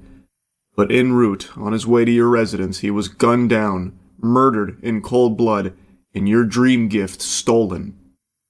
That's exactly what I'm telling you. It literally happened. A Bloodborne remake was taken from us. In early 2025, it's reported that Bluepoint pitched a Bloodborne remake. They were pregnant with Bloodborne, and then they were punched in the stomach, killing it before it ever even had a chance. This news just broke in light of Bluepoint's closure. It's been announced that Bluepoint is shutting down, which is an absolute fucking shame because I thought they were making bangers. They most notably made the Demon's Souls remake, which I thought was incredible. I recently replayed it, and I think it's an amazing game. And they also made the Shadow of the Colossus remake. And now they have been put in the dirt. The reason for their shutdown is because Sony seemingly lost faith in them. They thought they couldn't make their own game, didn't have the gall for it, and they just couldn't find a partnership that made sense. Which I think is a fascinating take, considering this is the same company that was more than willing to queef out hundreds of millions of dollars shoveled into Concord, of all things. So you're telling me they believed more in Concord, the live service hero farter, than Bluepoint, with a proven track record of making good remakes, and having the facilities to make good games? Super confusing, especially when you consider Bluepoint was one of the few studios that was actually able to put out a high-quality game exclusive to the PlayStation 5 that made it enticing for people to even want to purchase the console in the first place. For me, Demon's Souls Remake was a system seller, and there are very few games that PlayStation 5 even really had throughout its run here. PlayStation 5 is going to finish this console generation with less games on it than the fucking Shrek 2 DVD had in its main menu. So, one of the few studios that proved that it was able to actually make a good game, now no longer exists. In all fairness, I will admit that the title Bluepoint was cooking for the last X amount of years sounded fucking abominable. It sounds like such a bad joke. It was a live service God of War spin-off adventure. Oh, God. So that was a really bad project for Bluepoint to be undertaking. It was canceled by PlayStation in January of 2025, which is then right after when Bluepoint pitched the Bloodborne remake. And I will say that a live service God of War game sounds like a Sony decision that they tasked Bluepoint with. It sounds like something that they took and said, Bluepoint, you're doing this. I don't think that was Bluepoint's main goal. I don't think they were salivating to create a live service God of War experience. I can't imagine Bluepoint was crawling on hands and knees, groveling and kissing the feet of Sony, begging them to allow them to make a live service God of War spin-off game. That just seems like a Sony corporate zombie decision. And Sony publicly stated numerous times that one of their main focuses was live service experiences. So this really does seem like an idea, cooked up in the laboratory of Sony, and it's the exact same brain-dead approach that led to the foul, smelly Concord that only breathed for about 2 weeks. An embarrassing 2-week blunder. So this feels like it was a Sony decision, and then after the disaster of Concord, they probably wanted to pump the brakes a bit, so then they canceled the God of War live service game that they put with Bluepoint, and then when Bloodborne Remake pitched, didn't make it across the finish line, then they didn't have a whole lot that they were working on, so they shut them down here a year later. And I also thought when reading this headline that it was Sony that poo-pooed on the idea because Sony basically just says Bloodborne is our property to sit on and do nothing with. But it turns out that's not the case. So according to Bloomberg, Bluepoint was told that the numbers made sense to remake Bloodborne, but FromSoft didn't want it to happen. So it wasn't Sony that put the kibosh on it or anything. It was actually FromSoft.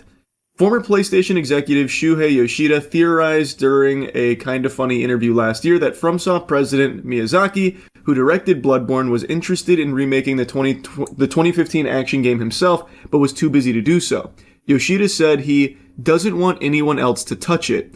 And if that's true, he believes PlayStation will respect Miyazaki's wishes, even though PlayStation owns the IP. Now, I understand, and I think most people have understood, that Bloodborne is a very special title for Miyazaki and FromSoft, but I think most people have also heard about how much they've wanted to do with Bloodborne, and multiple times in the past they've reiterated that that's not their decision to make. So the impression was, for the last decade, Sony was the one predominantly making the decision to keep Bloodborne in the toy box under lock and key, letting the dust gather. And that they were just squatting on it, either because they didn't believe that it was, a powerhouse of an IP that they actually want to do something with, or whatever. But it seems like there also is the case of FromSoft just not wanting anyone else to work on it, but they themselves are too busy to do so. Which is understandable, but they did allow Bluepoint to remake Demon's Souls. So then I got wondering, well, were they just disappointed with how they handled that remake? Like, maybe they thought that shit was poop and they didn't enjoy it, they weren't a fan, so they didn't want Bluepoint to touch Bloodborne, which is an extremely special title to them.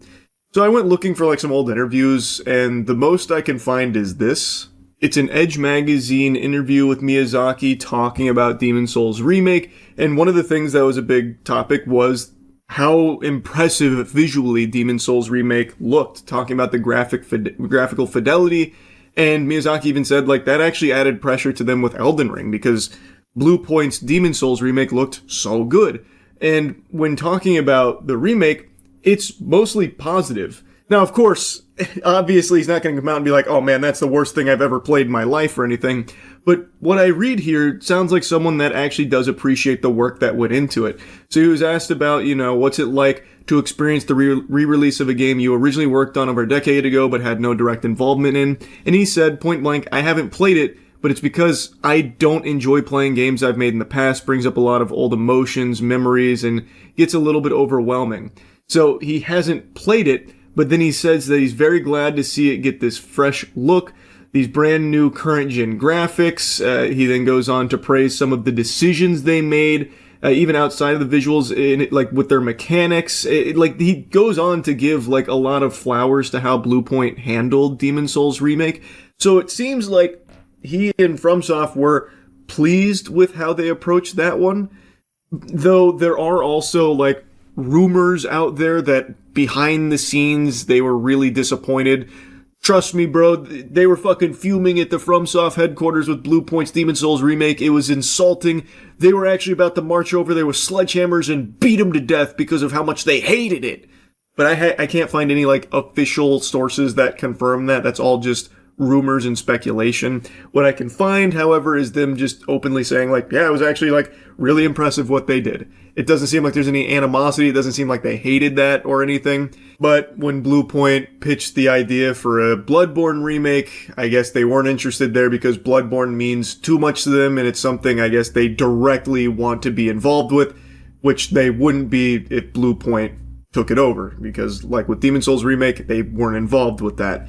And I guess Bloodborne just means way too much for them to want to do that. So even though they can't work on it themselves right now, that also means that they just don't want anyone to work on a video game for Bloodborne in general, if it's not them. Which I can understand, it makes sense. However, That also means 11 years of no Bloodborne anything. This motherfucker is still 30 FPS. This bitch is still 30 FPS. There's no remake, no PC port, no nothing, no movement, no schmovement on Bloodborne for 11 years for something that is one of, like, the most beloved titles, like, in PlayStation's catalog these days. Like, it's up there with some of the greats. And it's only one game right now. And I speculate it will be one game for many, many moons to come. I personally don't foresee any new Bloodborne games coming, right around the corner anytime soon. Maybe, deeper into the future, we might see like a Bloodborne 2 or Bloodborne port, but I don't think it's anytime soon. Anyway, just wanted to yap about this. I keep my finger on the pulse of anything Bloodborne related.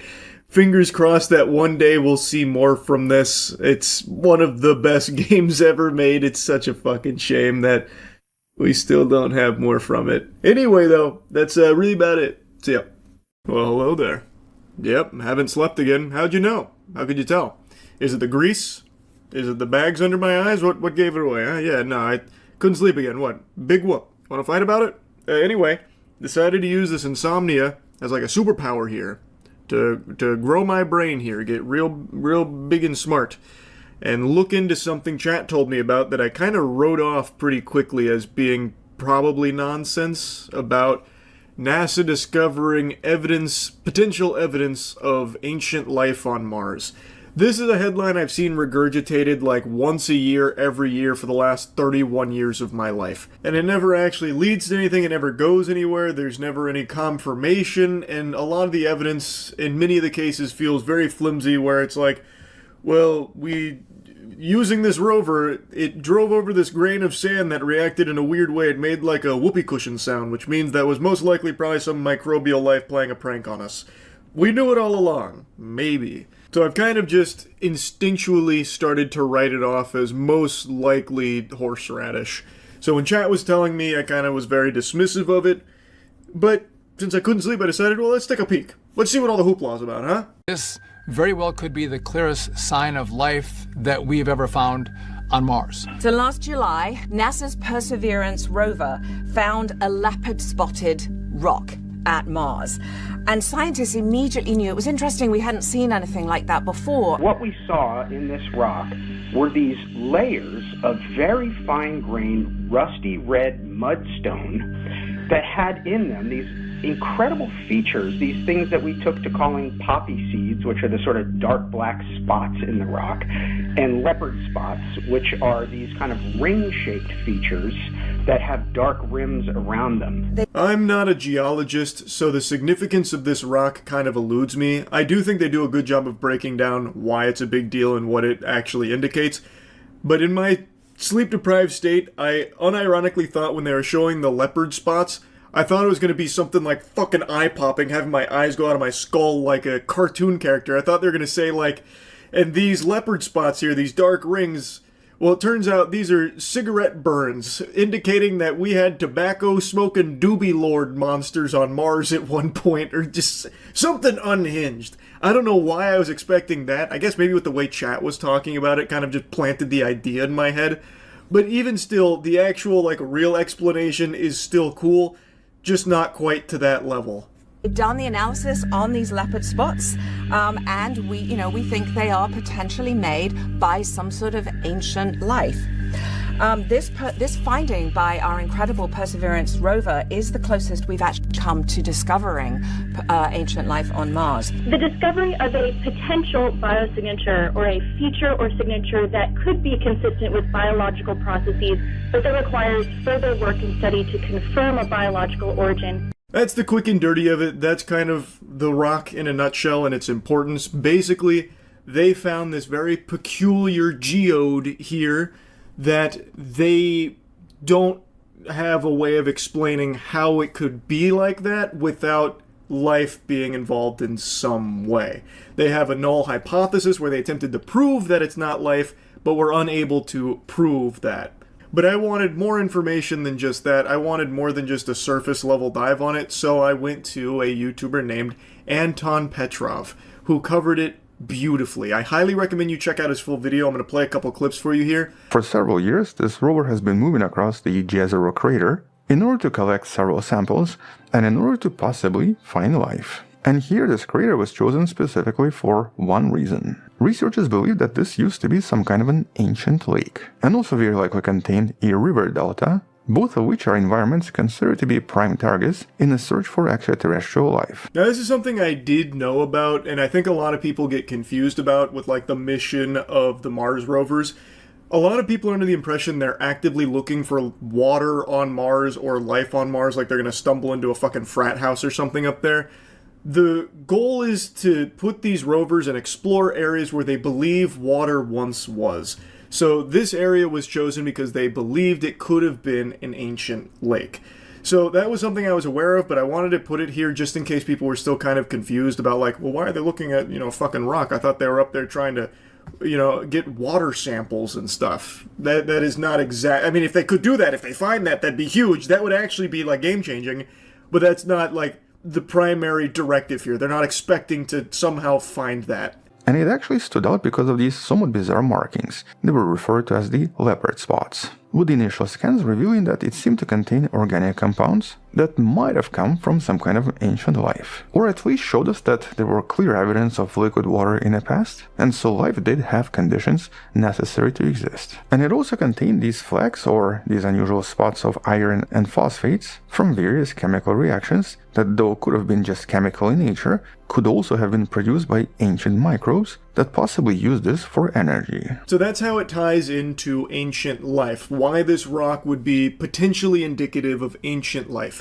It could have been used by ancient microbes on Mars, the fucking Martian microbes, as energy, and what we're seeing here is kind of the result of that. Or it could just be a chemical process in nature that the scientists aren't overly familiar with at the moment. And since it's not exactly a convenient trip over there to grab the sample, nor is it feasible to send the sample from Mars back to Earth because we don't have a retrieval mission scheduled any longer, I actually learned from Anton Petrov here that the retrieval mission, which was supposed to get the Mars sample to study them on Earth in our labs, where we could actually do some real heavy digging on it and figure out, what the fuck is going on, get into the bare butt cheeks of it. Apparently that has been put on an indefinite hold. So right now, there's only so much they can do to analyze that rock, and at the moment, they can't prove that it's not, indicative of microbial life because it is peculiar and there are some markers that it could be. And this is a really interesting study. Now, first of all, this is really good science. There are no speculations here. There are absolutely no assumptions based on some kind of a preconception. And most importantly, this whole study is based on a null hypothesis. In essence, they're trying to prove that whatever they discovered is not life. But at the end of the study, the conclusion is that they're actually unable to do so. They don't have an explanation for what was discovered if it was not produced by life. As he mentions, that's good science. That is chef's kiss, what you want to hear. And, not to toot my own horn, it's how I approach ghost hunting. About as far removed from science as you can get real quick, but just hear me out. I approach all of our paranormal investigations with the sole intent of proving empirically that ghosts are real. My, biases about I don't think that shit's real play no role in my science. It just happens to be that all of the science points to ghosts don't exist. So even though I'm going in there for that, I always end up proving so far that they're not real. But maybe one day that'll change. Actually, the more I talk about this and say it out loud, it's not really a null hypothesis at all. But it did just somewhat remind me of my ghost hunting methodology and how I approach it. Anyway, though, as he says, the report here is very good science, and it is super interesting. As far as these life on Mars claims go that I've been privy to over the 31 years I've been alive, this one so far holds the most weight to me. This does seem pretty significant. Which usually contains iron phosphate, and greigite, which contains iron sulfides. But what's really key here is how these minerals were arranged. Because on Earth, we usually see very similar arrangements in water sediments where microbes are physically eating organic matter and then breathing out rust and sulfates. This is usually referred to as redox cycling. And so the presence and distribution of these minerals in the Martian rocks potentially suggests similar biological processes that might have happened here before. And one of the scientists from the study, Nikocado, essentially describes this as something that would be very easy to explain if there was life, but something that would be extremely difficult to explain if it wasn't. So if this was just the chemical or geological processes, it would be super difficult to explain. And that right there is kind of the bread and butter of why this could potentially indicate ancient microbial life, because the geological and chemical processes that we're familiar with, they would very much struggle to explain the presence of what they found on this rock. Meanwhile, if it was microbial life, that easily explains it. It's not to say that 100% confirms it or anything. There is still wiggle room that maybe there is just a process that we don't know about that is geological and chemical and does not have anything to do with life at all.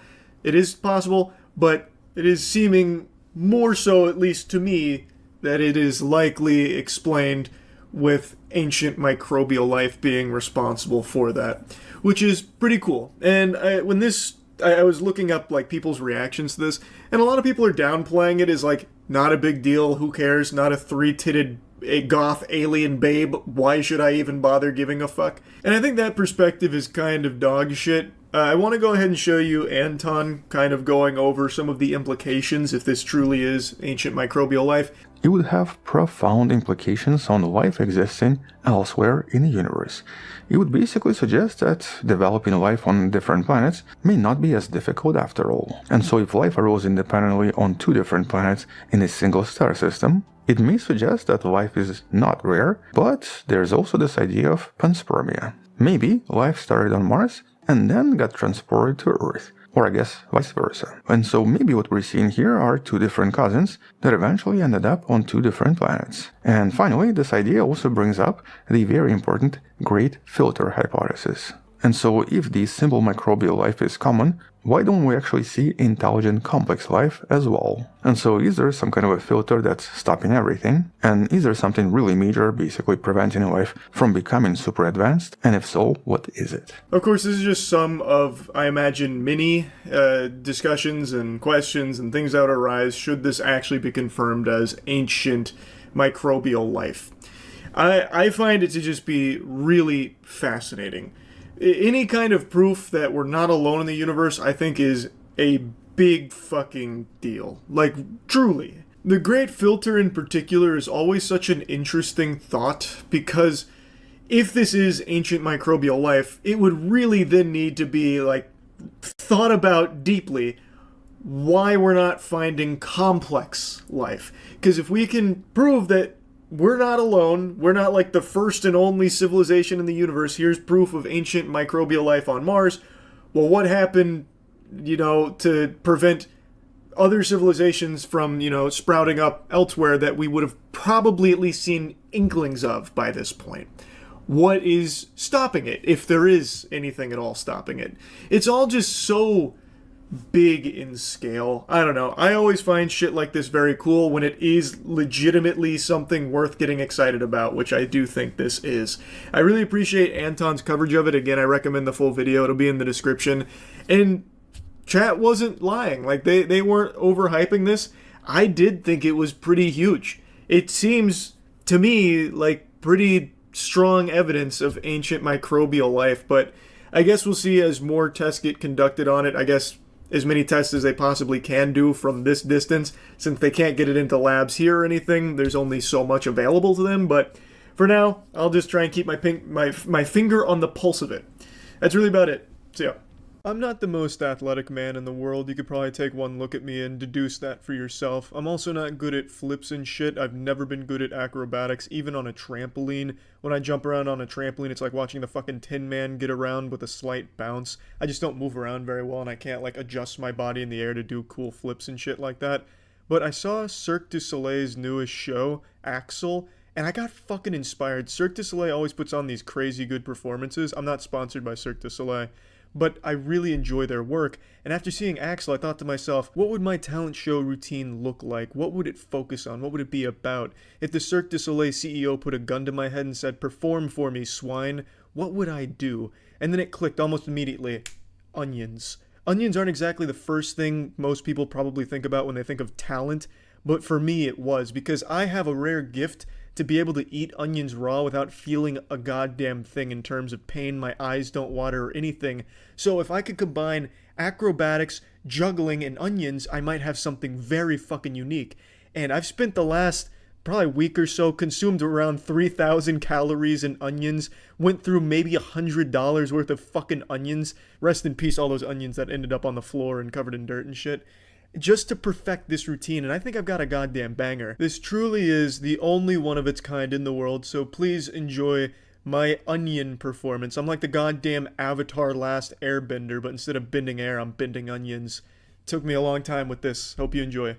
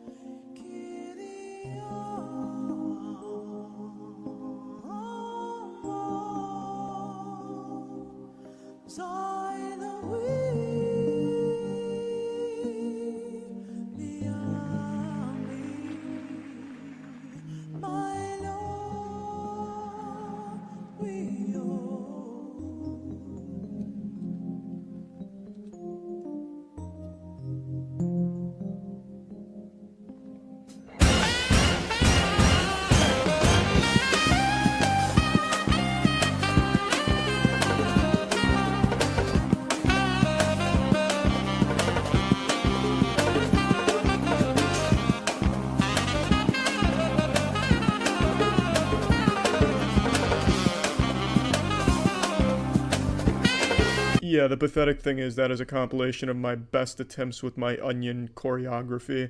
So needless to say, I'm probably the best onion user out there. Perhaps the only one, I'd imagine. So that's a montage of all of my best attempts, and that's what it came out to be. Cirque du Soleil, if you're looking for an onion master for an upcoming show, I mean, you can reach out, I suppose. Yeah, that's it. See ya. What's the big difference between AI and my height? AI is still growing. And most people recognize that a lot of jobs that exist today won't exist in the next handful of years because AI will replace them, and companies are being pretty forward about that. There's plenty of signs about, the corporate direction here and the role AI is going to play and the effect it's going to have on the workforce. But what a lot of people still don't fully understand is even if somehow your job survives the initial purge, your life is still directly being affected by AI's existence in a negative way, such as electronics prices getting higher and higher. Most recently, the RAM crisis that hasn't even fully set in yet, by the way, and already seeing an explosion in price there. But even outside of that, as data centers become more and more common, as more and more get installed, the price of just living in the area is going to go up. And we're already seeing that in communities that have data centers going up, where water, electricity, all of that, their price has started to increase exponentially because of data centers. So even just being in proximity to AI as it becomes even bigger is a net negative on your life in terms of being able to live it or own things or pay for things that you previously had no problems paying for. But also outside of that, not even your gooning is safe. AI filters have gotten so good that now anybody can pretend to be a hot babe, holy honkers, big-titted online influencer that's influencing the nut right out of your sack. And you're none the wiser to it actually not being a human being there. It's all AI. Or in some cases, a dude with the AI filters on as well as a voice changer. That's another thing that's become very common so far since this has gotten so sophisticated. But oftentimes on Instagram in particular, it's just fully AI, no actual human being there. And they're making tons and tons of money, tens of thousands of dollars per month based on some of the reports I've seen from these individuals, as well as some of these are even like small businesses that are just pumping out AI women on Instagram to make money. I saw the real-time AI filter on Twitter. That shit's crazy. Which one? There's a bunch of them right now. I imagine it was probably this one. This one I think is the big one.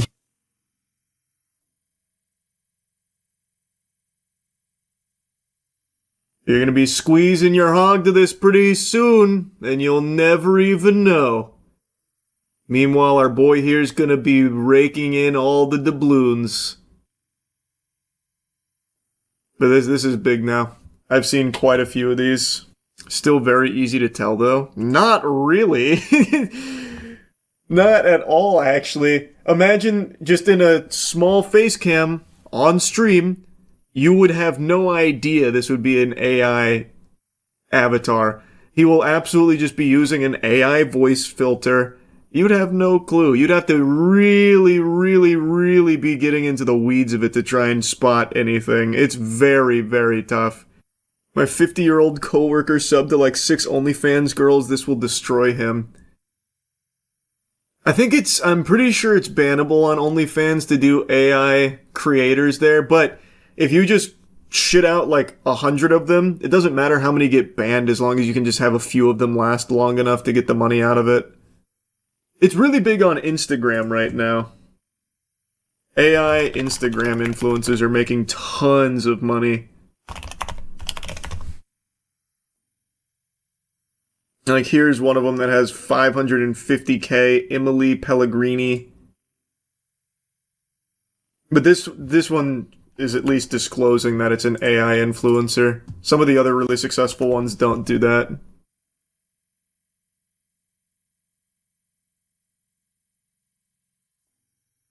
I don't know, Emily Pellegrini AI lady. But there are so many.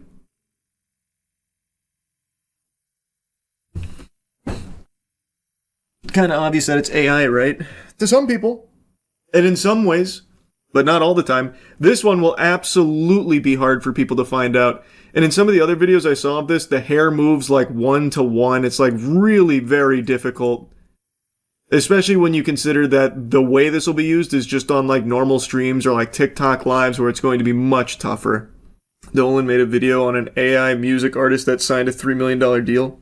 I know, I covered that same story. And it's not a music artist, by the way. That implies that there's like an actual art to it. It's just AI drivel. Signed a $3 million record deal. I went to a marketing conference and AI influencers are going to kill influencer jobs. All the big brands will just make a character do whatever they want. It won't happen overnight, but that is something I've talked about as well. Why would a brand even work with a human being for like a brand deal? It's expensive and you can't control everything they say or how they talk about it. A brand will most likely just invest like very tiny amount of resources, like a matter of $100 or $200 to just do an AI avatar to promote their product. Absolutely. That is definitely coming soon.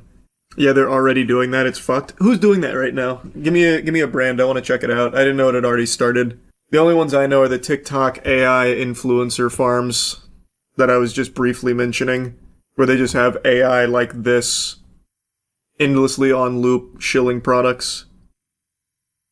Oh, that's what you're talking about, the AI live sellers. Yeah. I know about that. I thought you were I'm talking about like big brands are going to do it too. Like, I think Coke will probably be one of the first ones to do that. Coke loves their AI-generated ads. I'm sure they'll just start partnering with... I'm sure they will stop partnering with any real people for their advertising. They'll just do AI for it. Here's an article, though, on the AI live sellers. I don't know if it has the collage that I've been trying to find. Wow, what is this fucking URL link? Holy shit. AI virtual sales avatars are transforming live stream e-commerce by outperforming humans with 24/7 real-time demonstrations and higher conversion rates. AI-powered tools grow more sophisticated. Concerns about job security among workers have been rising. However, certain professions still appear to be safe, like sales, where the human touch, charisma, and conversational skills remain essential. Sales domain, nonetheless, might be experiencing a transformative phase. In China, AI-powered avatars are increasingly being leveraged for product sales over live streams, as reported by Wired. Notably, these virtual entities are beginning to surpass their human counterparts in performance. Case in point is Japanese electronics firm Brother, which has adopted virtual salespeople in China, where live streams serve as a popular and effective vehicle for product sales. Within just 2 hours of deployment, Brother's AI avatar secured 2,500 in printer sales, representing a 30% enhancement over traditional live stream sales. These avatars are crafted by Shanghai's marketing agency Pilter Firm and have been unleashed across significant e-commerce platforms like Taobao and Pinduoduo, where they promote an array of products from office devices to typical consumer goods. This is a bit of an older article, I imagine. Yeah, 2025 August. As of like 2 months ago, I've seen the AI sellers are now just big on TikTok. This is what all our RAM is being used for. Pointless shit. Pointless shit? What do you mean? They're selling fucking fake products to fake people using fake people to make fucking imaginary money. This is a requirement for a civilized and, functioning society. The AI influencers will also try to sell you courses to become an AI influencer too. That one is adorable. It's not the AI influencers. What you'll see oftentimes is people like trying to hawk a course on how you can make your own AI e-commerce shilling avatar, as if it's something hard to do. As if it's not something anybody on the fucking planet with access to the internet can do right now. Shameless. It's so shameless. What percentage of people do you think care about stuff like this? I would hope it's high, but it's probably not. I know people like to pretend that, it's not a lot of people that care about this. It's just people online, terminally online. That's just not true. Your average everyday layman is not thrilled about this shit either, because it is literally directly affecting people's lives right now. My mom and dad are like the least online people imaginable. My mom, I went to dinner with them tonight. My mom was even talking about how, like, she just recently learned how to scan things to get rid of her fax machine. These are not online people, but one thing that we always bring up when we talk is about how fucking terrified they are of AI and how much they hate AI. Like, it is a very normal perspective that actual people have about AI being really not good right now. So I think that is a sentiment shared by a lot of people, not just those online. Once the data centers go online and the electric bills go up, shit will get crazy. Oh, and you're already seeing that. We watched, not too long ago, a short news segment on a town that just got a data center installed, and they just completely lost access to water from time to time because of it. Which, of course, they're pissed about. It's nobody, no real human being wants this. And the ones that think they do, they're going to soon learn they don't, when the data centers get installed and everything gets more expensive around them. Oh, here's a nice little segment on it. But this one's only focusing on the China AI live selling. I'd love to find the one for TikTok. Taking over pop culture in videos like this. It's basically just like this, though, to be fair. These are AI clones of human live streamers, built to host shows by themselves. Is this what the future of online shopping looks like? It is. It 100% is, but not just online shopping. Shopping anywhere, anything. The future of literally fucking everything, unfortunately. We'll see how bad ChatGPT usage drops off since they're introducing ads in the US. Wait, what? A piece of AI news I haven't heard? Wait, is that real? Are they actually doing that? Here's something from OpenAI. Our approach to advertising and expanding access to ChatGPT. No way. No way. Let me read.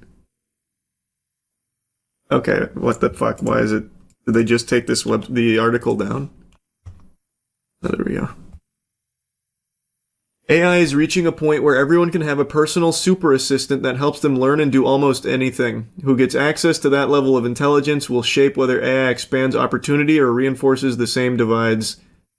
Hey, also, by the way, brother, this has existed for a while. It's called Google. Just going on your cell phone and researching things yourself. Like, you can do that right now and have been able to for a couple decades. But the difference is, now you'll never even bother diving into things, so oftentimes you'll just get fed wrong shit and learn how to do nothing. It's very cool, actually.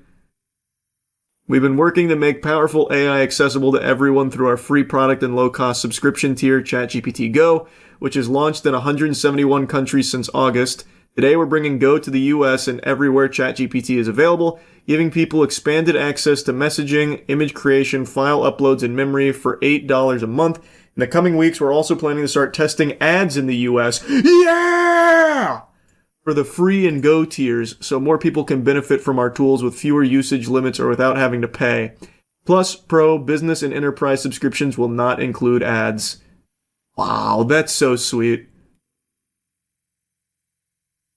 That's so nice. I'm sure eventually these will start to get some ads, though. They won't just be free users that get to have all the fun. I mean, there's so many people now that will just switch to Gemini or DeepSeek. Until they do the same thing, man. All of these fucking companies are so parasitic.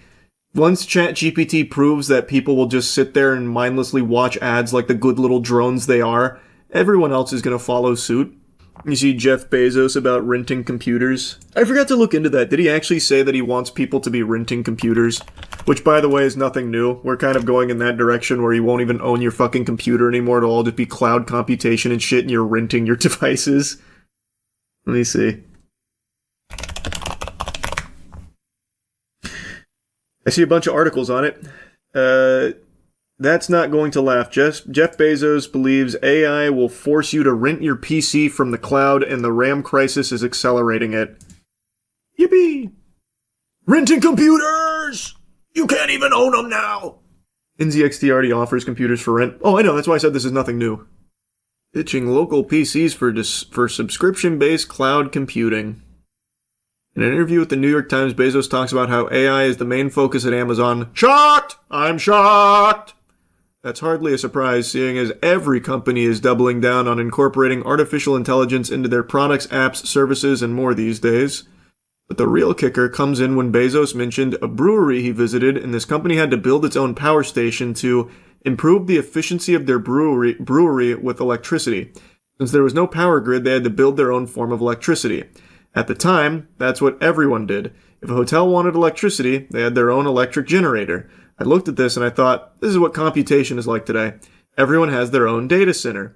Interestingly, he continued to say, that's not going to last. It makes no sense. You're going to buy compute off the grid. That's AWS. That comment was said in 2024, and today it rings more true than ever. Oh, so this isn't even new. Renting everything is on the table. Man, you could fucking rent burritos with Klarna. You remember that? Fucking just put that shit on Klarna. Pay it back later. The fuck they gonna do if I don't pay it? Reach into my stomach and take it? Yeah, I don't know, man. Who's to say? Well, I think we don't even need to worry about spending in the future. AI will just do everything for us. Mm-hmm, they've got that covered. Yeah, we'll be fine. Money won't even exist in the future. It'll all just be AI tokens to ChatGPT and Gemini. Up until now, the majority of the slapping tournaments we've seen have taken place in Russia, with these giant manimals laying down some of the fattest, greasiest, brutal slaps we've ever seen. But what happens when you take the slapping tournaments to the land of the Greece, the home of Greece? I'm talking America, baby. American slapping tournaments seem to be on the come up. I didn't even know these existed until now. I thought there was fucking Geneva Convention rules against this kind of thing taking place on this home turf. but my god, I am happy to report that Slap Fight Championships is a good old American, red-blooded, patriot, God-fearing sport with some giant men slapping each other. Their rules are different than the Russian ones we're used to seeing. They're not quite as good as the original, but it's still some great slapping. Let me show you a few rounds here. 1, 2, 3. Oh, he took it. 1, 2. Now the first major change that you'll notice is the structure is different. This is going to be the entire match, 10 minutes is between these two gentlemen here, whereas in the Russian slapping tournament, you're used to kind of the Super Smash Bros. Ultimate roster, where they're bringing in all kinds of different fighters to fight each other, and you never really see the same people throw more than maybe 5 slaps. Here, it's a fucking 10-round slugfest. You're going the distance, or you're dying along the way. 1, 2.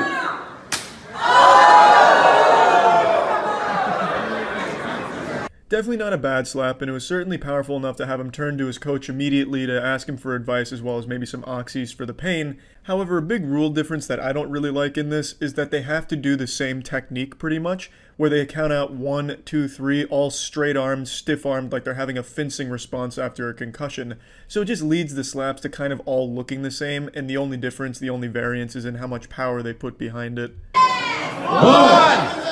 2. 1, 2.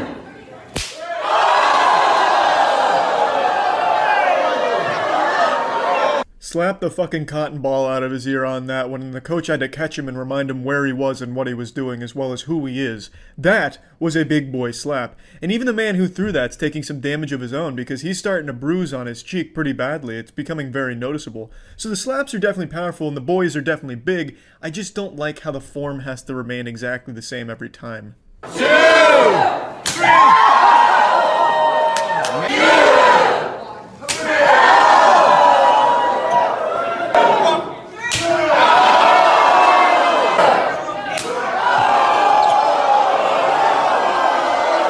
The amount of time Zeus almost gets knocked out and starts like fucking wobbling and stumbling around like an alcoholic father coming home late at night is nuts. His resilience is the best I've seen in the entirety of professional slapping circuits.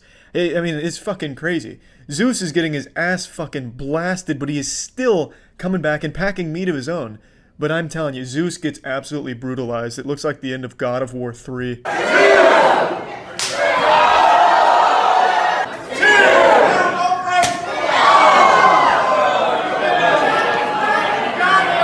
I feel bad for the coach. He clearly wants to help, but there's nothing he can do shy of giving him a fucking sensu bean or something.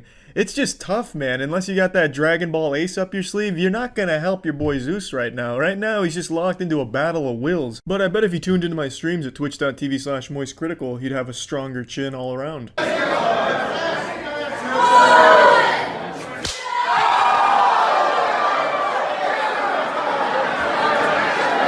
Zeus surprises him with a little cheeky sneak attack right there, going on only the 1 count, and gives Frank a new bruise right next to the other one, so now it's got a friend. He's gonna start looking like the fucking Joker right now, asking how he got these scars. This shit is good. It's getting kind of heated right now. That was a little bad sportsmanship right there. Oh,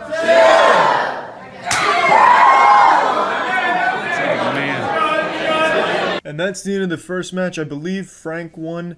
And again, it's good slapping. I don't want to disrespect any of the athletes here. It is good slapping, but I don't like the perpetual straight arm, only one angle of approach.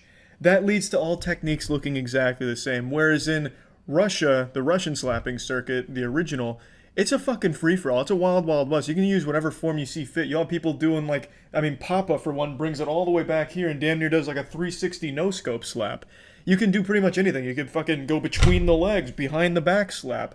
Whereas here, you're locked into the same technique across all competitors and all athletes. And I don't like that. I like the freedom of letting the athletes choose the most comfortable position. As long as the impact is in a sportsmanlike place on the cheek, I'm totally fine with it. You can get there by any means necessary. I don't like having to block into the same technique. I think that just holds it back a bit.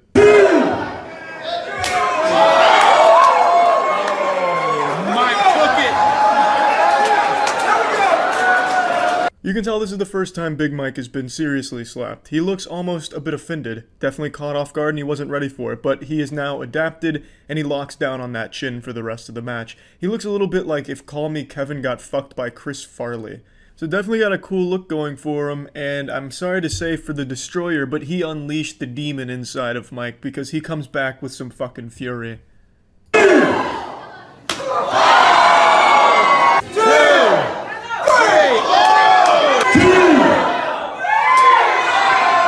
Yeah, by fury, I meant some real wet noodle slaps. He needs to get warmed up. I actually think this is his first time ever competing in a slapping tournament, and he's coming on the big stage in the heavyweight division, so he needs to get himself acclimated to the environment. But he's definitely got a strong defense, which is very good.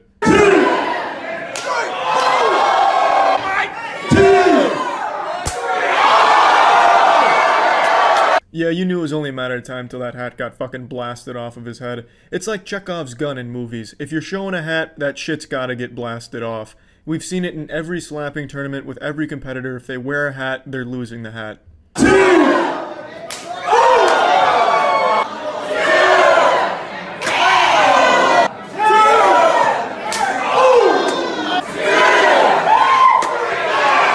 Yeah, this one wasn't the best of slapping matches, no doubt about that. But not all of them are going to be some full nuts to butts, high throttle, high octane, pure diesel action that we're used to seeing. I just thought it was worth showing you a more lower on the totem pole tier list here, slapping round. 2, 3, 1, 2.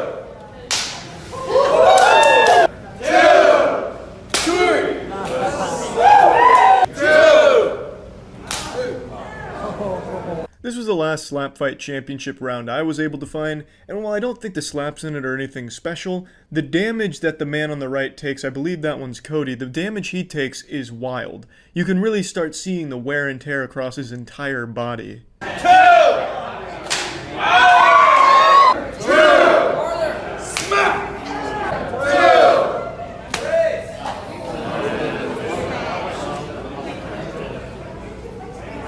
Now I want you to pay very close attention to the left cheek of Cody. As this slap fight round progresses, his cheek swells more and more, looking like a water balloon being filled or fake titties being made, until by the end of the match it looks like Ed, Edd and Eddy when they have a jawbreaker in their mouth. 2! 2!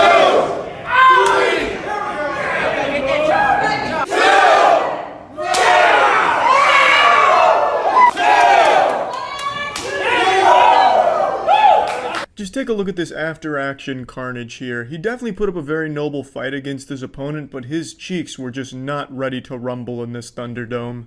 Yeah, so this was the first of hopefully many American slapping tournaments, because this sport could have a huge role in the American sports society, I guess. I don't know, I just liked it. It wasn't as good as the Russian ones, but it certainly wasn't bad. Couple rules that I didn't overly love, but still very good. That's it. See ya. What's up, everybody? It's Critical. I'm playing Mr. President for the PC. Let's do this shit. Alright, the President's playing hardball. I tried to shoot him in the hand and he gave me the too slow treatment. I'm not falling for those shit-nanigans twice. Oh, you're still waving to the audience, are you? Get the fuck out of here, Mr. President. And take your picture with you. And your podium. I don't want these. Especially your picture, though. You're a downright criminal. Picture, you're a criminal. Don't even try to tell me you were framed. Wow, this Secret Service agent can take a bullet to the head like a champ. I guess we can't make magic happen twice. Let's start this game. WSD to move, spacebar to jump. Let's do it. Coming, Mr. President. Holy shit, he got shot by a 300 million caliber round. You alright there, sport? Oh, shit, you know, just playing a little street hockey. Let's retry. I got you this time, Mr. President. I'm coming in swiftly. Oh, I must have forgot to tie my shoes. Just tripped and smooched the floor. This is the one, Mr. President. I've got you this time. Here I come. Whoop! Took a bad angle. It happens. Oh, shit. The picture will protect me from an aerial attack. Did somebody call? Professor Save President Man? I'm here. Alright. No, I actually meant to sit in these chairs over here, that's all. Now I'll save you. Now you can have my attention. Here I come. Where am I? Oh, there I am. On the far left. Just making sure everything's in order, alright, Mr. President? You're still waving to the audience, that's good. I like my presidents the way I like my porn. Saved. There it is. What the fuck are you doing? I'm sitting here fingering your armpit with my corpse and you're still just waving to the audience? You don't even care about me? I understand you don't give a shit about me on a personal level, but can you show me enough respect as a human being to give me my arm back? Speaking of arm, look at my other arm. It's doing like something someone would do in a freestyle rap competition. That's pretty fascinating. I'm also showing the audience my ass cheeks. Incredible. Let's move on. Ooh, the president's moving this time. He is hauling some ass. I got you covered. Alright, let's try that again. He's pretty fucking fast, actually. But not faster than me. Take the... Oh, fuck. Magneto just threw me off to the side. I apologize, Mr. President. Inertia must have just stopped working for a moment. Alright, I've got my work cut out for me. This president's under the illusion that he's some type of track star. Let's try and time this a little bit better. Now, damn it. You know what, I'm just gonna hunt down the shooter. Is this him? This must be some type of alien spacecraft. He's out here somewhere, in this desolate void. Mr. President, I know it's no longer Black Friday, but can you believe all these savings? Damn it. Just like a backboard for me, ricocheted off me and threw me onto the chair. I'm already potty trained, Mr. President. I've got you this time, though. Don't you even worry about it. Bam! Damn it. Son of a bitch. Fucking bastard. This is ridiculous, but I'm not giving up on you, Mr. President. I'm gonna surprise the shooter this time. Here I am. He was not surprised. Oh yeah, motorboat that floor. Get it, yeah. Diver's log 2048, still trying to save the president by jumping. Unsuccessful on attempt number 4 million. Will this be the one? Will I save the president this time? Of course not. How naive to even think it was a possibility. This time, perhaps. Nope. Earth changed its rotation on me again. Fantastic. This dolphin lunge just does not fucking work. Look at this. I'm just fucking flopping everywhere and I just cannot save the president. Can you just stand still for a moment, Mr. President? Damn it. Oh, what the fuck? I guess I'm his new briefcase. Well, where the fuck is he taking me? Is he taking me to, like, unscrew something or get the cork out of a bottle? Do you think this scenery distracts me? I'm still gonna save the president. Too easy. Too early, actually. Oh, shit. Getting intimate up in this bitch. Yeah, keep massaging my back, Mr. President. I'll just squeeze your titty over here. When I see an enemy, I dive at them. Excellent. Mission accomplished. I took the chairs out of the equation. You no longer have to worry about the chair threat. Perfect. Here I come, Mr. President. Damn it. Oh. Be advised, POTUS has gone crowd surfing. Let's try this again. Let's try threading the needle. Oh, just landed like a magic carp. Oh no, Mr. President, I've got bad news. I think I've sprained my ankle. Yeah, this is code red. It looks like the ankle has a boo-boo. I've got you this time, Mr. President. Get these bookshelves out of the way. I'm here. Alright. Damn it. Ooh. Excellent somersault, Mr. President. Here we go. This is the one. This is the one, Mr. President. I've got you this time, buddy. Missed it by just a little bit. Just a little bit, Mr. President. I've got it this time now. This is the one. Hiya! Damn it. Fuck. Shit. Oh, there's your picture, though. Nice little close-up of it. I've got you, Mr. President. I'm here. There we go. Perfect. Oh, shit. Wow, look at that. It's like I'm shaking my head to stop the bookshelf from falling on top of me and crushing me with the president's autobiographies. It actually really looks like he's doing the old walk like an Egyptian dance with the way he has his arms. Not so much his head motion. Unless, of course, the walk like an Egyptian dance was being performed by a bobblehead, but otherwise it's pretty spot on. Are you walking backwards, Mr. President? Holy shit. Honestly, like, I'm surprised the shooter still took the shot. That's just impressive enough to avoid assassination. Ladies and gentlemen, I have an announcement. That was not the president. I'm the president. Tally-ho! Oh wow, this is fitting music. Alright, does that play every time I try to save him? Yeah, I guess so. Holy shit, alright, cool. I will save you, Mr. President. I'm here to save you! Damn it. Son of a bitch. Alright, come on, Agent Smith, we got this. Get it! Damn it!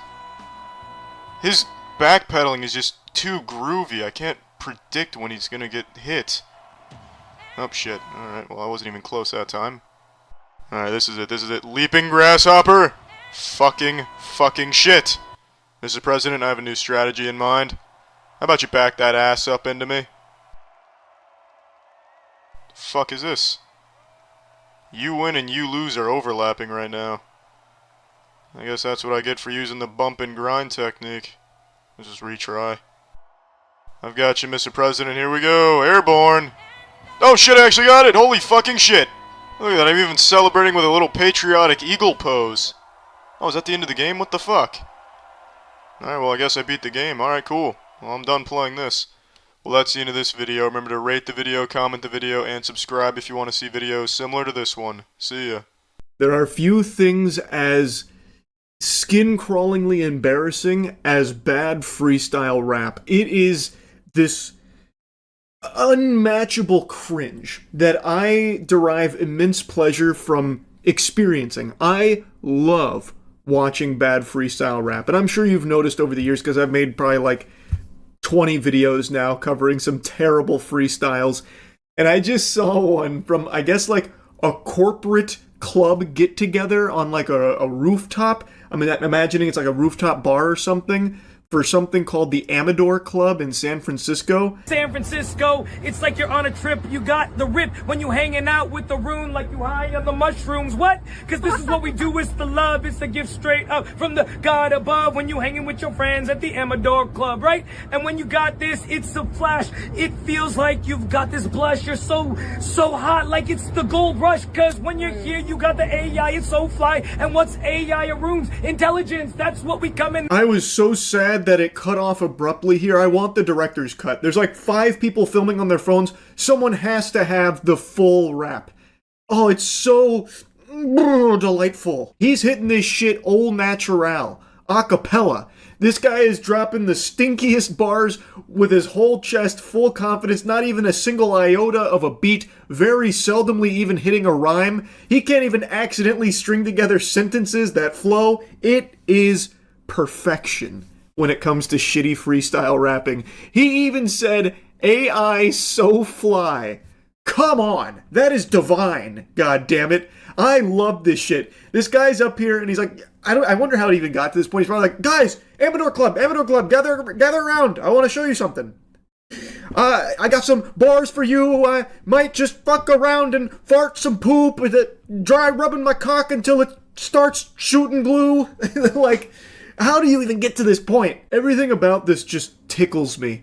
Like, he's not doing anything wrong. He's not hurting nobody. He's just up there having a good old time, and I'm here having a hoot and a holler at it. Like, I think it's very fun all around. It's ultimately harmless, and it puts a lot of questions in my noodle. Did he, like, practice this? Was this, like, a premeditated freestyle thing? Or was he just, like, you know, maybe he had a couple of brewskis, maybe butt chugging a bit, and he's like, you know what, guys? I'm gonna try a little something here. I'm gonna go for it.